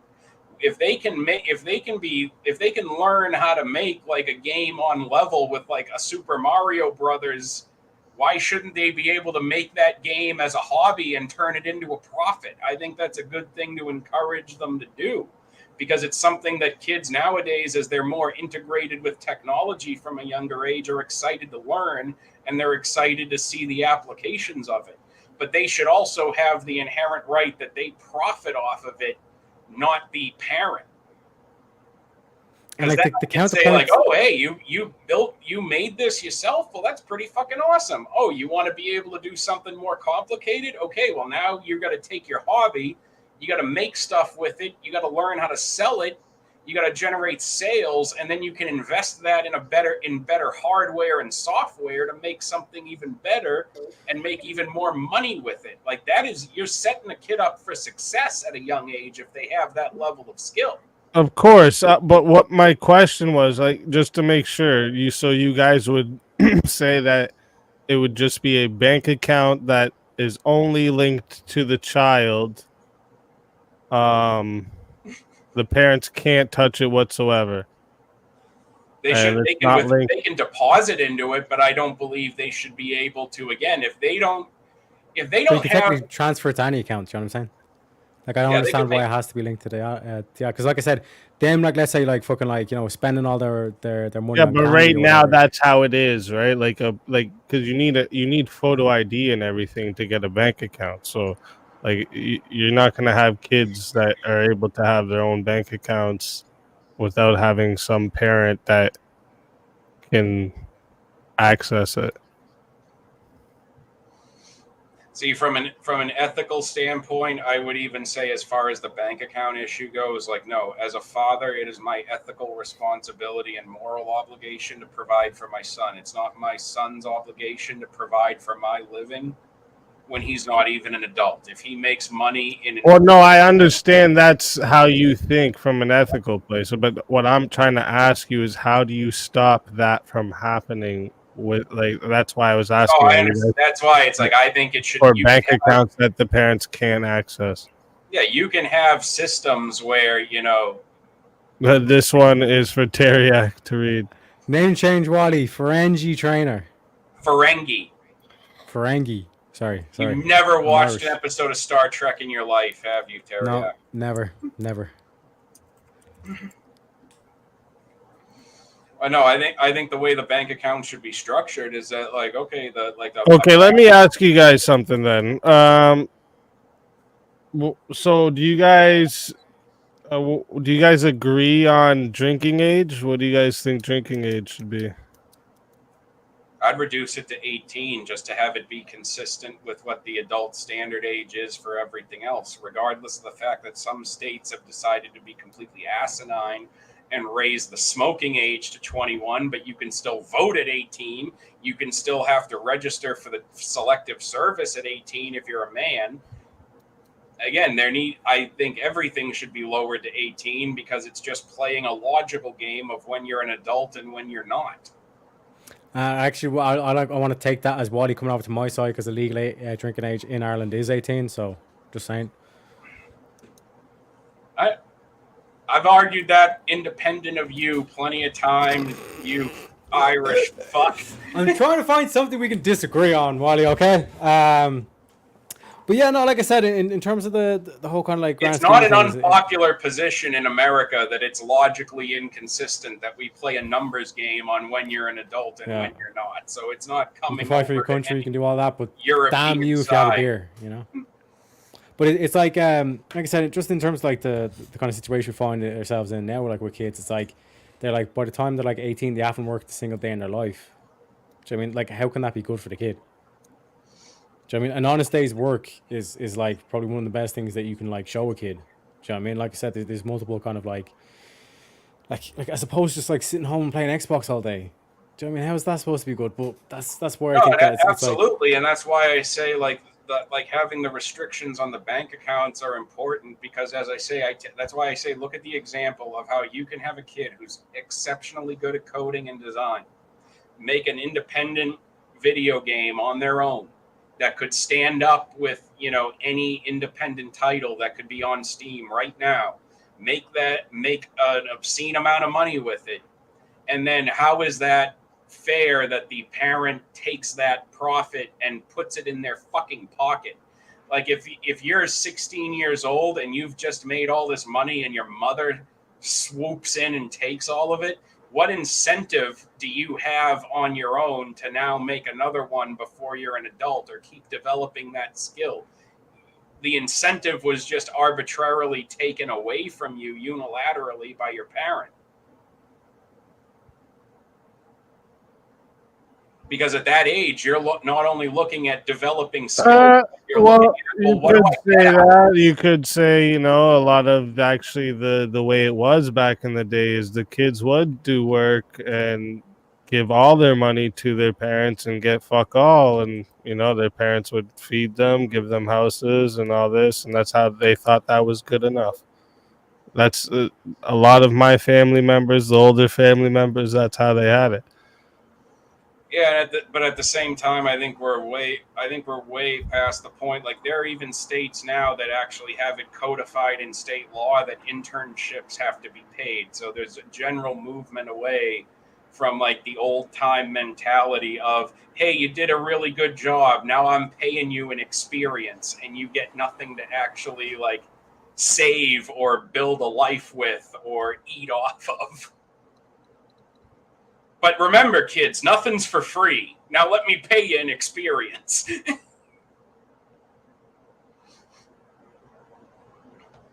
Well, I just want to point out that you guys have agreed quite a bit on this one. This is you guys seem to just be, one of those UFC rounds that they just hug on the ground the whole time.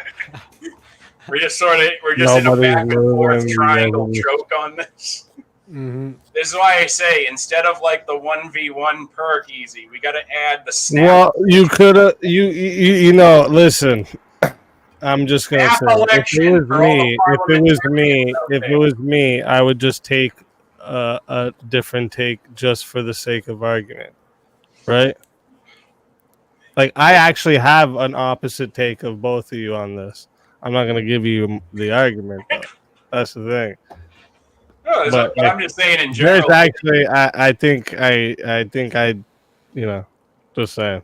Oh no, I'm just saying in general. I think it would be an interesting perk for the future. Would be to let people pay for the snap election, where you have an extra topic shift. People will pay for it. I don't underestimate what people are willing to pay for on the internet. 100%, but people will easily look at how much people are willing to pay to get blind furry off the camera before we can even make fun of the fucker. Yeah, it was basically it was a fatality almost immediately. It was it lasted 5 minutes max. But I'm still wondering how you won the alien poll when you just piggybacked on my entire argument the whole time. Because I brought up the Bible, Wally. I brought up the Bible. You were talking to me. How was I not bringing up okay, you brought up what's recognized by... The fuck you talking about, Wally? The fuck you talking about? Brought up the Bible. You brought up a book of Enoch. Which I went biblical on your ass. I went biblical. I went biblical. You tried to bring up USA, I brought up the Bible. Orthodox Church. What? I led by bringing up the Bible by making the angels and demons argument. That wasn't coming from you. Led? You tried to bring it up, and then Daddy came home. Daddy came home and taught you a lesson or two about the Ethiopian ball. I'll bring up Ethiopians. You know what I'm saying? I'm not unfamiliar with the Ethiopian I'm rich in culture. Church. I'm rich in culture. You know what I'm saying? I'm like a Colombian cup of coffee. I'm rich, okay, in culture. There's look at the chat right now, Teriak. We're gonna have capitalism solve this problem for us, hopefully. Maybe. But this is what I'm saying, Wally. Sat there like a little frosty-tipped female. I rope it up shit. I was like Muhammad Ali. I was like, and the Book of Enoch too, sir. Please bring up the Book of Enoch, sir. What can you add to this argument? Yeah, Book of Enoch. Yeah, because I'm cultured. I know my Bible. Add a little bit here. I know my Bibles. I contributed. I know my Bibles. It was a red panty night when I brought out Enoch. They were like, the crowd loved it. They were like, this man, he's got culture, he's got elegance, he's got sleek, and then you got babyface Wally over here. Yeah, you got culture, you got elegance, you're a heretic according to most Christian churches. Am I heretic? You trust the Pope? Is that it? You trust Ethiopia? Same-sex marriage? You trust in him? I don't trust the Pope. I'm not Catholic anymore. Exactly. No, I also don't trust Ethiopia. You trust Ethiopia. What kind of Irish? I gave reference. What kind of Irish? If Enoch is mentioned in Genesis 5, 23, 24. What are you talking about? I was talking about Genesis. I was talking about Genesis. Ethiopian Orthodox Church. I broke out the book of red panties. That's what I broke out. I broke out the book of red panties. It was a red panty night. We were celebrating in chat. Chat loved Enoch. You just dug up all your Irish Catholic I didn't dig up shit. I brought receipts. Daddy went to the store and brought up receipts. I bought a whole bunch of shit. I bought the Book of Enoch. Bought this whole conspiracy shit about the. You brought up a book that is heretical to every other Orthodox church, but some people in Africa. I am Teriak, the only Irishman who ever said I think Africa. I was making sauces. I was adding spices, like fucking herbs, all this shit. I was cooking. I brought receipts for my shit. You were cooking spices and herbs because you were pretty high. What'd you bring up, Wally? You brought up the secular shit. You know what I'm saying? That's what, like, Wally's a red. Okay, I'm telling you. I brought up that there's a fucking category error. I not only tackle it from the religious. Do you know why I know he's a red? I combat the red panties. Perspective. Daddy came home and gave you. You didn't have anything from the secular perspective. Daddy brought the receipts. For them to contend with, I did. What are you talking about? I opened up shit. You sat there and went, "Yes, sir." I gave you a chance, Wally. I gave you a chance. I agree, sir. I was open opening. You know what I'm saying? I was like Muhammad Ali. I was Marcy, because you just said floating like a butterfly, stinging like a bee. That was me, Wally. I was floating like a butterfly, stinging like a bee. You know what I'm saying? I was like, okay, let's give Wally a chance. Let's let him talk. Let's see if he can actually explain this. And you're like, angels and demons. You were literally Marcy from the Peanuts gang going, "Yes, sir. Good idea, sir. Very true, sir. You gotta give me the receipts. You're right, sir. You gotta give me the proof." I was out here asking about Mars. You were like, "Mars is red." No, it's not, me. You're being lied to. Are we talking about? Are we going back? You're not trusting the government, Wally. You're a secret communist. I'm telling you, you're a communist. Like trusting the government and shit. This can't be. Secret communist. I want kids to have private bank accounts their parents can't touch. Exactly. Because you want more taxes for the government. That's why. I want more money. That's capitalist as fuck. I'm telling you, Wally. I'm telling you, you got to stay away from this communist propaganda shit. Do you know what I mean? Come back over to my side. It's cool. You need to change your name to fucking Terry Axe and join the Axe Army is what you need to do. Nah. Like I said, man, this is the sauce boss. I was cooking. I was in the kitchen cooking. I was there with me spices. I was making sauces. I think you snorted all the spices if you're submitting. So tasty. You know what I'm saying? The best snorted all the spices. You think McDonald's has a secret sauce? You think Big Macs have a secret sauce? Wait till you see the teriyaki sauce. You know what I'm saying? Got that Asian spice. Don't even know what the fuck I put in it. Do you know what I'm saying? I can't even pronounce the fucking spices. That's how good it tastes. You know what I'm saying? Elegance. They all went up your nose. Cuisine, my friend. Cuisine. They all went up your nose is where they were going. What are you talking about? For Wally to read. I got 5 on the topic switch. We are 35. I got 5 on it.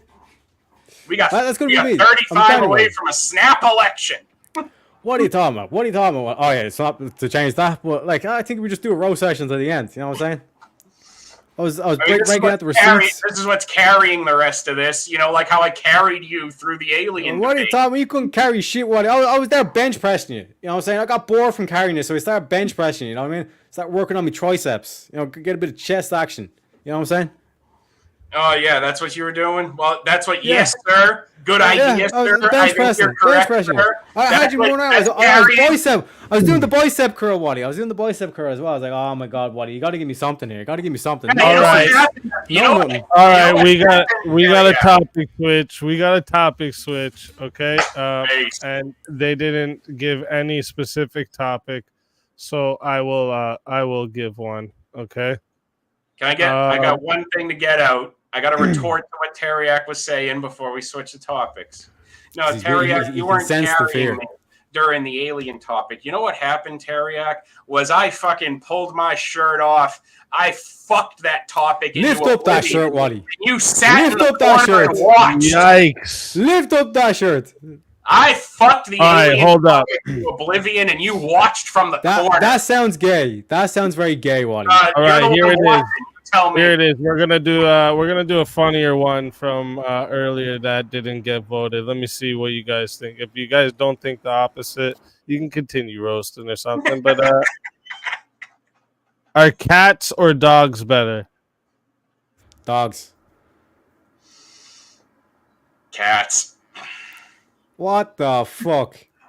Do you want to know why he prefers cats? Because he's a pussy.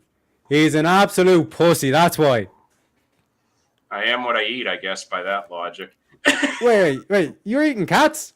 No. I told you he was a fucking red. He's CCP. He just admitted it. He's there eating cats. What the fuck? Oh no! What are we doing here, Wally? That's not what young man Wally was up He's to eating cats. back 20 years ago. But I digress. Wally, Joe, how Wally gets his dinner. He's there. He sees a bit of roadkill and he's, I'll throw that in the back. We'll make a good stew out of that. What the fuck? What are you talking about? Eating cats, Wally? What's this? Who's eating cat? Tanya, you said you're eating pussy. Yeah, when I was 18, I was, but it wasn't cat. Hey, man. What can I say? We all live the DGen life. We all live the DGen life. Yeah, like I said, man. Recovering DGen Wally would not have disagreed back then. Cat, man. Seriously though, cats. Like, talk to me here, buddy. What the fuck is this? Well, first off, who's man's best friend? You don't have to take them outside. Yeah. So they're more convenient. What are we talking about here? Who's man's best friend? Look, I'm just saying, if I'm an overnight. Do you like dogs? Do you? Do you like dogs? I don't hate dogs. I like dogs. Do you like would you buy a caravan? I would have a dog. I'm not opposed to dogs. I don't think anyone got that. I tell you what, I'll fight you for it. I can't even. Is that the Irish coming out in you that I can't just understand? Did you ever see Snatch? Did you never see Snatch? Oh my god, man, Wally, you got to watch Snatch. Brad Pitt he plays a pikey in it. I've looked at a lot of Snatch in my day. I'll say that. My man. But no, like for real though, man. Do you actually think cats are better than dogs? I think they're more convenient from a utility perspective. And who's man's best friend? Who is man's best friend? Well, certainly not a woman. But dogs are man's best friend. And are you a man, Wally? I am a man, but that doesn't mean exactly. Point proven. That's the final knockout right there, folks. I don't want to live with my best friend, though. But here's the thing: I have a dog. A dog can be man's best friend. Doesn't mean you want to live with your best friend. What are we talking about here? I might be more compatible living with a cat, which I don't have to take outside to shit in the middle of the morning when I'm trying to sleep. Let's say you have an intruder and all this shit. What the fuck's the cat gonna do? The cat's gonna be like, he's over there, he's behind the curtain. The cat's gonna screech. I'm gonna grab my gun and shoot the intruder. As opposed to a dog who's gonna go straight for that cunt because he's loyal. He's man's best friend.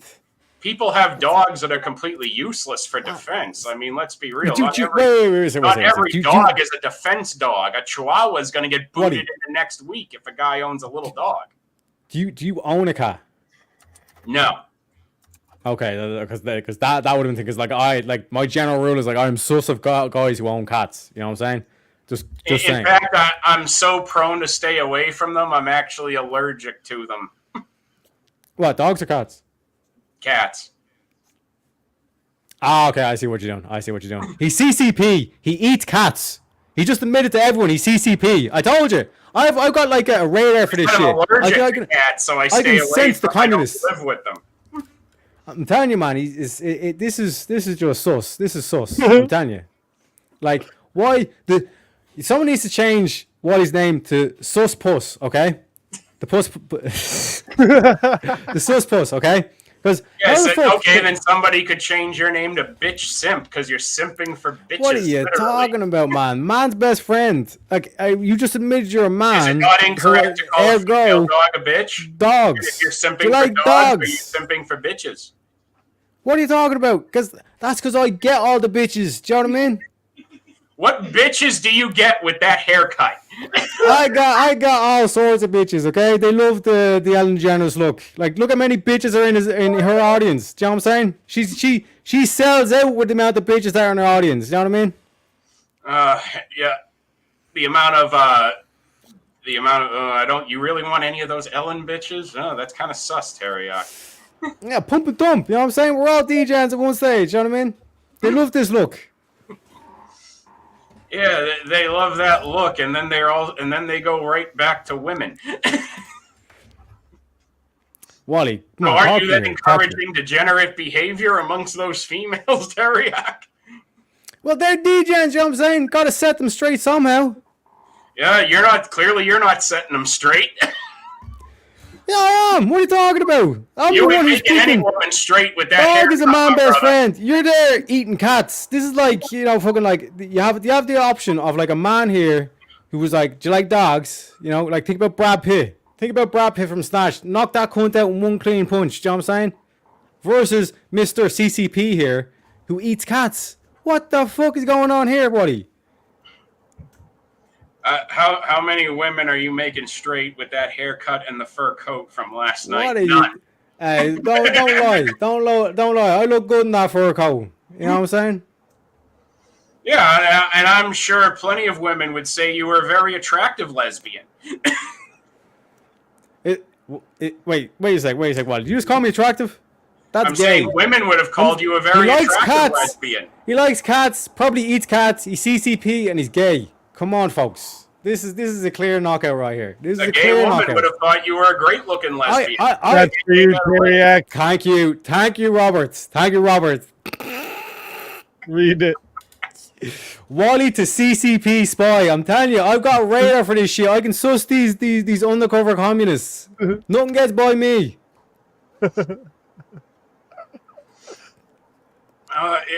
Yeah, because I give you that. That's a good one.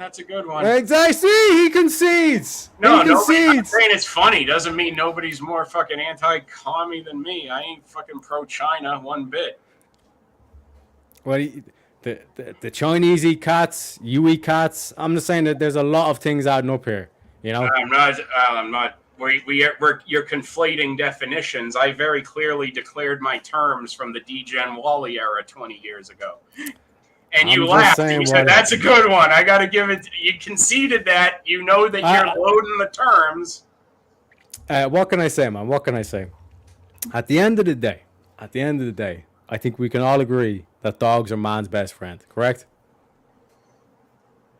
Dogs are man's best friend, but that doesn't mean you're always compatible to live with your best friend. On my kind of schedule, when I get up in the middle of the day, if dogs are man's best friend, no. that means that cats are woman's best friend. So why are you picking the woman option? That doesn't necessarily mean both. Cats are chaotically neutral. Let's be honest. Let's be fair. Someone change Wally's name to Wally the woman. What is going on here, Cats are Wally? chaotically neutral. Cats have no allegiance to either. Exactly, they have no allegiance. So if you get burgled, that cunt's going out the window. They're going out the window, Wally. They're jumping out the fucking window. Do you know what I'm saying? Whereas, and another thing about cats, did you ever watch Tom and Jerry? That cat was a cunt, man. Going after me boy Jerry. You know what I'm saying? Peter, this one's for you to read, Wally.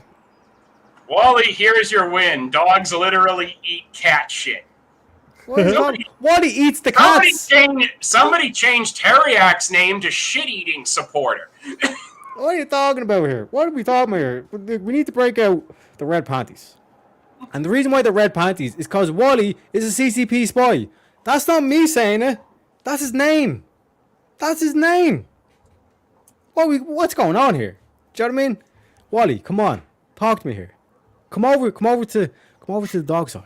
You know what I'm saying? We got over the dog side now. That's what it is. The dog side instead of the dark side. If you want to be a dog, man. Oh yeah, you're trying to do some word magic there. Dark side, dog side, huh? Trying to program me. What you're doing? Because we're all dog. You're like, would you rather be a dog or would you rather be a pussy? Cats don't eat their own shit, Teriak. The evidence is right there, plain as day. What are you talking about? Dogs don't eat their own shit either. This one's for you to read, Teriak. Cats don't eat dog shit.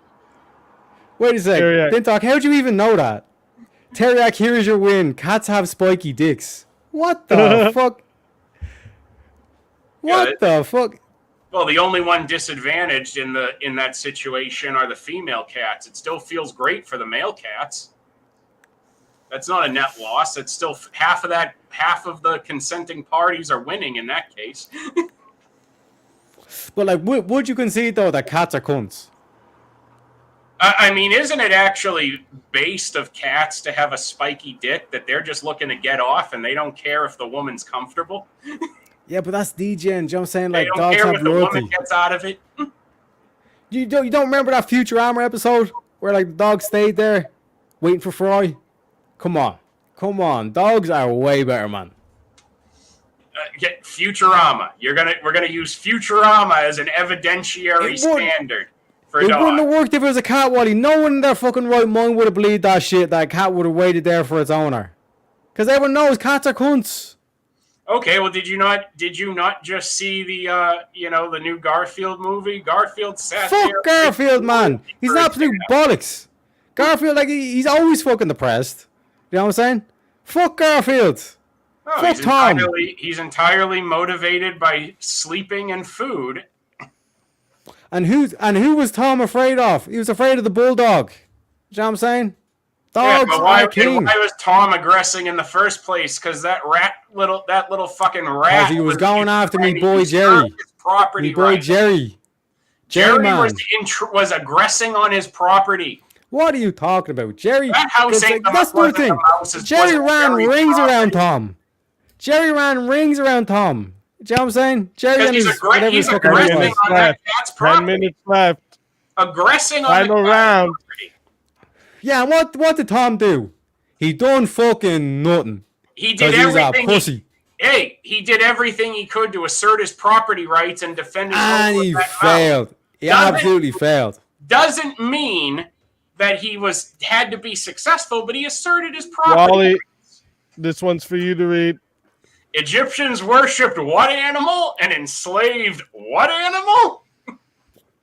Well, I believe they worshipped the cat and they enslaved the dog, Teriak. Yeah, that's the Egyptians. And where are they now? Oh, and Teriak, you want to talk Where about are the fucking Egyptians now? communism?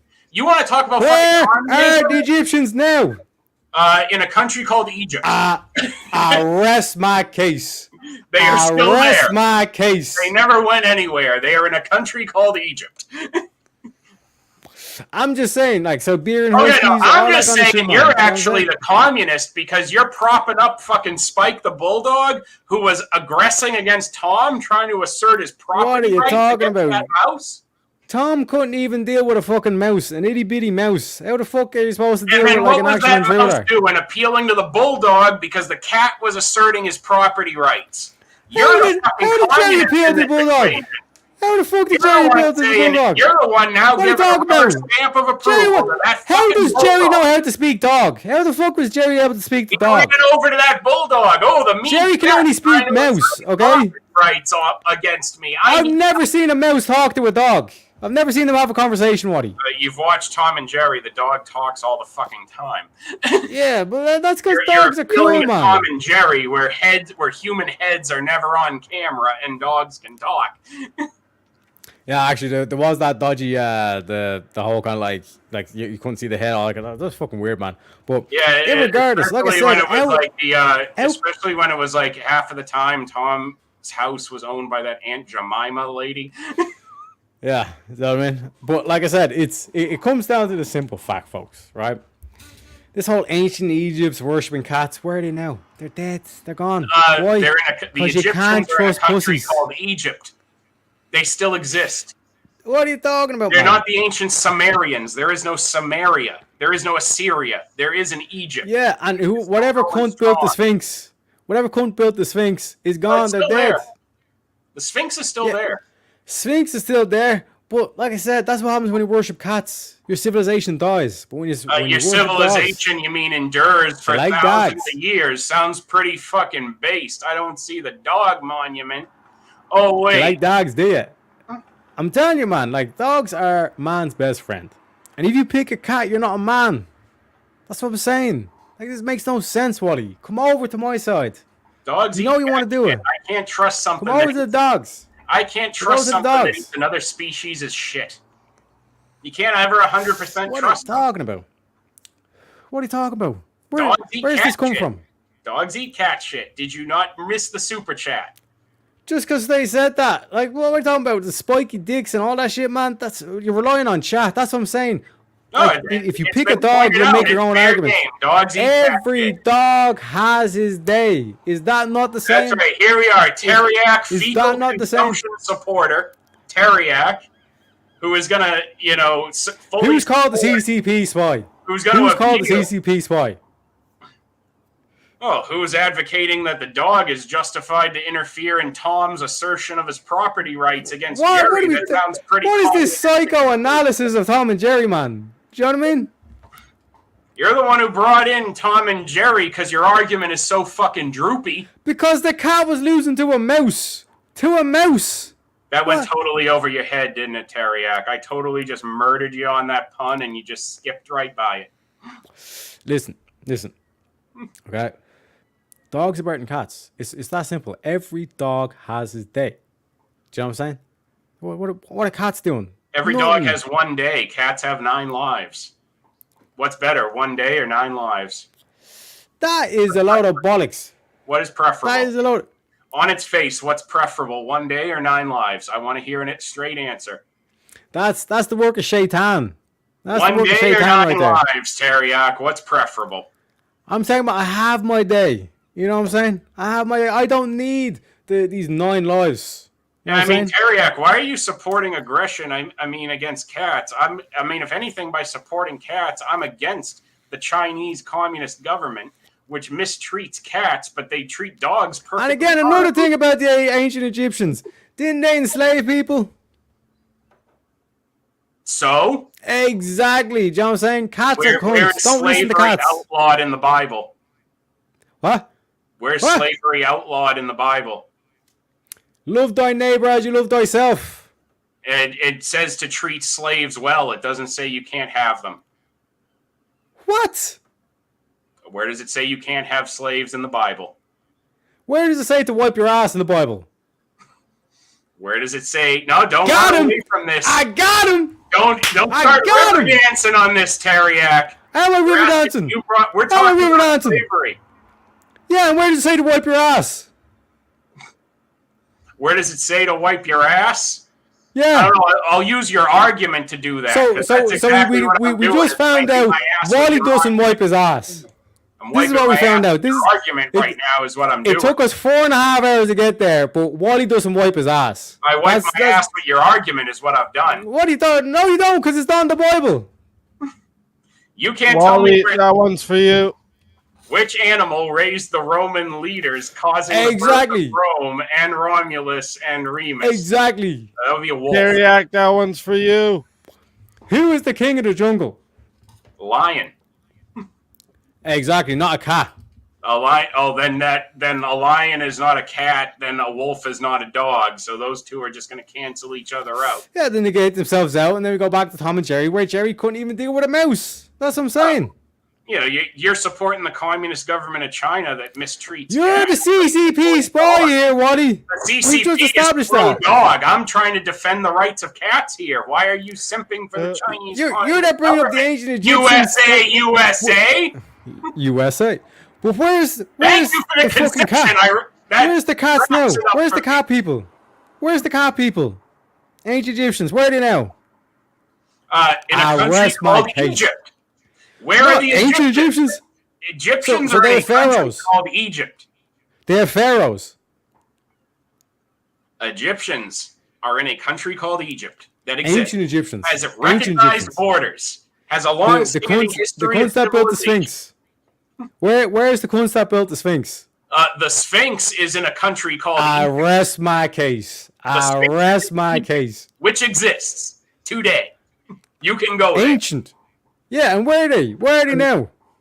Their descendants are in a country called Egypt. They'll do nothing because they're 6 feet under. They're gone. They're Where are gone. all the Irish Catholics, And then- Teriak? Hey, what are you talking about? I'm right here, baby. I'm right Oh, here. not as many as there could have been if we all. I'm if you all had right this here, argument. baby. I'm right here. Where's your crucifix, Wally? Well, Where's your crucifix? There would have been Where's a lot your more crucifix, if you Wally? performed better. Where's your crucifix, Wally? Show me your crucifix. See, he doesn't carry his cross. He doesn't carry his cross. He's running. He's running, folks. He's gonna bring out a fucking 6 foot tall cross now or some shit like that. Oh, where it is? Yep. I didn't. These are actually. And why are you not carrying it? These are why are actually. you not carrying- These are actually prayer beads, Teriak. And you should be carrying it. You should be carrying it.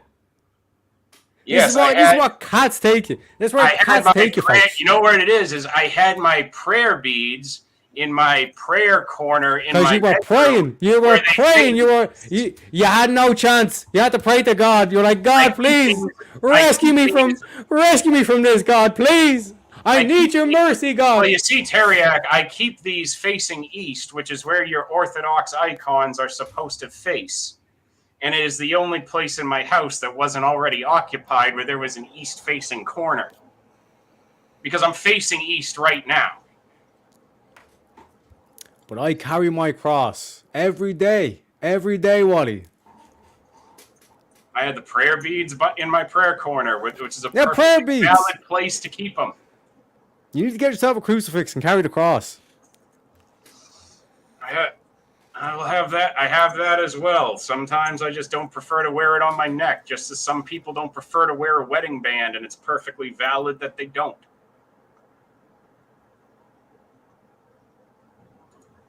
But like even the wedding band itself, like the ring thing, that comes from ancient Egypt as well. That's like an ancient Egyptian tradition, I'm pretty sure.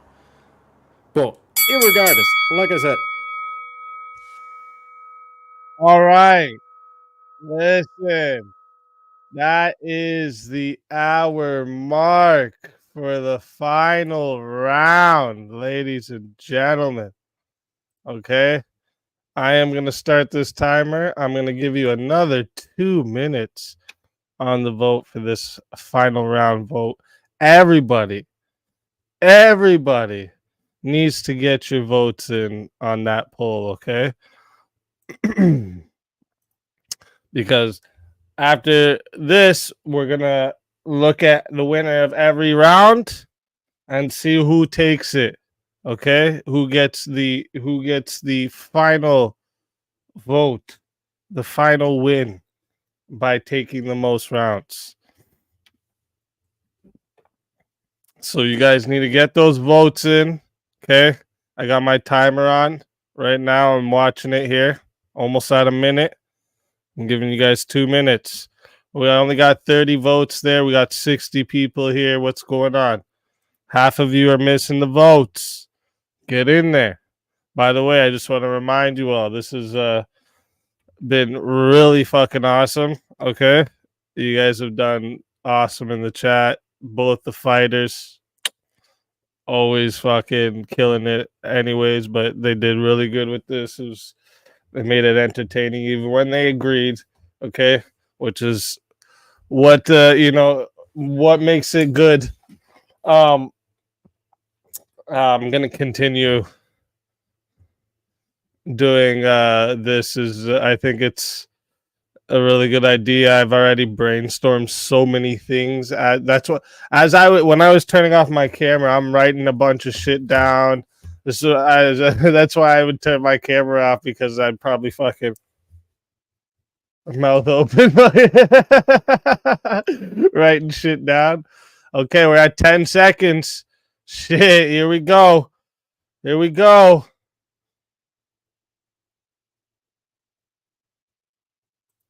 Boom. Locked in the 2 minutes. Okay. So we got all these votes in. Okay. For each round. So what I'm going to do, again, I will have some type of thing to like do this last part in full.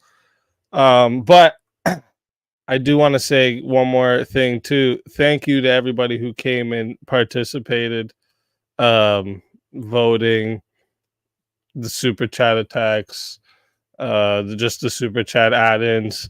I don't know why I really like making the debaters read it back and forth.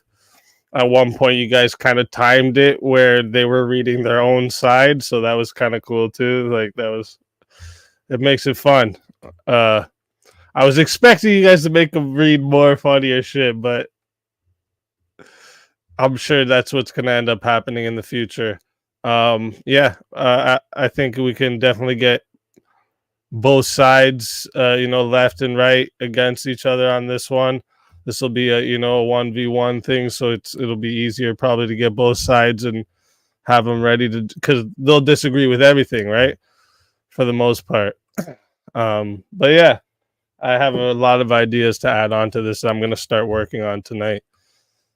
So let me do this little intro one more time, and then we're gonna bring up the fighters. We're gonna go through it all and announce the winner. Okay. I think I can add another section. So I'm gonna just put another section on my main page for the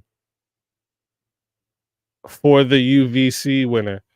The last UVC winner, right? There'll be one like, and they won't even always be like, you know what I mean? It's just like whoever won the last UVC match will be there. You know what I'm trying to say? And like, so what I did too with this part here, get this other book. What I did with this is I've been writing the whole match down, so I'll have a record of every match, so then I can keep score of wins, and it'll be like a whole fucking league. You know what I'm saying? I don't ever stop thinking. Okay? Make sure you hit the like as well. Share this shit out. Tell everybody about it. Okay? I'm going to do nothing but keep bringing y'all the best fucking content. And you guys are the best fucking chat on YouTube, hands down. All right? Best fucking chat on YouTube, hands down. Let me give you this little intro again, just because, you know, I fucking love it. When I first made it, I played it like 5 times in a row because I was like, yo, this just looks like an actual fucking UFC thing, Freddie. And like, I'm going to make it even better. I'm make it even better. This is just the first round. You know what I'm saying? So I'm going to play this. I'm going to bring them up, and then we're going to go through it. We'll announce the winner, and then we'll let them both give some final words and whatnot, and then we'll wrap it up. And we'll see. We'll see where we go from that part. We'll wrap it up with something. You know what I mean? Good evening, ladies and gentlemen. Welcome to another night of UVC. These are your fighters for the night. And without further ado, Bruce Buffer. And now, for those in attendance and UFC fans watching around the world, this is the moment you've truly all been waiting for. Live from the sold-out T-Mobile Arena in Las Vegas, it's time! 5 rounds for the undisputed UFC Lightweight Championship of the World. All right, gentlemen, we've been over the rules. Protect yourself at all times. Follow my instructions. We're going to keep this clean. Touch gloves now if you wish to. All right, let's do this. All right. Whoa. Me in stereo. Finally, a good image for the audience. And Teriak took All right. malevolent bastard. You guys both did really great. All right. You guys both did really great. It was really, like I said, it was really entertaining. So start off by saying thank you both for coming and doing this. It's fucking awesome. All right. So we're going to do a little recap here. Okay. We had round 1, the gun control, the one that was set. That was a set one to start the hour one. That was actually tied 50-50 that round. Shit. All right. The second round was should we abolish the death penalty? We went 30 minutes on that one. The winner of that one was Wicked Wally. Basic. Round 3. Round 3. Do aliens exist? We went another 30 minutes on this one. The winner of round 3 was Teriak. Book of Enoch, baby. You're welcome. Round 4. Have we been to the moon? This one we did an hour. The winner of Have We Been to the Moon? Teriak. Let's go. Round 5. was what should the minimum age of employment be? And we also had a topic switch of cats versus dogs. That one also went an hour. And the winner of that one was Teriak. Let's go, boys. And this means Teriak won 3 rounds, Wally won 1, and they tied on 1. So the winner of tonight is Teriak. Thanks, chat. W chat, recognizing who the CCP spy was, and like I said, shout out to all the homies in both my chat, Speakeasy chat as well.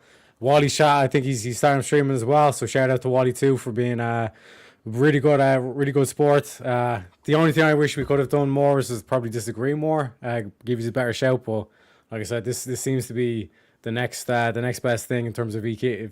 Like I thought that we couldn't get better than VK, but the 1-on-1, it's very spicy. It is very spicy. Facts. Wally, what do you got to say? I think for something that began with me cutting a drunk promo during a VK after party, this played out pretty well, and we've set a pretty high standard to keep it going. When you look at the voting percentages, what we've ultimately proven is that no matter how much we agree or disagree, me and Teriak duking it out verbally is a main event anywhere in the fucking world. And I think we proved that.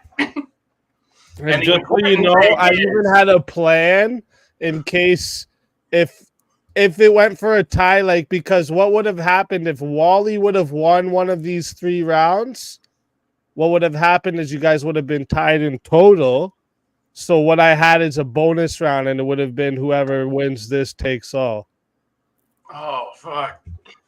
I'm saying, like, I thought ahead of this whole thing. Like, I'm going to keep filling this book page by page, and then I have another book. I'm going to put all the fighters' records in it. So now, like, you have 1 loss. Teriak has 1 win. Exactly why Teriak should have just conceded the alien debate to me from the very beginning, like he always did, because we should have just seen what the fuck was going to happen when we ended up with a split decision, because it would have just been more content for the people that way. But see, Wally, that's why you want them leaving them for a little bit extra, a little bit more, so then next time they're like, oh shit, like we want the UVC, you know what I'm saying? Because instead of like USA, UVC, UVC, UVC, you know what I'm saying? Well, and the important thing is that unlike last night, Teriak, we took up the banner for all men and gate kept women from winning the title for the inaugural run of this. Exactly, Wally. I think that was also important for everyone to see as well. No chicanery of women running away with a vote like last night. And don't worry, this league, guys, don't worry. This league is gender neutral. All right. So women are allowed to fight the men in this UVC league. Equal lefts and equal rights over here, baby.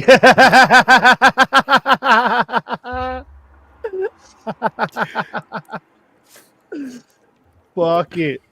No, that's what's up though. This is gonna be fun. I'm gonna have fun with these thumbnails, the setup. I'm gonna add a few things. Someone that mentioned you should add an extension to the time, and if we did an extension to the time, we could do that, and just you'd be forced to do one of the topics longer. Oh shit, what's going on here? Now what we're also just establishing that we're gonna need for this is eventually we're gonna need a tag team division so that Teriak and I, as the Irish mega powers, properly wreck everyone in our fucking Listen, yeah, I'm all up for doing 2v2s and shit as well, right? That would be dope. I think that's a good idea as well. I think this whole thing is fucking. Like I said, I have a whole bunch of things written here for like clips that I'm gonna make for the because I have a whole here. Let me just show you quick. Like I don't know. You know, in StreamYard, how there's the brands things, right? So, like, I have a whole different brand where Verbal Combat is. So, like, I switched to the brand that has all my sounds, everything that's just for Verbal Combat here, right? And then I come back over here. It's the Speakeasy Show one, but like, I'm gonna do one just for the UVC stuff now. I just think well, and when it's a 2v2, not to drop any obvious ideas, but that sounds like a little fighting game called Tekken Tag Tournament would port over to that pretty well. Yeah, but then we're jumping to too many different fucking things. Yeah. 2v2 in a UVC tag team is going to be where it's at. 2v2, bro. Why not, bro? I just watched the other day, I forget the dude's name, big fucking dude. He fought two guys at the same time, was just smacking them around. It was fucking great. I forget the fucking guy's name though. He does a bunch of wild shit. It's the dude who like drove a tank on the streets and got arrested for it. Fucking based. Yeah. Funny shit. See, like I told Easy when you showed me the UFC mock-up for like the Diaz McGregor graphic, I said the only way this was getting funnier with me and Teriak is if it was the heads up of Macho Man and Hogan from WrestleMania 5, because we got the beard versus the blonde at that point, and it worked perfectly. Right. And as I just like, it's funny because like, I didn't even like, I wasn't gonna do UFC fighters at all, but like I was just like looking at different, like, to get an inspiration of the color schemes they use, all of this, and then I seen Conor McGregor and Nate Diaz, and I was like, American, Ireland, let's fucking go! I have to do it. I just have to. I had to. That's why I have said, and I have said this for a solid month now, and I will continue to maintain it. If there is. And this is why I dubbed me and Teriak the Irish Mega Powers, because if there is a Hogan and Savage of Verbal Combat, it is me and Teriak. Where it doesn't matter if we're gonna go stomp a mud hole in the 2v2 division when that becomes a thing, because we will be the forever tag team champions of 2v2 UVC, undisputed, undeniable. But then there's also money in us fighting each other at the same time. It's a win-win. There is no loss for anybody, whether me and him are working together or against each other. It's all money for Easy. 100%. It's beautiful. That's hilarious. And Teriak, you kept the championship. Look at that. Kept the belt. Had to be done, you know what I'm saying? See, that graphic right there, that poisoned the well against me, made me look like an underdog. Made him look like the presumptive champion. Yeah, like I literally even took both their stats from the fight they did together, and I was just like, fuck it, I'm just going to use this. It's hilarious. I mean, you saw the USA versus Ireland, and you just fucking had to. I mean, it's obvious. It's right there. Yeah. As well. Yeah, and like that back part of it, like what I did is I took the fight card part, I took the two pictures, and then I put a American flag on one side, an Ireland flag on the other, dimmed it a little bit, put colors behind it.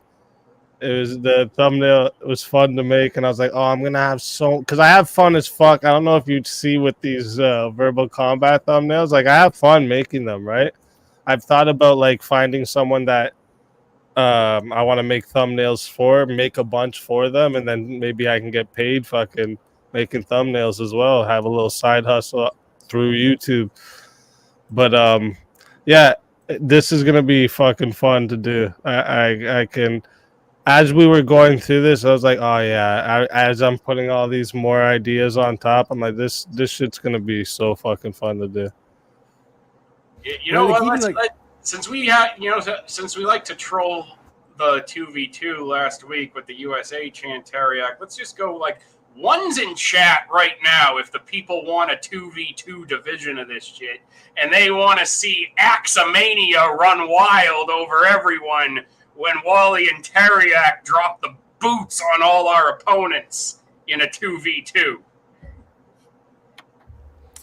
They definitely Because if you want to see us go 1v1 again, we got to dominate the opposition together. You got to put us together to break us back apart. You know what I should do? I'll hit up Vigilante. And I'll ask him to come on with someone.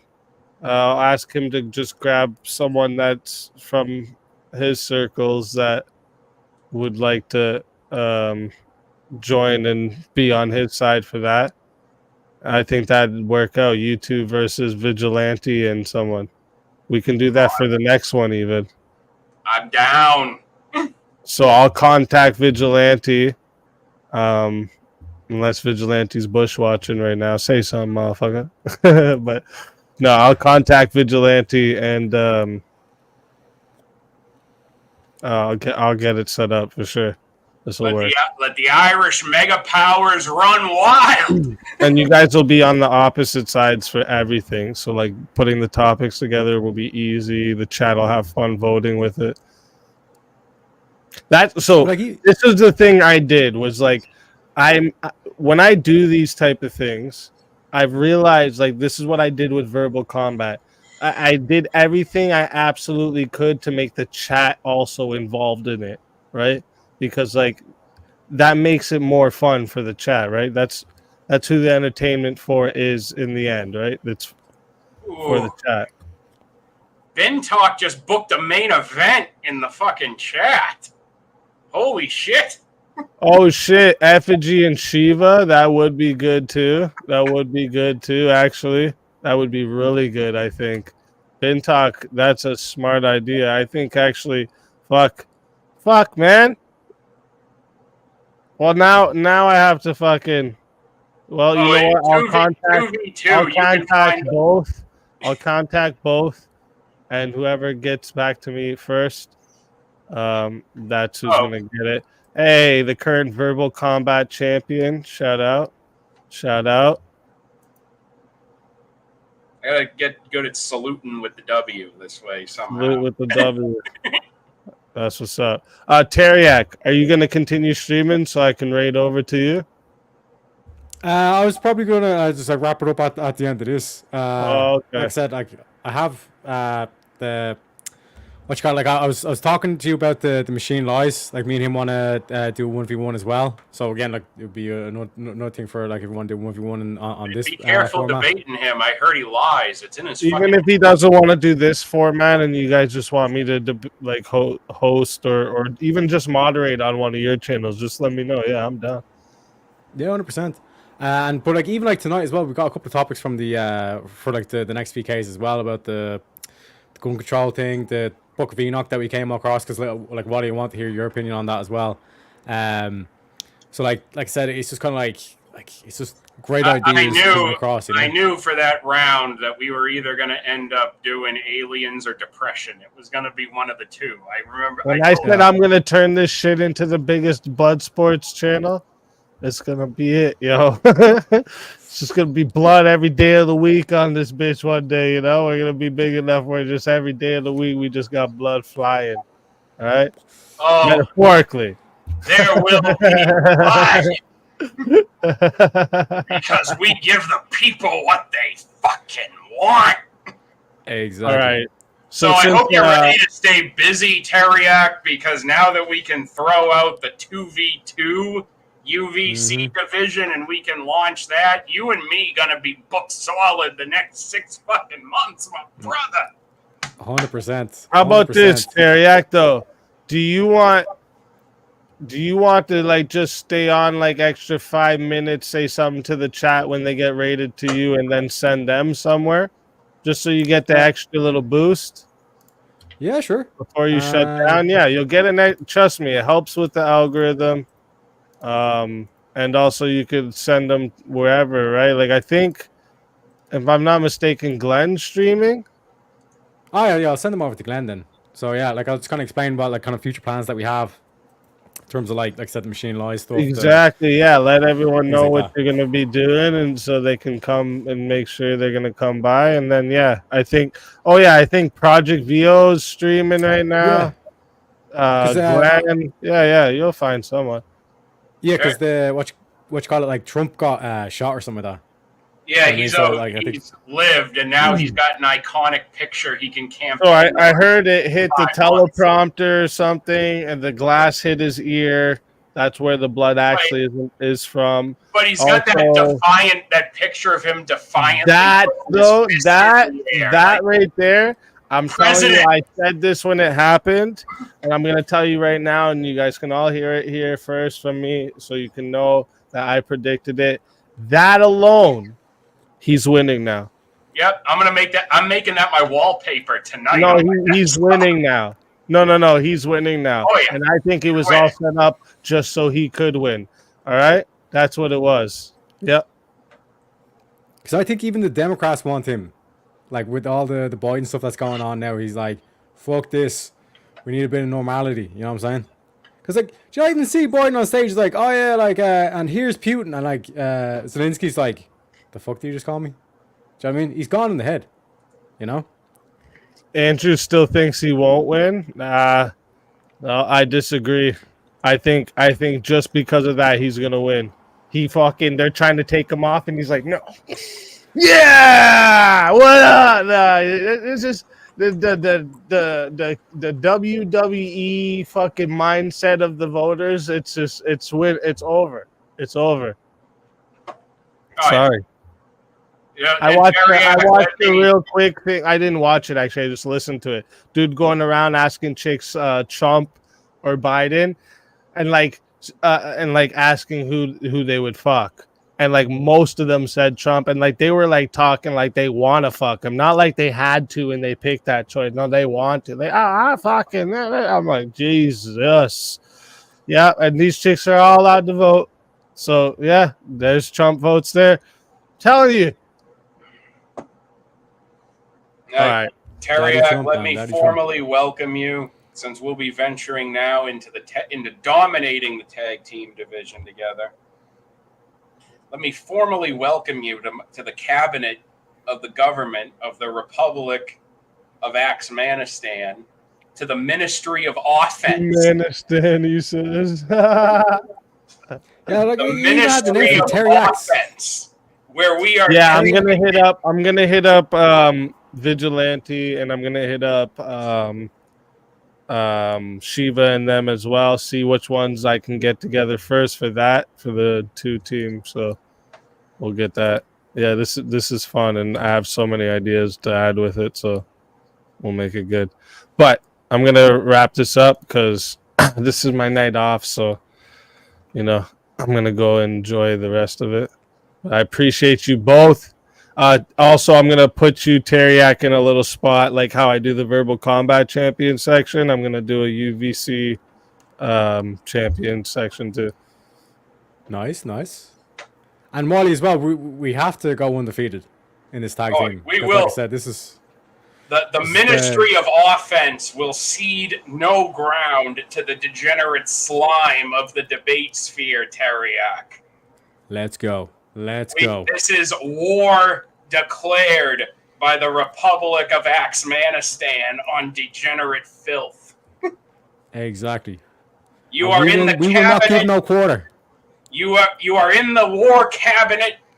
You will take up the banner. I can't wait till Andrew wants to do the 2v2 league on 1v2. Yeah, he's like, yeah, fuck it. I'll take two of them on at the same time. Like, that's the shit I'm picking. Like, see, my head goes so far into the future. It's so fucked up. I don't know. It might be a problem, or maybe it's a superpower. I don't know. But Teriak, I'm gonna send them all over to you. Thanks for hosting this again, Easy. This was a ball, and I think personally, I feel like the more of this shit I do, number one, I have fun, and number two, I'm only getting better the more I do it. So I love this shit. Facts. 100%. But yeah, thank you both. Mods, please share both their channels in the chat because they were both just crazy fighting tonight. I'm going to send you guys over to Teriak. Make sure you guys hit the like and sub up to Teriak as well. And then he'll take you from there. Sounds good. Thanks for having us on. Thank you both. My pleasure. Me and Teriak can do this forever, and we're gonna. All night, baby. All night long. We're like, long Main weekend. event anywhere in the world. The Hogan and Savage of VK. Woo, yeah! All right, guys. 110%. Take care, man. Night, everybody.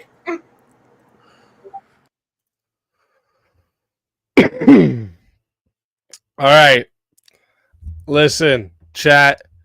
You guys, absolutely amazing. Okay. Absolutely amazing. Thank you all for your participation. Just for being here. The add-ins with the super chats and everything. Amazing. Thank you. Make sure you hit the like if you haven't done it yet. Come on. You know you liked it. Okay. Also, I'm going to send you guys over to Teriak's stream so that he can get a little boost into the algorithm. Make sure you hit the like and sub up while you're over there as well. Let me also do this. This is a link to the live because some people don't have it where they get sent over there. So you can hit that link right there. And listen, big things coming for the future. Okay. Big things. Big things. Okay. Listen, it can be 30. It can be 1,400. Okay. Best fucking chat on YouTube, hands fucking down. Oh, wait, what? Can I share their links? Nick, what do you mean share their links? Like, oh, the channel links? Just shared Teriak's live. I'll share Teriak's channel, and then here I'll share Wicked Wally's channel too. Holy, so many people are live right now. Damn, Saturdays are popping. No panels though, just some panels actually, but whatever. All right. There's Wally's channel as well. Hey. And then fucking Robert coming in and topping off, making sure we hit that goal. Sheesh.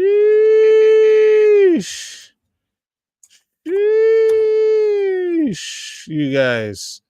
Robert, you're absolutely amazing. You know what I'm gonna send you off with? You know what I'm gonna send you off with? Make sure you drop a bunch of bears in Teriak's chat when you get there as well, because you know that all the comments, whether it's emojis, comments, whatever, that also helps the algorithm. That's why I tell you guys to do that when you guys get there. So get over there, drop a bunch of bears, okay? Much love, and hey.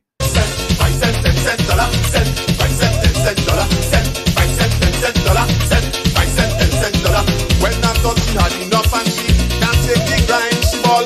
Forget the small change, give me big money wine. Dollar, dollar, dollar, dollar, dollar, dollar.